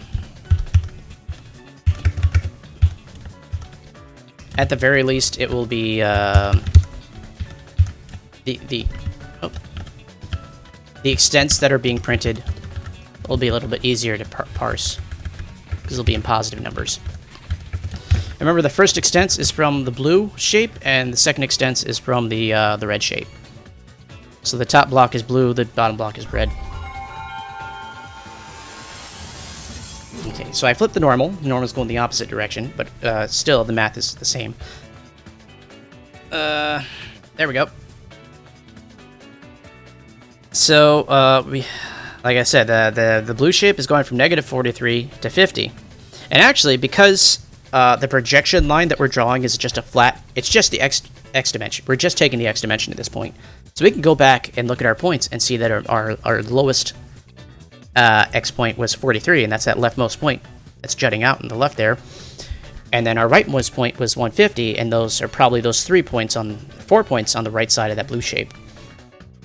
The red box, or the red quadrilateral, or what have you, goes from goes from 200 to 250. And if we go back and look at the shapes, it's good to say that.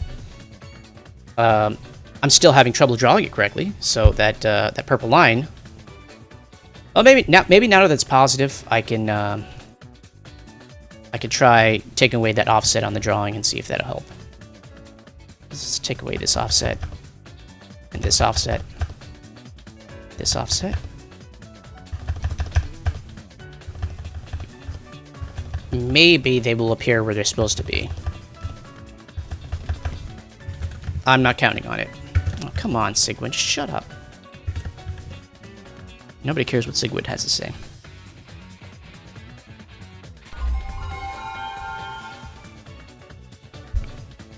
Well, we'll see what happens when I do this. You see, the red makes sense. Or, sorry, the purple makes sense. The purple is exactly what it should be. I don't know why the magenta's not drawing. Maybe that color code is not working or something, but...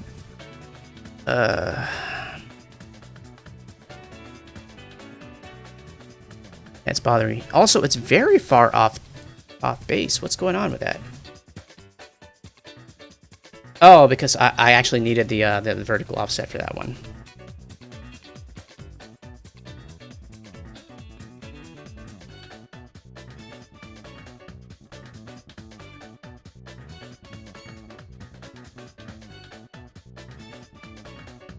It probably is just off screen. The problem is which direction off screen. So the product, it's highly positive, and it's probably too highly positive. I probably need to subtract from the y, and I could probably add to the y on the second. The thing is, in order to get this consistent, I have to do this programmatically, and I don't think it'd be a good use of time, but just for the purposes of seeing what's going on here, extent 1, let's add to the vertical extent by like 120. Again, try to get it where it needs to be. And then let's subtract 120 from this guy. Let's see if that'll help.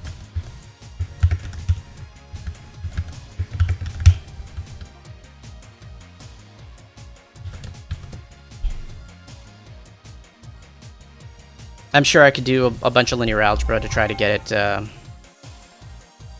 where it needs to be, but it wouldn't be productive. I at some point. Seriously? Where are you? Okay, let's try subtracting 2. I want to see that magenta line. Maybe it's maybe I just can't draw magenta. Maybe I need to draw like what can I draw? Yellow?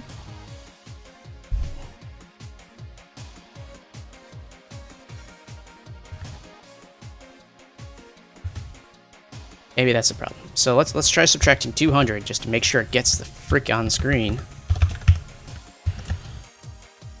Oh, sorry, I didn't switch over the code. I'm just changing a couple numbers and going back. Come on, Sigmund, stop it. You're spoiling everything.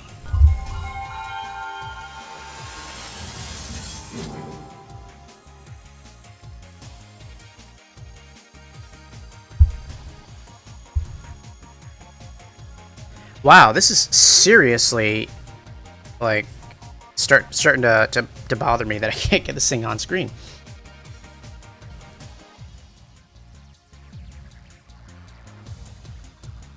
I'm getting frustrated. I need to get this thing on screen now. Like, I can't accept it not being on screen. I want to see it. Here, let's make sure it's a color that I can display. I know I can display this color. Extent 2. I don't know, everything's the same. So what is up? You know what? Let's just draw the same freaking crap. Just change from 1 to 2. Because now that I think about it, it shouldn't have too much of a different vertical extent off screen because the normal that we're projecting onto is flat. It doesn't have a Y component.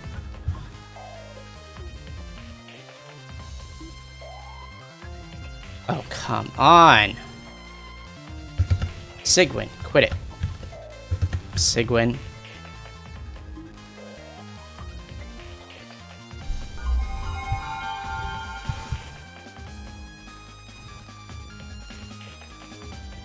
This freaking compiler is gonna be the death of me. There we go! Okay. That's good enough. I'm happy enough with that where I don't care to fix it anymore.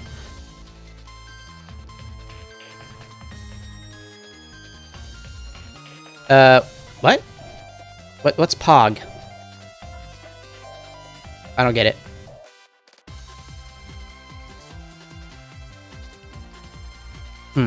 Anyway, so we could see what's going on here. We could see, I should have... Let me go back and make it different colors. While I wait for Twitch chat to catch up, because I don't know what a POG is. Also, freaking... Oh, okay, I should not have said that, because that's going to get clipped. Somehow. Let's see if this will do.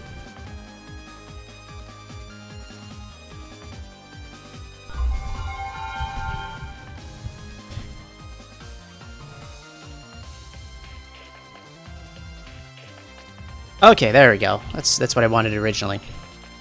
So we could see the two different extents being projected onto the line, and the gap between them represents a non-collision. If we detect that gap, we could say, hey, yeah, they're not colliding. We're good to go. We can stop this check and move on with our lives. Here's the thing. This is... I don't want to say it's a good stopping point, because I could keep going, but the problem is it's 11:20, and I don't know if I... What are we on? We're at 3 hours and 20 minutes in, and we could probably, you know, I have good luck with stuff that happens after midnight. Thing is, I don't know if I'm going to be stuck until 3 a.m. again, and I'm trying to avoid that kind of situation. But what we need to do is we need to apply this to the shapes in general, and see if we can't detect any sort of separating axis. So, what I have to do is I have to be able to loop through these two shapes. So in this case, what do we have? We have that purple line is hiding a dot. We actually have 1, 2, 3, 4, 5, 6, 7. Let me kind of get 1, 2, 3, 4, 5, 6, 7 line segments on the blue, 4 line segments on the red. 7 times 4. Yes, I'm pulling out a calculator for this. It's freaking lazy. 28 checks. So we have to do 28 separating axis checks. This is starting to look very expensive now that I think about it. So, 28 separating axis checks for these two shapes specifically. And we need to be able to loop through all these connections to do it. So, what I'm going to do is I'm going to input 2 fields. And these 2 fields will give us our connections and...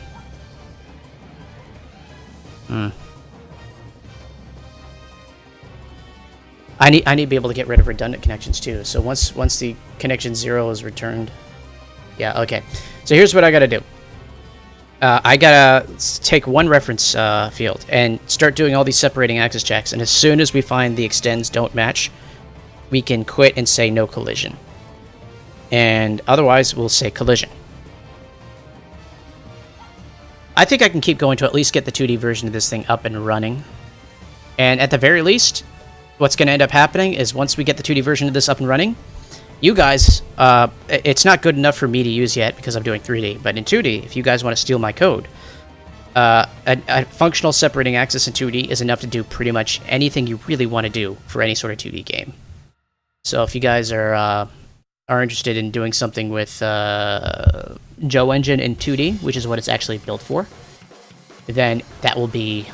This will be basically like the entire physics engine that you'd need, short of implementing forces and rotations and stuff. But as far as detecting collisions, you can basically turn a sprite mask into a bunch of line segments and do it like this. So let's do that. Let's try to implement this as a loop. So let's get out of test 2D for a second. We have project 1D. Now let's do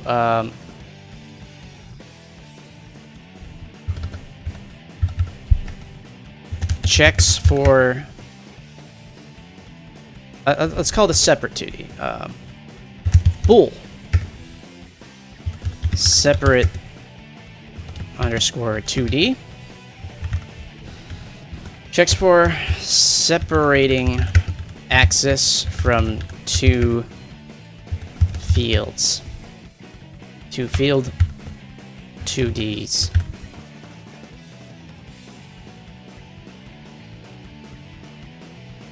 True if colliding. Colliding? So this means, in the event that something is colliding, that's going to be the most expensive check that we're going to do. Which is unfortunate, but that's how we're going to roll. So we're going to need field 1, field 2, and that's all we really need, and then we're just going to return a Boolean. So in this case, the default of is colliding. The default's true.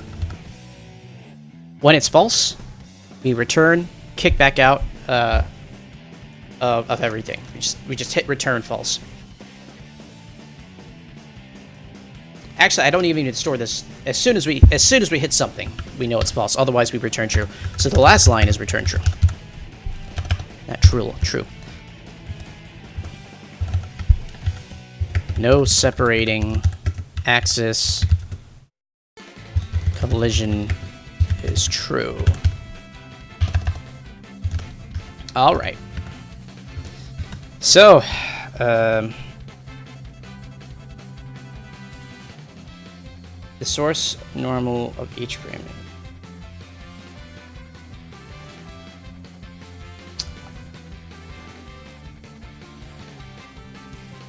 Oh yeah, I mean a collision can trigger anything you want. Pono, I'm not really sure what you're getting at.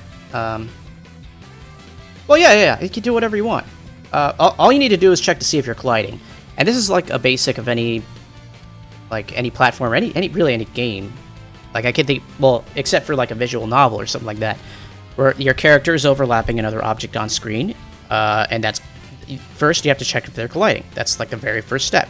After that, if colliding is true, trigger behavior from this object. That can be anything you want. Okay, yeah, I'm done with drawing. I'm sick of it. I don't want to deal with it anymore. I'm not going to use it in the game. That's the thing. It's just for me to test with. And if I can't get the testing, I don't want to spend all my time testing it when I could just try to implement it in a way that will be useful in 3D, and then I'll find out if it doesn't work. I mean, that's probably the wrong way of going about it, but I'm sick of dealing with bad drawing functions. Because the way I figure, when I'm working in 3D, there will be enough test scenarios for me just walking around and doing stuff that I will find out what's wrong with it, if something is wrong with it, very quickly. Because I'll be constantly checking for collisions. Okay, so we know that if we return true, that we're definitely that we've gone through everything. So first, let's find out the.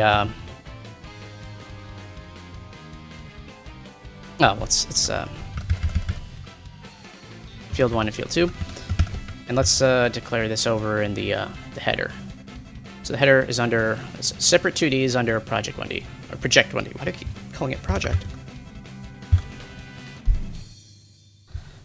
I know there's a limit as to how many functions I can have in one C or one header file, and I feel like I'm coming dangerously close to that limit.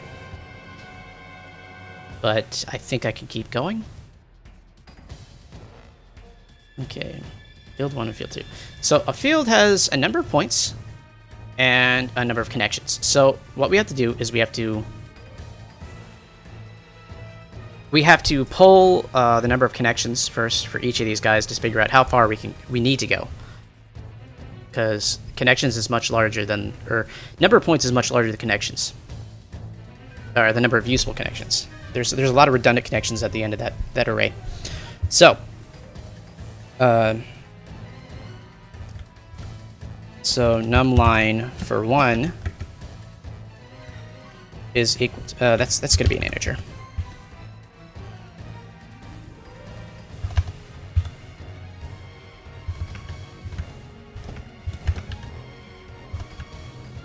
Is equal to field 1 arrow NB point, and this is just an initialization, and we're gonna actually find out what it is after we've looped through it.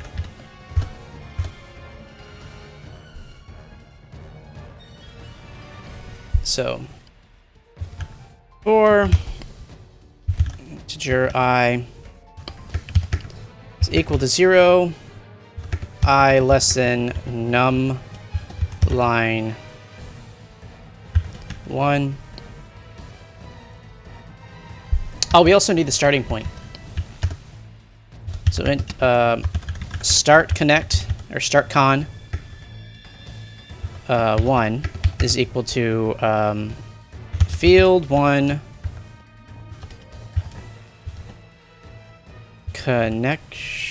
connections. Is that what it is? Field 1 connections element 0.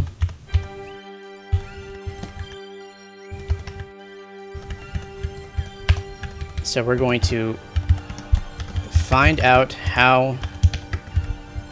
This sounds like one of those remixes that can get my thing copyright claimed. Oh no, this is the original. What do you know? Weird. Okay, anyway. So we're going to find out how many unique line segments form a field or form a convex hull. So we're assuming the connections that we're getting in have already been formed, so that's kind of necessary. So we go less than numLine 1, I++, and we're going to find out. But we already know what connection 0 is, so let's go to connection 1.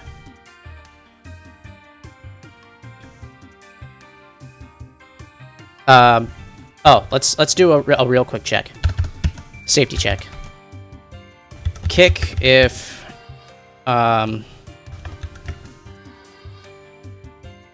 either shape.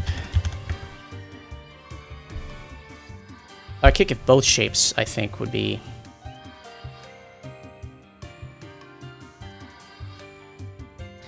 Actually,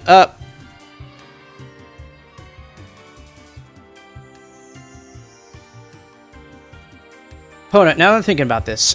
If I start a for loop, I initialize I to 1, but the num line 1 has already been initialized to 1. Will that for loop just not trigger at all, correct? Because then I don't think I need to put it in the sanity check. If a thing only has 1 point, I don't think I need to care.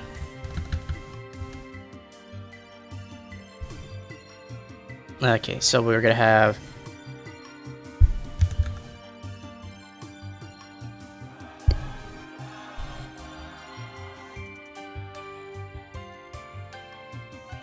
If,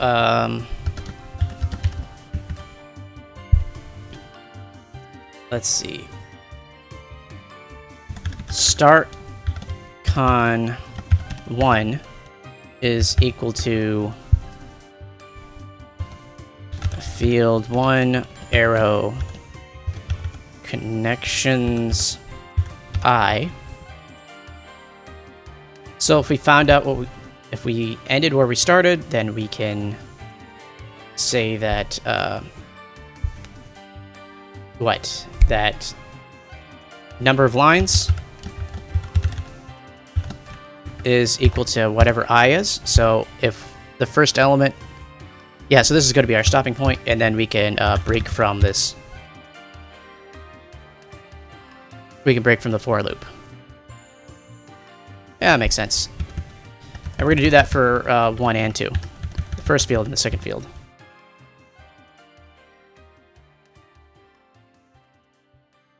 Okay, so that's good. So that means if either of these guys has only 1 point, then these for loops won't even trigger, and I won't have to worry about it. But then... Okay, yeah, so that's not even a problem. We're good. Line 2, start con 2, line 2, field 2. So this will give us some... This will give us the number of lines to get to. That works. Okay, so find out how many unique lines that makes form a convex hull for each field. Each field. And that will give us the extent of how many things we need to check through. So we're going to have 2 for loops. So we're going to loop through each line segment on field 1 to compare to each line segment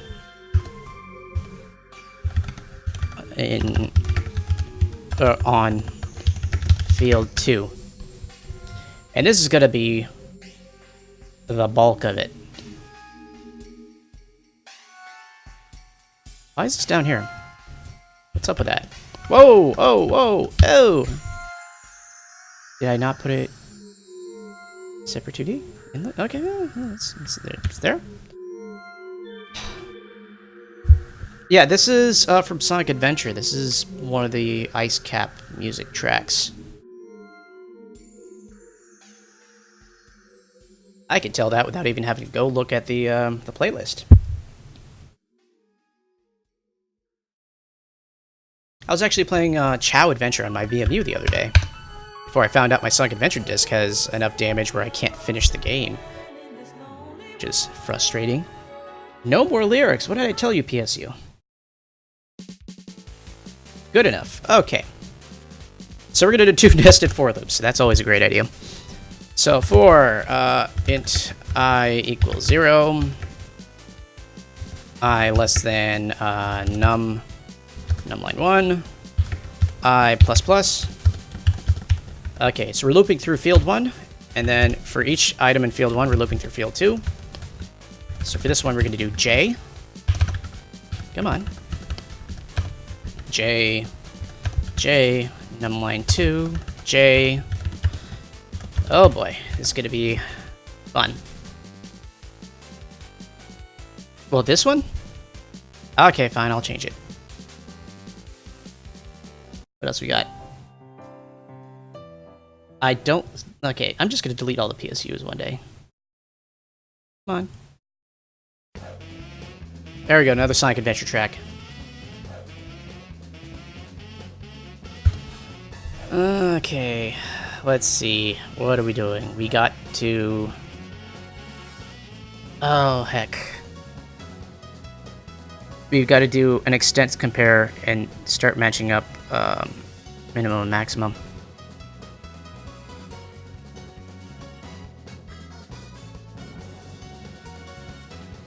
Oh, you didn't like Ice Cap? Wow. No, that's just objectively bad taste. Come on, man. That was good ambient music.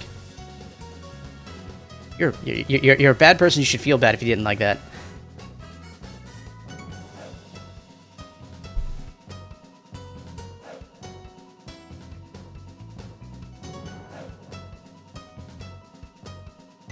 Okay, these are all other things.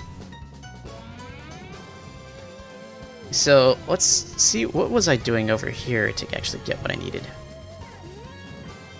I needed to get a normal?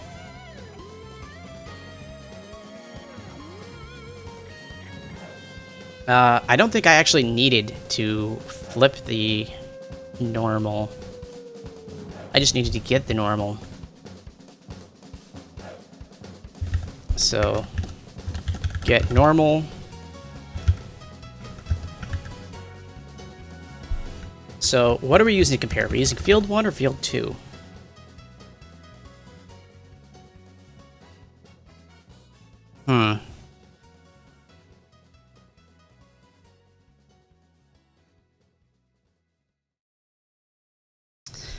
I think we're using field 1. But then, how's this gonna work?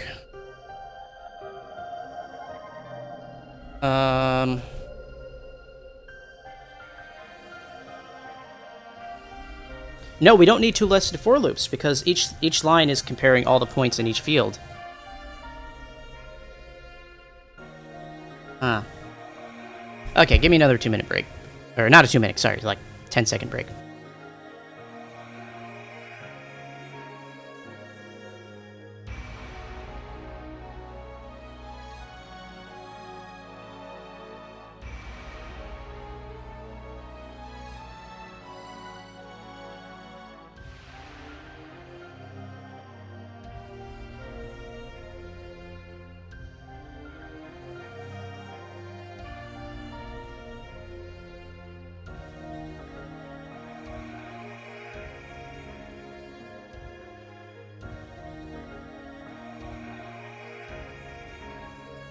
Alright, and I'm back. Now, it's not 2 nested for loops, it's 2 repeated for loops.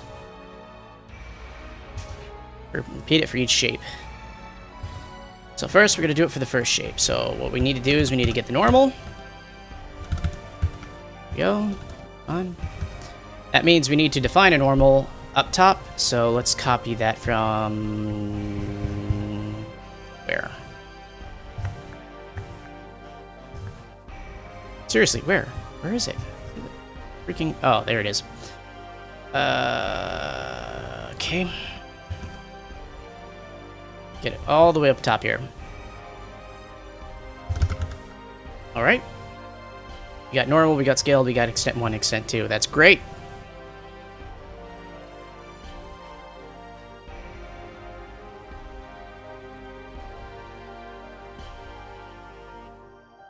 I feel like sonic sounds would be a little bit too aggressive, but let me think.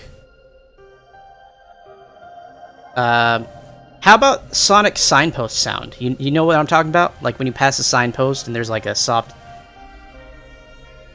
It's not that they're short, it's that they're kind of like startling.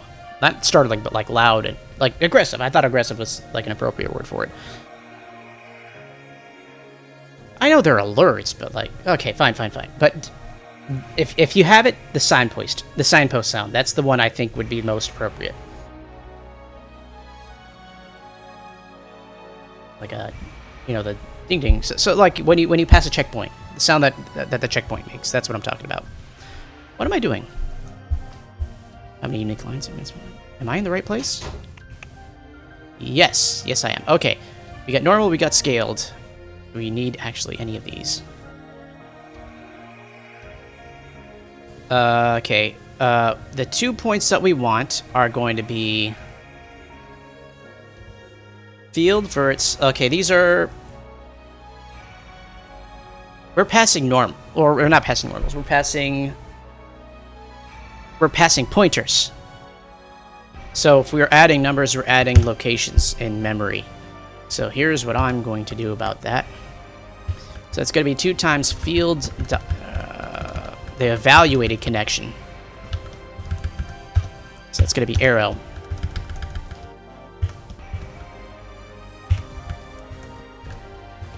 Not connected, connections. That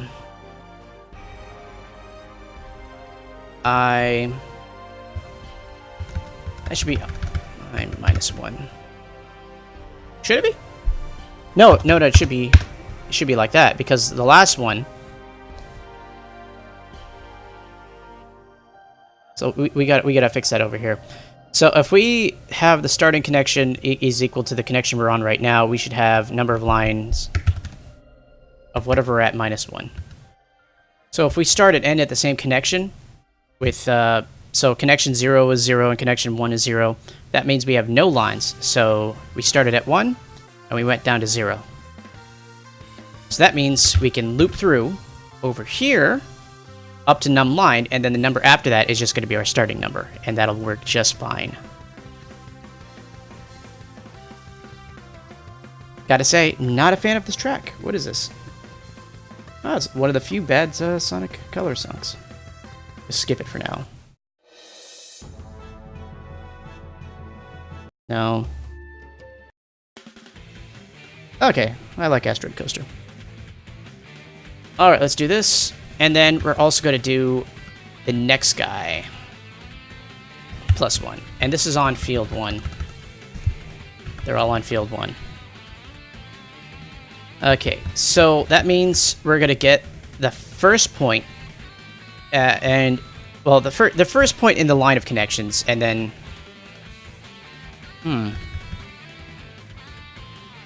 Yeah. Okay, so we're going to get the first point in the line connections, and we're going to get the second connection. We're going to draw that line between them, and we're going to find the normal to that, and we're going to find the scaled normal so we can do some safe math. Yeah, that makes sense to me. Okay, so we've got the normal. Now what? From the normal, we need to find the extents, or the extents. Calculate field extents projected onto normal. Alright, and we already have the code for that. We did that... Where? There? Yeah, well, we could skip that part. And this is just a drawing of the normal. Oh! Oh, that was easy.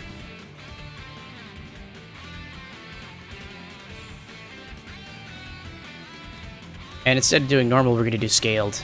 And then the math will still work out just fine.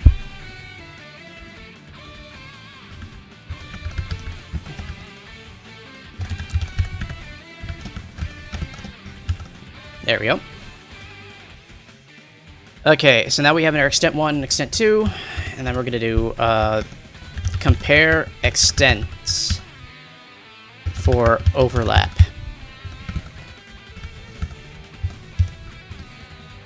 So if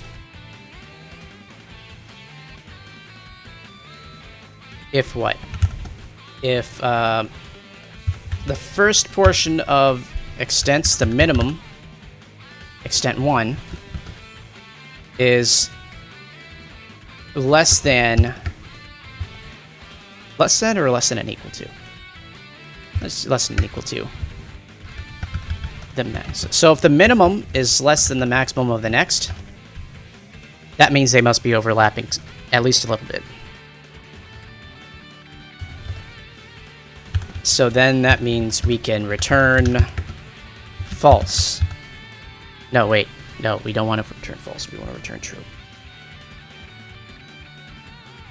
No, that's not what we want. We want if it's greater. If the minimum one is greater than the maximum of the next, that means they're not touching, and then we can return false. Similarly, if extent 2... Oh, this should be the maximum, so that's +1 on the memory map. So if the minimum of extent 1 is greater than the maximum of extent 2, there's a gap between them, so they're not colliding. If the minimum of extent 2 is greater than the maximum of extent 1, same thing, there's a gap between them, they're not colliding, we can return false.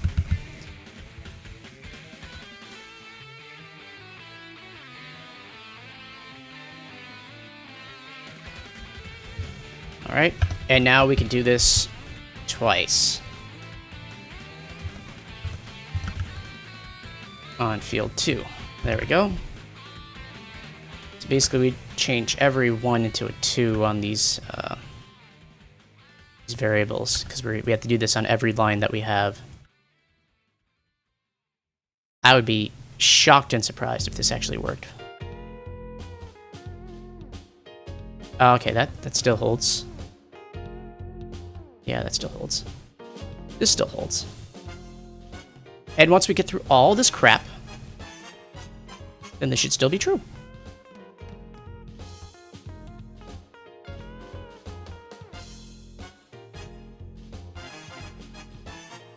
I mean, I really hope it does work. Okay. Technically, I think this should be enough to constitute a 2D collision check. I think if this works, it's done.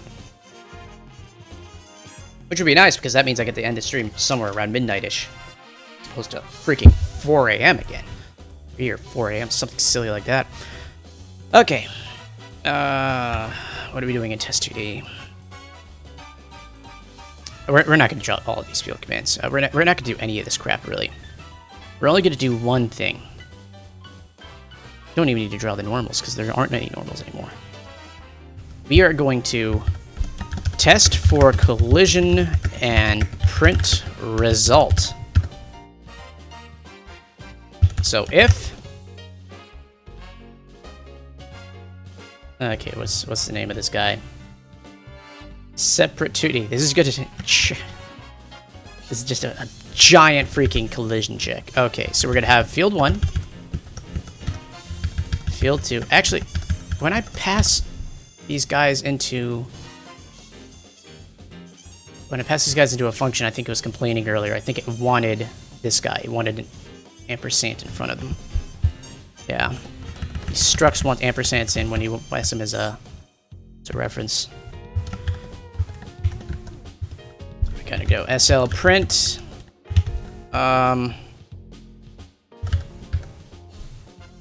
If they're colliding, that means they're colliding. So collision. It's gonna be SL locate 0, 0. Else. What else? Like not colliding?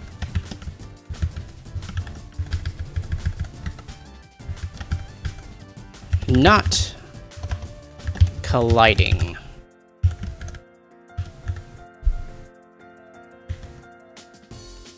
All right, let's see if this doesn't freaking break on me. It doesn't break for reasons that... Oh, okay, there we go. These are what I expected. Unit normal.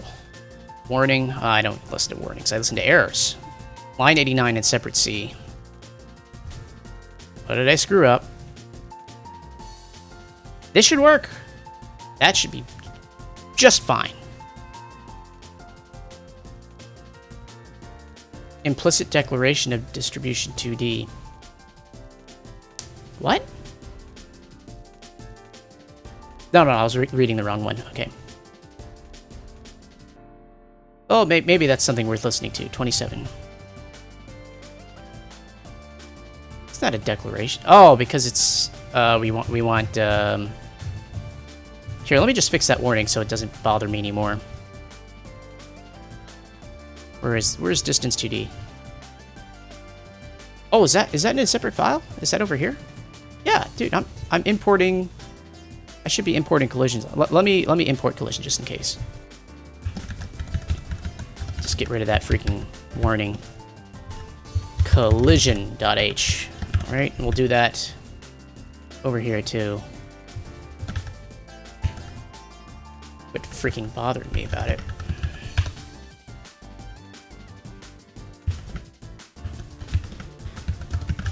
There.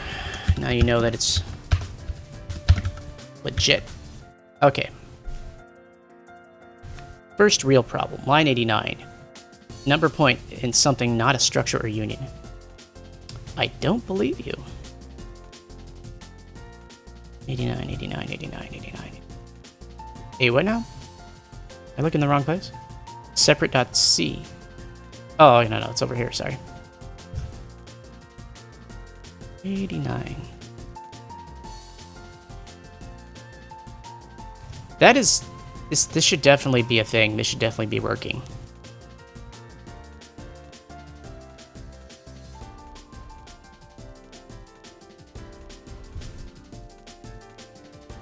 Do I need to do something like this?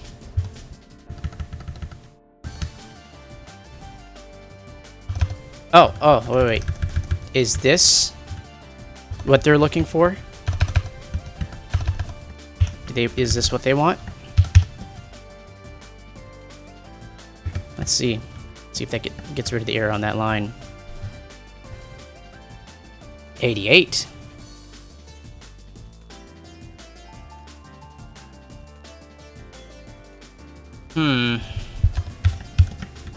Okay, so apparently that's how they want it addressed. Something not a structure. Okay. I'm passing these guys as...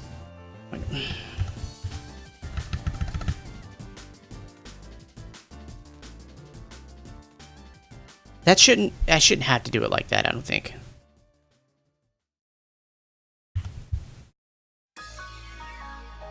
Let me actually print that out and see if that actually comes out to something. So print fx. So locate, let's just put it at the bottom of the screen or something like that. 20, 0. That should do.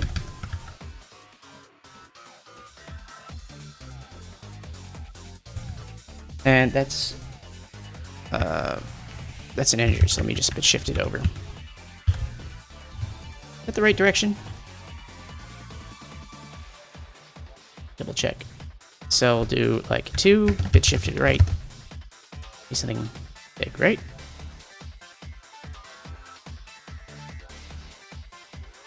Yeah, that looks right.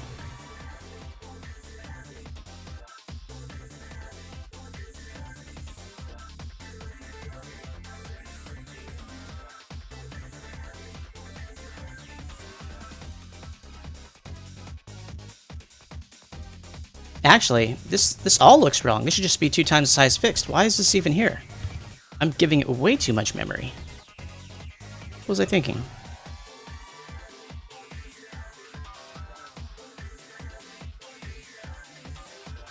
Yeah. That should not have been necessary at all. Still gotta find out what's going on though.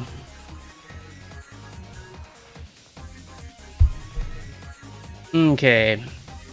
90, line 9. Seriously? Still? It doesn't like me addressing it like that. Something not a structure or unit. It is a structure.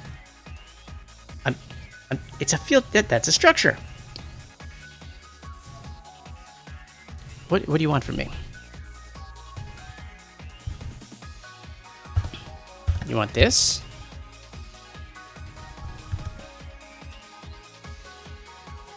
$90. Okay, I guess this is... Okay, because it's not an array, so I guess that makes a little bit more sense. Unary. There is no unary there. What do you want about?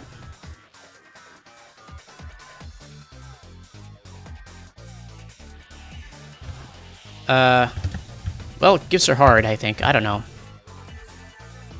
Oh my goodness. Sigwin keeps giving me weird freaking errors. Okay, I'm gonna just resign myself to the idea that this is probably good enough. So...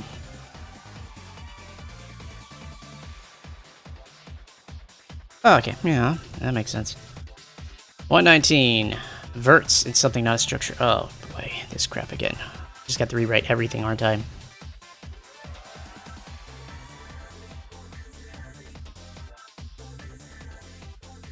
Hmm.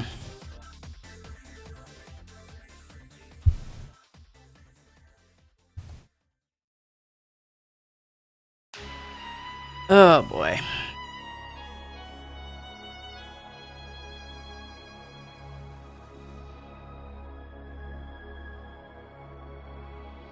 Okay, so field 1, arrow verts will get me, I guess, the address of verts. Same way connections will do that, and then I have to do connections plus 2 times I.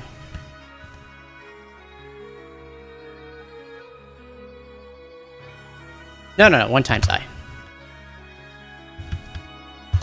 Plus 1 plus 1, or I plus 1.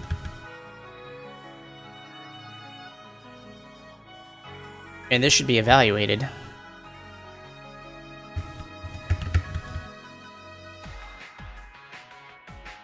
So, what's an explicit evaluation of this? This is a very awkward way of writing that, I think. I bet you this is going to come up with an error. 124. Holy crap, and it likes that. It's into that kind of thing. Weird.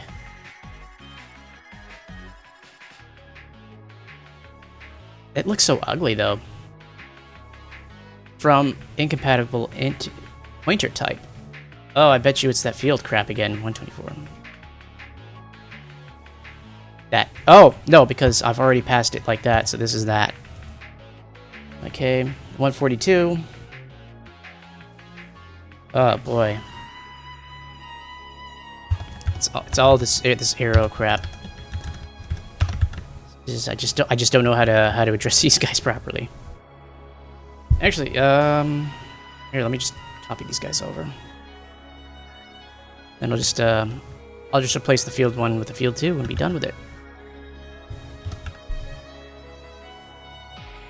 This is somehow acceptable C. There we go. What's left? 147, 148. No, this is no longer necessary because fields are fields. There we go. Separate access to the unused parameters shape 1 and shape 2. Really? 289. Where's 289?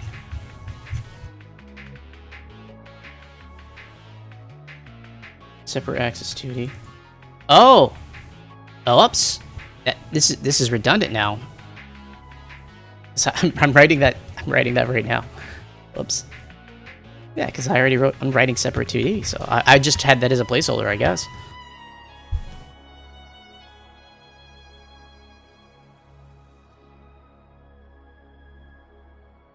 Here's the thing about that is, it wouldn't even let me try to do that.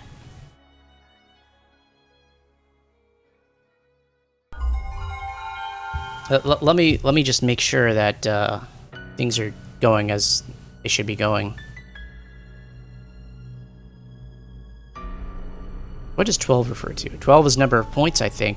1, 2, 3, 4, 5, 6, 7, 8, 10, 11, 12. Yeah, that checks out. And it's not colliding. Let's see if we can make these guys collide.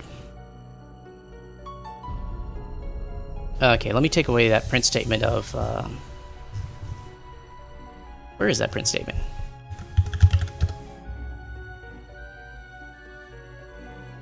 Yeah, I don't think we need this guy right now. I'd be absolutely shocked if this was actually working properly. Let's see. What can we move down here? Field 2. Let's put you down to 0, 0. Pretty much have to be colliding then. Oh, whoops, I forgot to switch the screen over when I fixed it.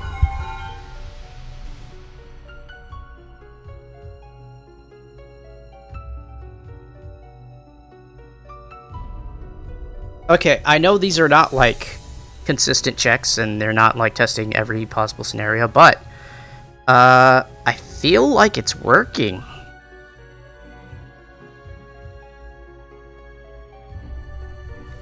Hey, I know how we can test this over and over and over and over again. We can randomly input numbers. Yeah, I know, right? Like, I wasn't expecting that quickly and that easily, but it appears to be working. So the shapes are overlapping. It says, oh, collision, woo! Quick, Pona, tell me how to do random numbers in Joe Engine. Is there a quick and easy way for that? See if you're faster than my ability to look up the documentation.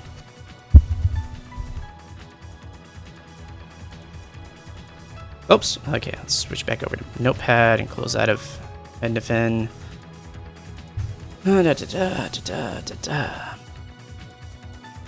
Player input. I suppose that would work, yeah.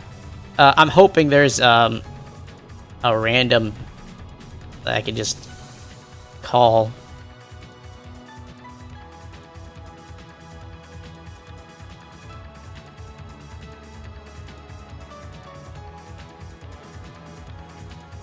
Get a random number from 1 to max. I'm okay with that, because then we can go from 1 to 239. Let's do that. All right.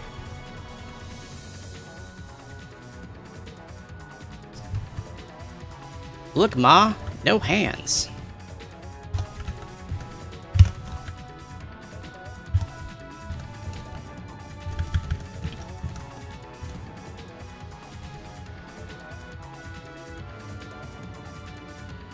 And I think 12 points might be a bit much. Let's do just like 6 and 4.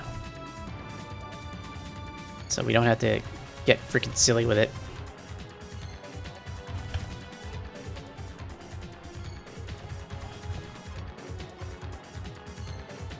And then I could do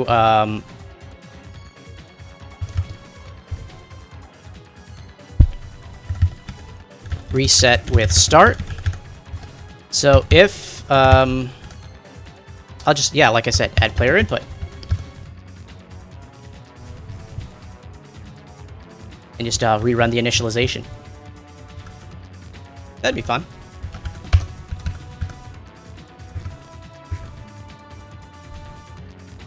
Okay, so input, input, input, input. There we are.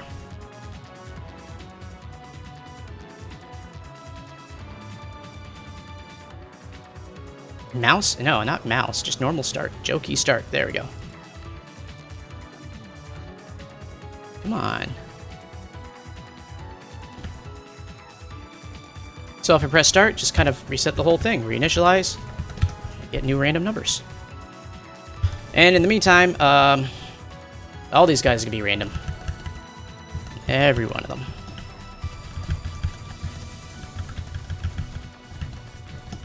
Okay, let's, I have a feeling random numbers are actually going to be really terrible for this. Let's do one of them as a triangle. The other one is just 4.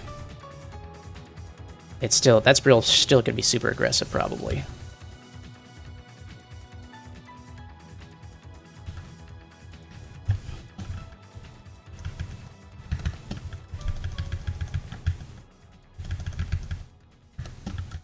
And then this is, probably should all be initialized to 0 or something.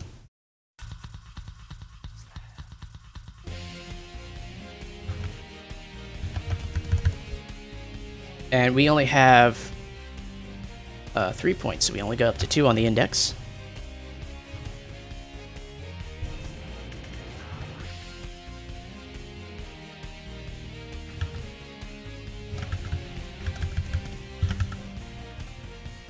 This ought to be hilarious.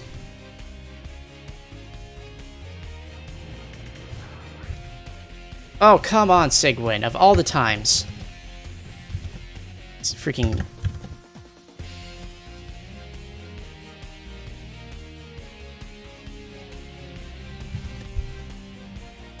I've never had this many failures compiled before.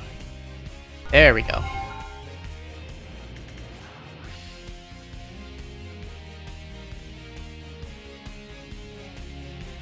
Well, I think I think we have something worse than that. I think we have an inability to start the freaking engine.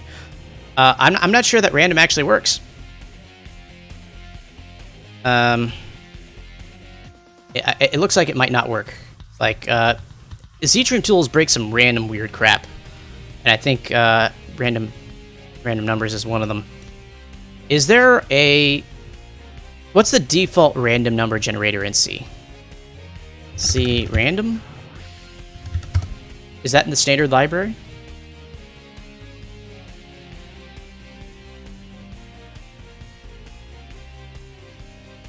Is this actually going to call like a true random number? Or not true, but I mean like, is this actually going to work? 0 and rand max.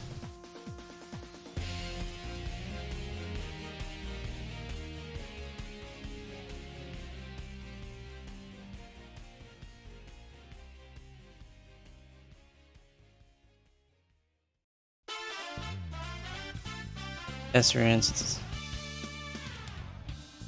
I don't care about seeds. It's fine. What I need to know is this actually going to work?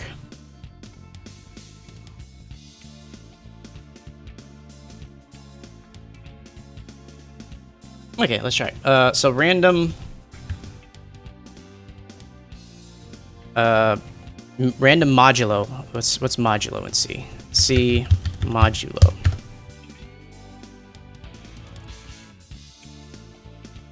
Percent sign. That makes sense. Yeah, I should have remembered that. So let's try this. Random mod 240.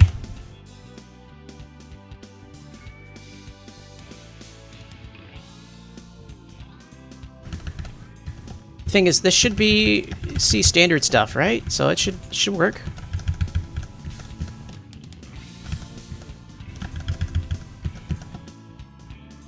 Actually, now that I think about it, the X coordinate should be able to go much further than the Y coordinate. It should be like 318 or something like that. So I might be able to get a little bit more wiggle room out of this if this just works.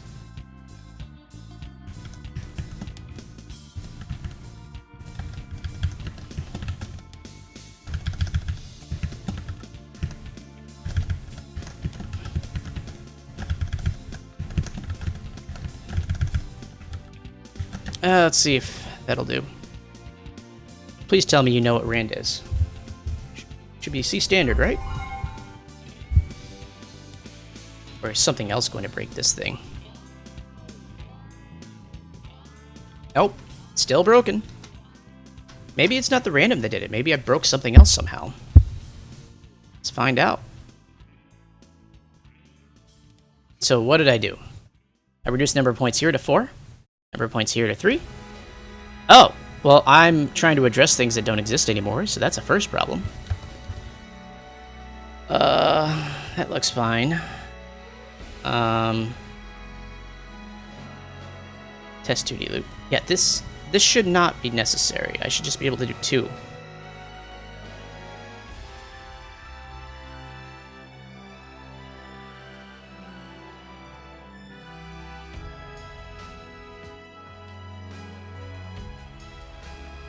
And let's get rid of this.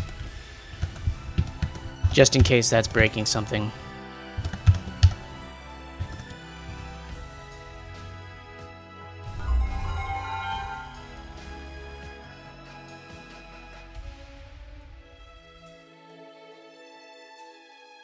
I think I can't use random. I don't think random number generator works. I think I need to invent one. So in the meantime, instead of just control find replace. Instead of having find this, I'll just do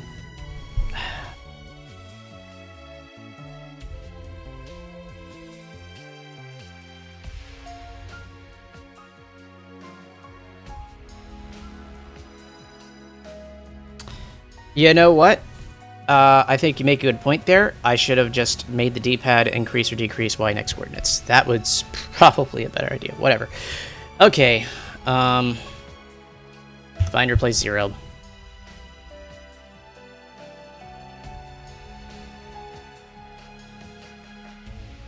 Okay, so we're going to start at... let's see, what's a good size triangle? So we're going to have 100... crap.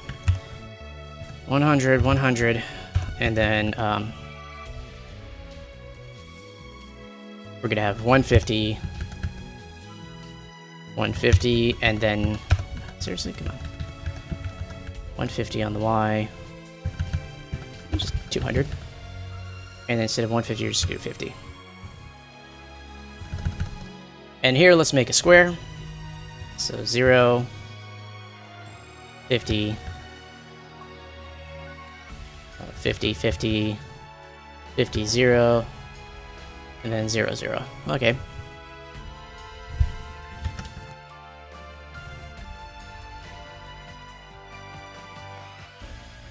Sigwin. Always with the memory complaints.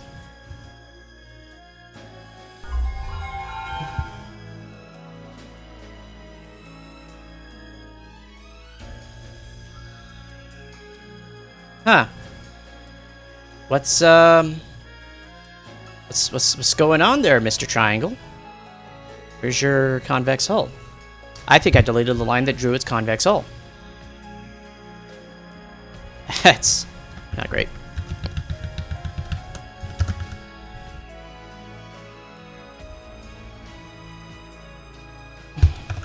Whoopsie.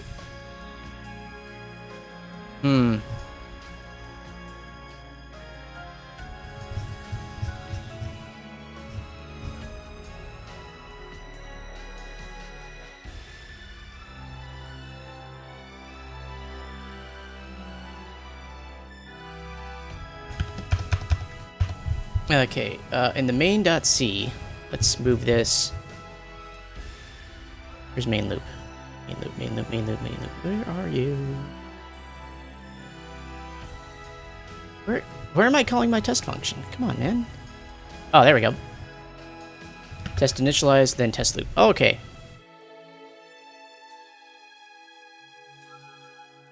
And inside a test loop, what I can do is I can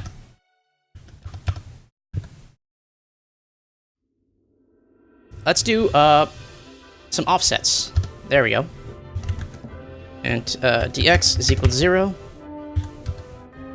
And dy is equal to 0. And then on these guys, I can... No, just on the first point.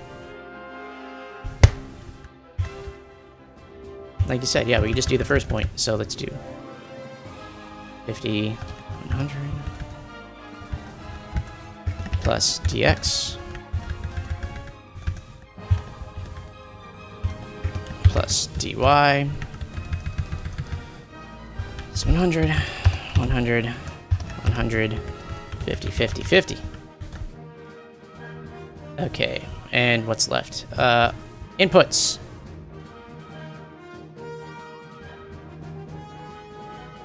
Oh, no. We need this to happen every update. And then, where are you? All you guys, get in here. So what we're gonna do, just like Ponit suggested, is we're going to, we're gonna start just adding offsets to 1 point on this guy to see if it'll do what we want.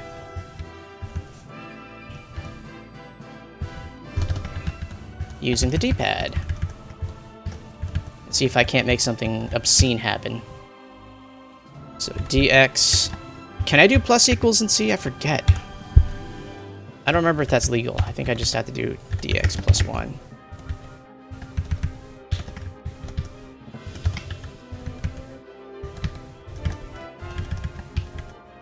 Left is minus 1.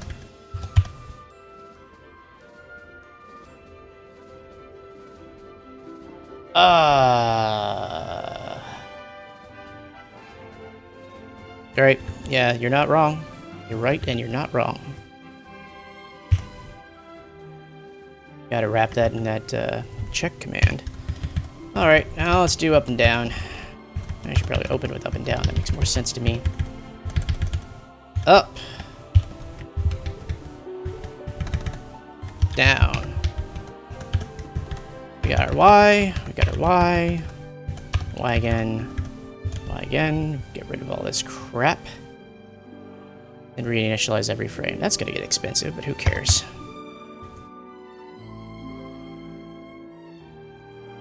Well, too late, I already wrote it. It is how it is.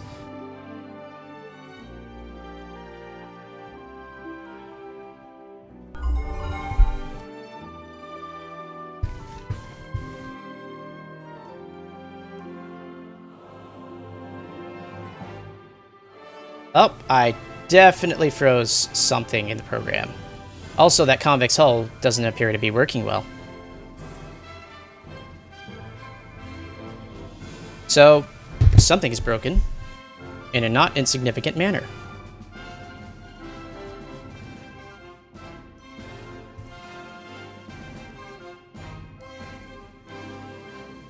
Let's, okay, first off, let's move these guys. I think malicking inside of the loop is not the best idea.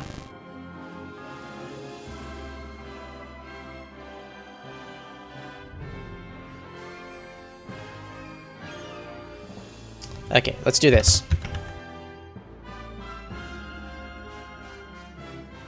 In fact, let's do all of this.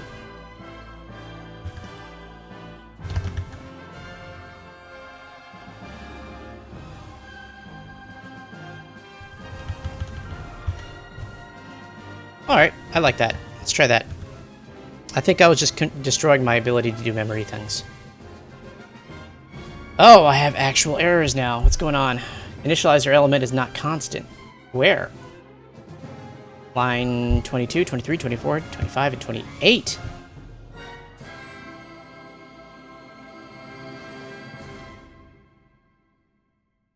Really? That looks pretty constant to me.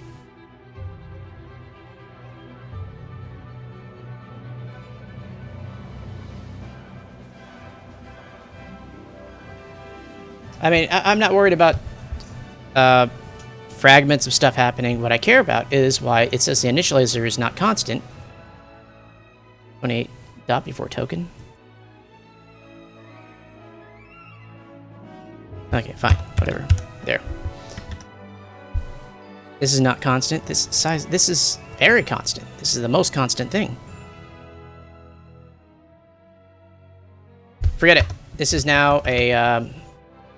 I just need 2, so I'll just do this.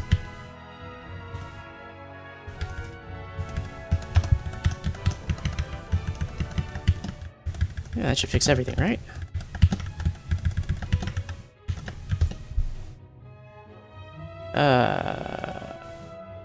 Syntax error before... Okay, line 28.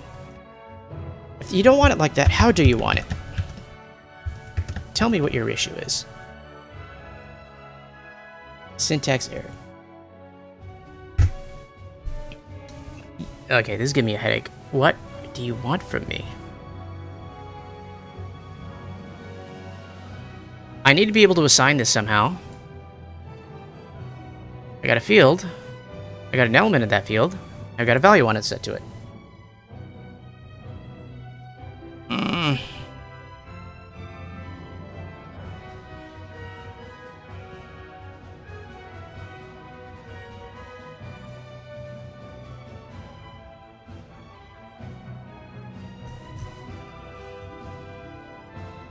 Okay.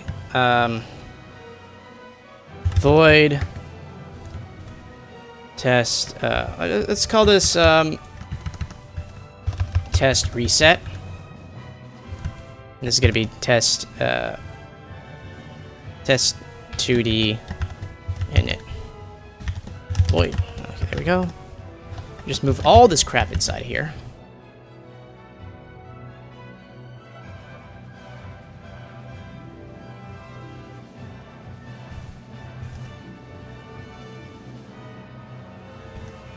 Go.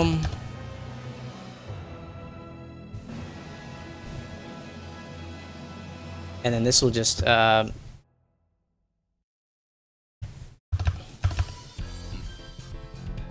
which is called test 2D reset. Okay, we got to put that here as opposed to init. Makes sense.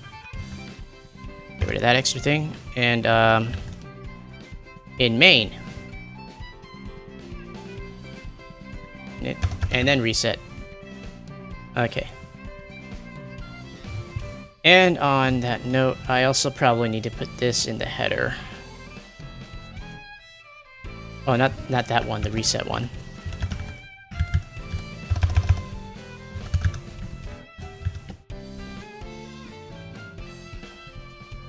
Okay, well, that works.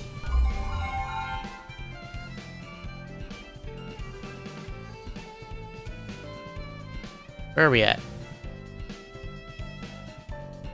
Nope. Okay, so the convex hull is still not working on that triangle, which is bothersome. And, why is that? If I add a fourth point on that and it works, then there's some weird problem. Also, the game is frozen. That's not great.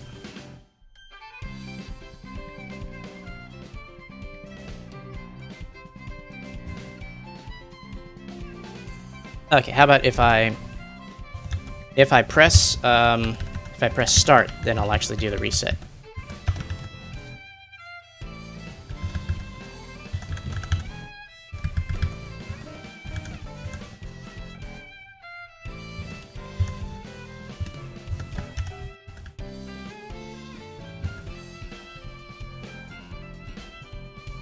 What do you mean sleep? Oh, you mean you're going to sleep? Is that what you're saying? You threw me off there for a second.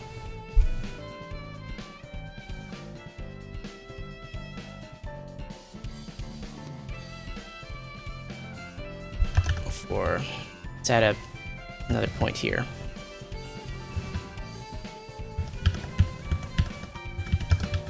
Okay. The stream? No. I'm not ready to sleep just yet. I've got something here. I just need to fix it.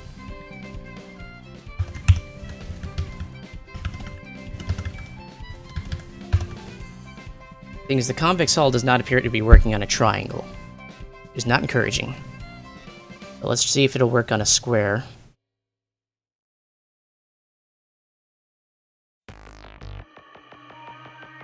All right.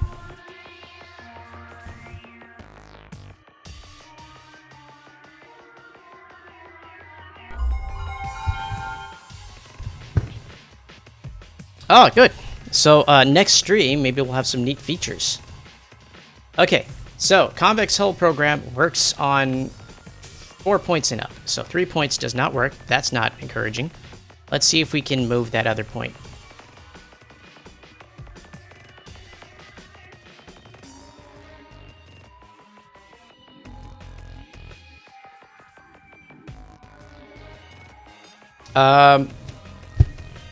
Yeah, you're right. Now what's bothering me is, I can't really reset this thing. So maybe I need to blank the background, I guess, on every frame. I thought SL Sync did something like that. Let me see if Joe's background thing has a background blanking thing. Oh, clear background. That makes sense. Let's do that every frame.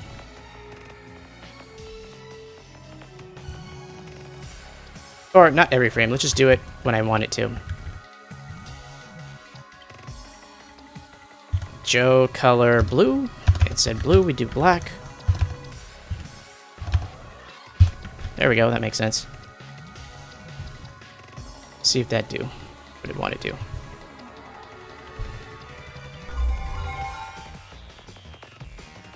I'm interested as why my convex hull thing doesn't work on 3 points.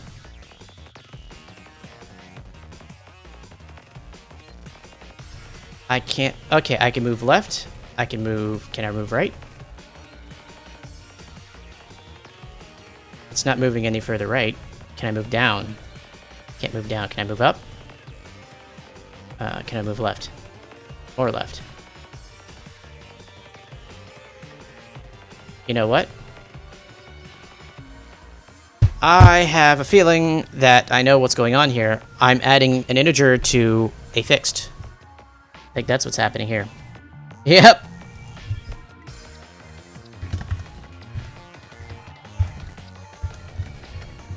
Ah, crap. X. dy.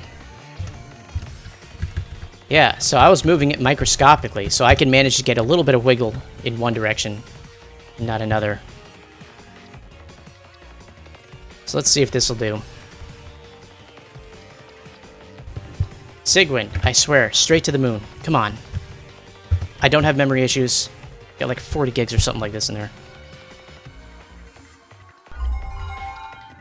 Okay, so, hopefully it doesn't cause a crash for me. But this is just for testing purposes anyway. Hey, I can go up. Can I go left? I can go up more. I should probably clear out the, that buffer there. Alright. So, I think we're at where we need to be. At some point I need to go back to the convex hull program and see why it doesn't like 3, but that's a problem for another time, because that's a case that we're never actually going to have to deal with. Collision. Alright, neat. And then, let's not wait for the start button, because I think we can handle it. I think we just go every frame. Let's do that.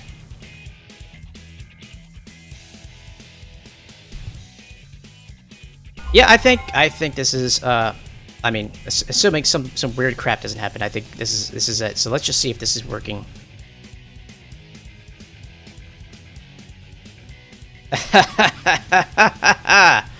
Oh, check that out. And the convex hull is deforming around those points too. That's nice to see. Nice to see in real time. This is a very slow way of doing it. I'm telling you right now. This is not programmatically optimal to just blank and redraw the background like this. But check that out.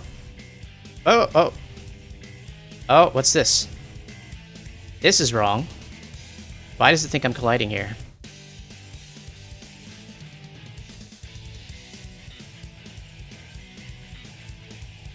Specifically here. I don't like that.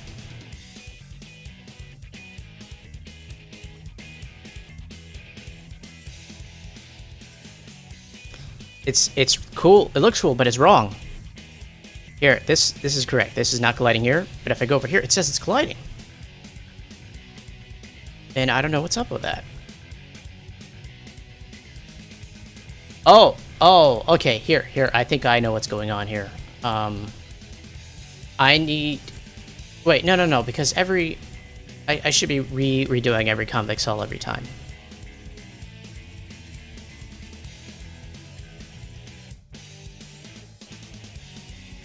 Is that what's going on here? Yeah, so when I stop...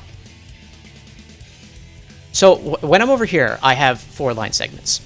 When I'm over here, I have 3. 4, 3, 4, 3. Whenever I have 3 line segments, it looks like it's throwing an error because it doesn't know what's going on with the collisions. I think there's just a fundamental problem with my program and 3-point things. So here's what I'm gonna do. I'm gonna add a few more points in just to make sure things are working right. But this is distressing though, because I can see a situation where 3 points on the mesh characterize the entire outline. Like, let's say if your top face is somehow a triangle or something like that, or you just happen to have a mesh so that, you know, the most extreme points.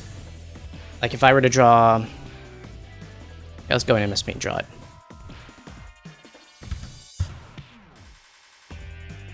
So if I had a top-down view that looked like this, even if this was made up of a bunch of, you know, quads inside of it, like this, even if that's the case, if the overall top-down thing looked like this, then I would have 3 points constituting the mesh. So I do need to fix this convex hull algorithm at some point.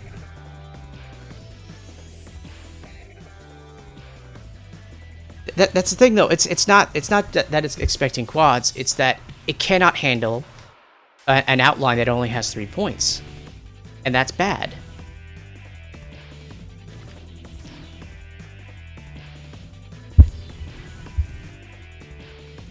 So for now, I'm gonna force an extra point just to make sure that it's working. So this guy. It's at a 5th point.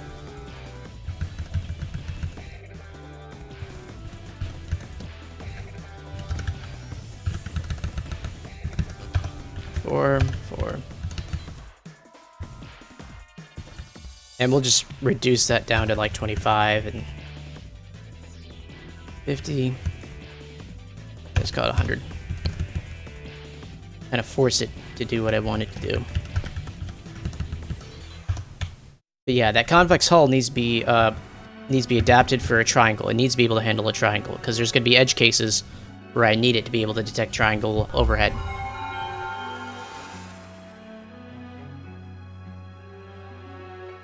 I don't know what you mean, populate another connection. Okay. There we go. So I don't think there's a situation here where I can... Oh! Nope. That's a problem.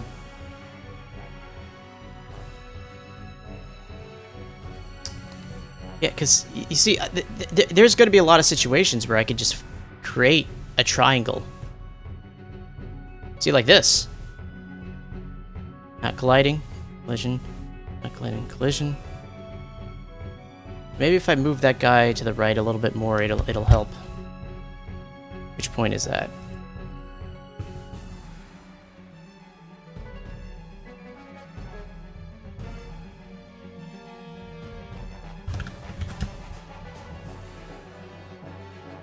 See, anytime it becomes a triangle, it starts thinking that there's a collision when there's not.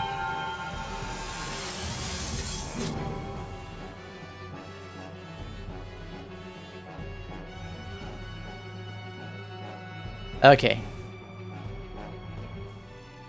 Now, not colliding. It's good, I think.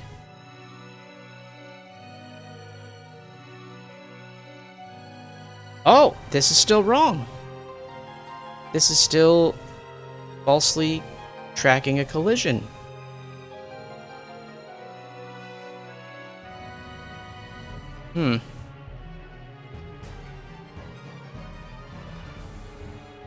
This is still wrong. It shouldn't be doing that.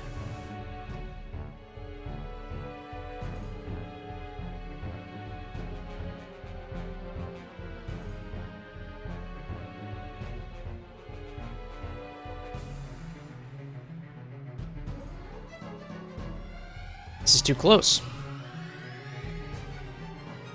I mean, it's nice that it works like this visually, but it's not doing what I want it to do.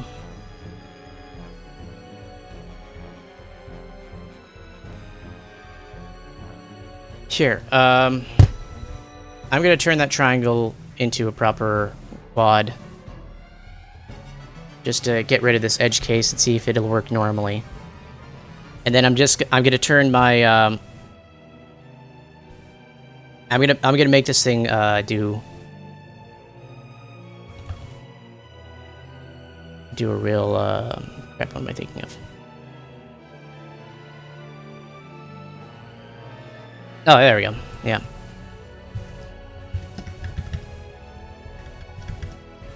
I'm gonna make the whole thing move as opposed to just one point, because I don't know if that's contributing to the weirdness.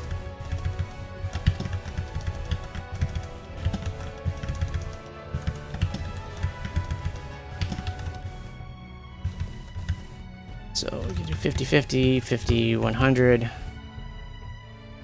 100, 100, 150. Okay. That's my 4 points. And this other guy, I just have to lower one of these guys by a little bit. So 150, 150, 150. Which one of you guys? This guy's in the middle. Let's, instead of 150, let's just do 100. Okay, so now I'm just comparing basically two quads. But I'm frustrated that the convex hull wasn't willing to draw on a triangle. Oh, that's just plain wrong. Something... Whoa, something is super weird going on. Oh, okay. I know what's going on with at least one thing. I think something broke in my convex hull program. That or, C4 and 4? something weird is going on in the convex hull. I don't know what that is, but it's just not working.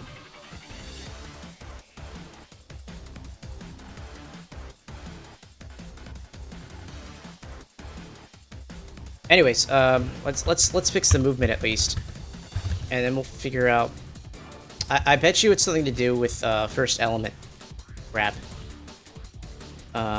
So let's swap things. Let's do 50, 150, and this guy can be 100, 200. And then I think I have to fix my convex hull tonight because there's too many problems are popping up.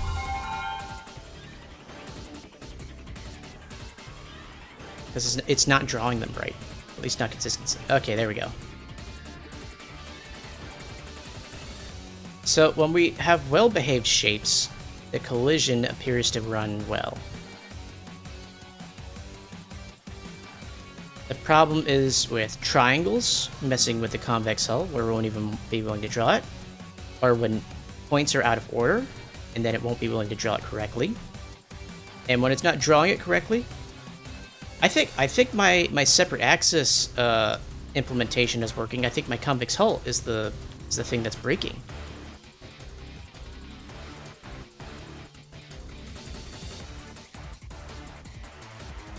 I feel like this should be a little bit faster. I want this to be faster.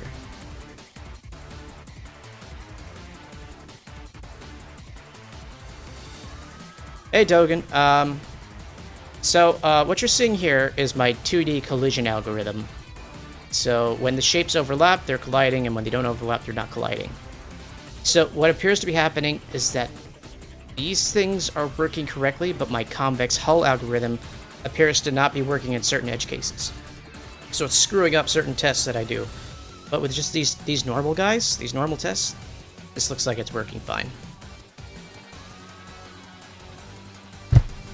So let me refine these controls and see if I can't... let's do change by 5 instead. No, 5 is too aggressive. 2 is probably fine. And if I do start, it should reset everything to 0.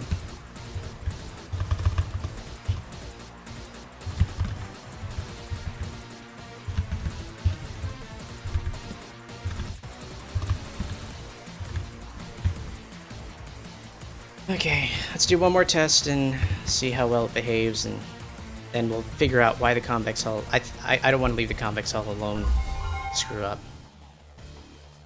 Yeah, it's progress in some ways, and then it's realizing it wasn't progress. Like that 7-hour thing that should have been the end of this, apparently wasn't. So, had I gotten the convex hull code exactly right, we'd be done by now. But I think I need to address it.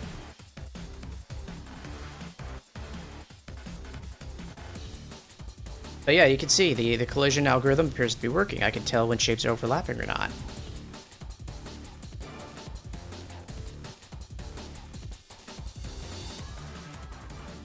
Let me try making a concave shape.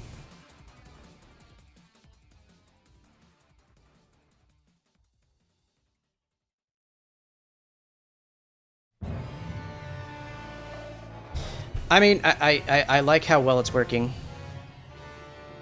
but it still bothers me. Like, I suspect that it's working basically perfectly. This the separating axis implementation, but that convex hull is really ruining this for me. So let's see if we can't go back and force it. So let's force a triangle.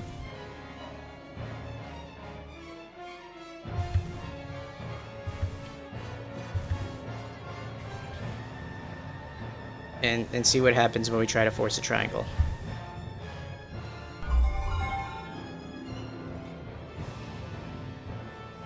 Okay, yeah, well, it's cool. Thanks for stopping in. Okay, now it's drawing the triangle. What freaking gives? Is it the order of the points? That shouldn't matter at all. What is going on? Let's swap 2 points. Okay, let's... okay, I remember there's a specific problem here. And that was to do with the order. So let's swap the order. I moved this point over here from 100, 200 down from 150, 50, 150. So let's try looking at that.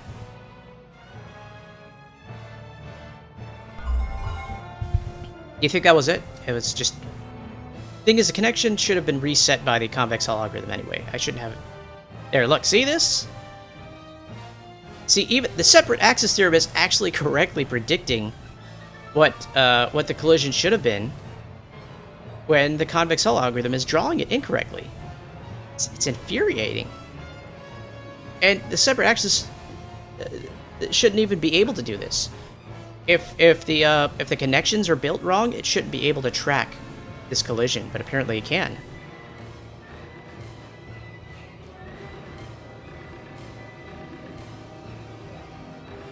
All right, yeah.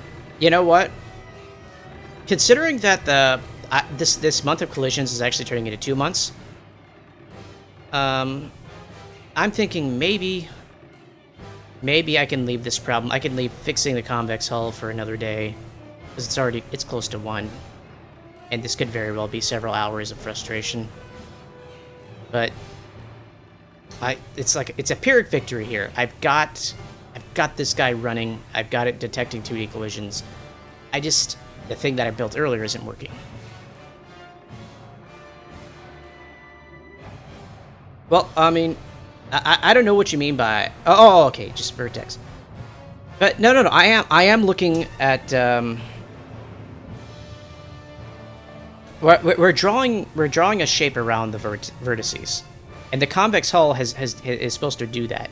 It's supposed to give us it's supposed to basically give us that edge detection we're looking for.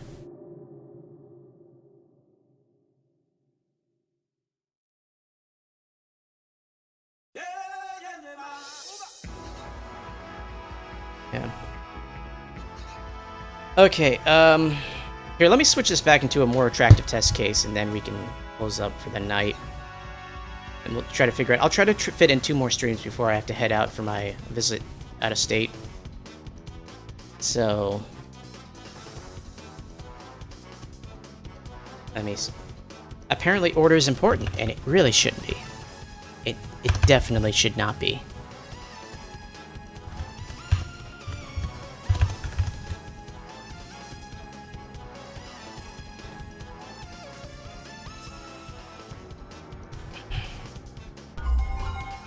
Okay, so let's go ahead and wrap up. What do we do? What do we manage to accomplish here? Been nearly 4 hours, and I've got an implementation of 2-dimensional separating axis theorem that's detecting whether or not I have collisions.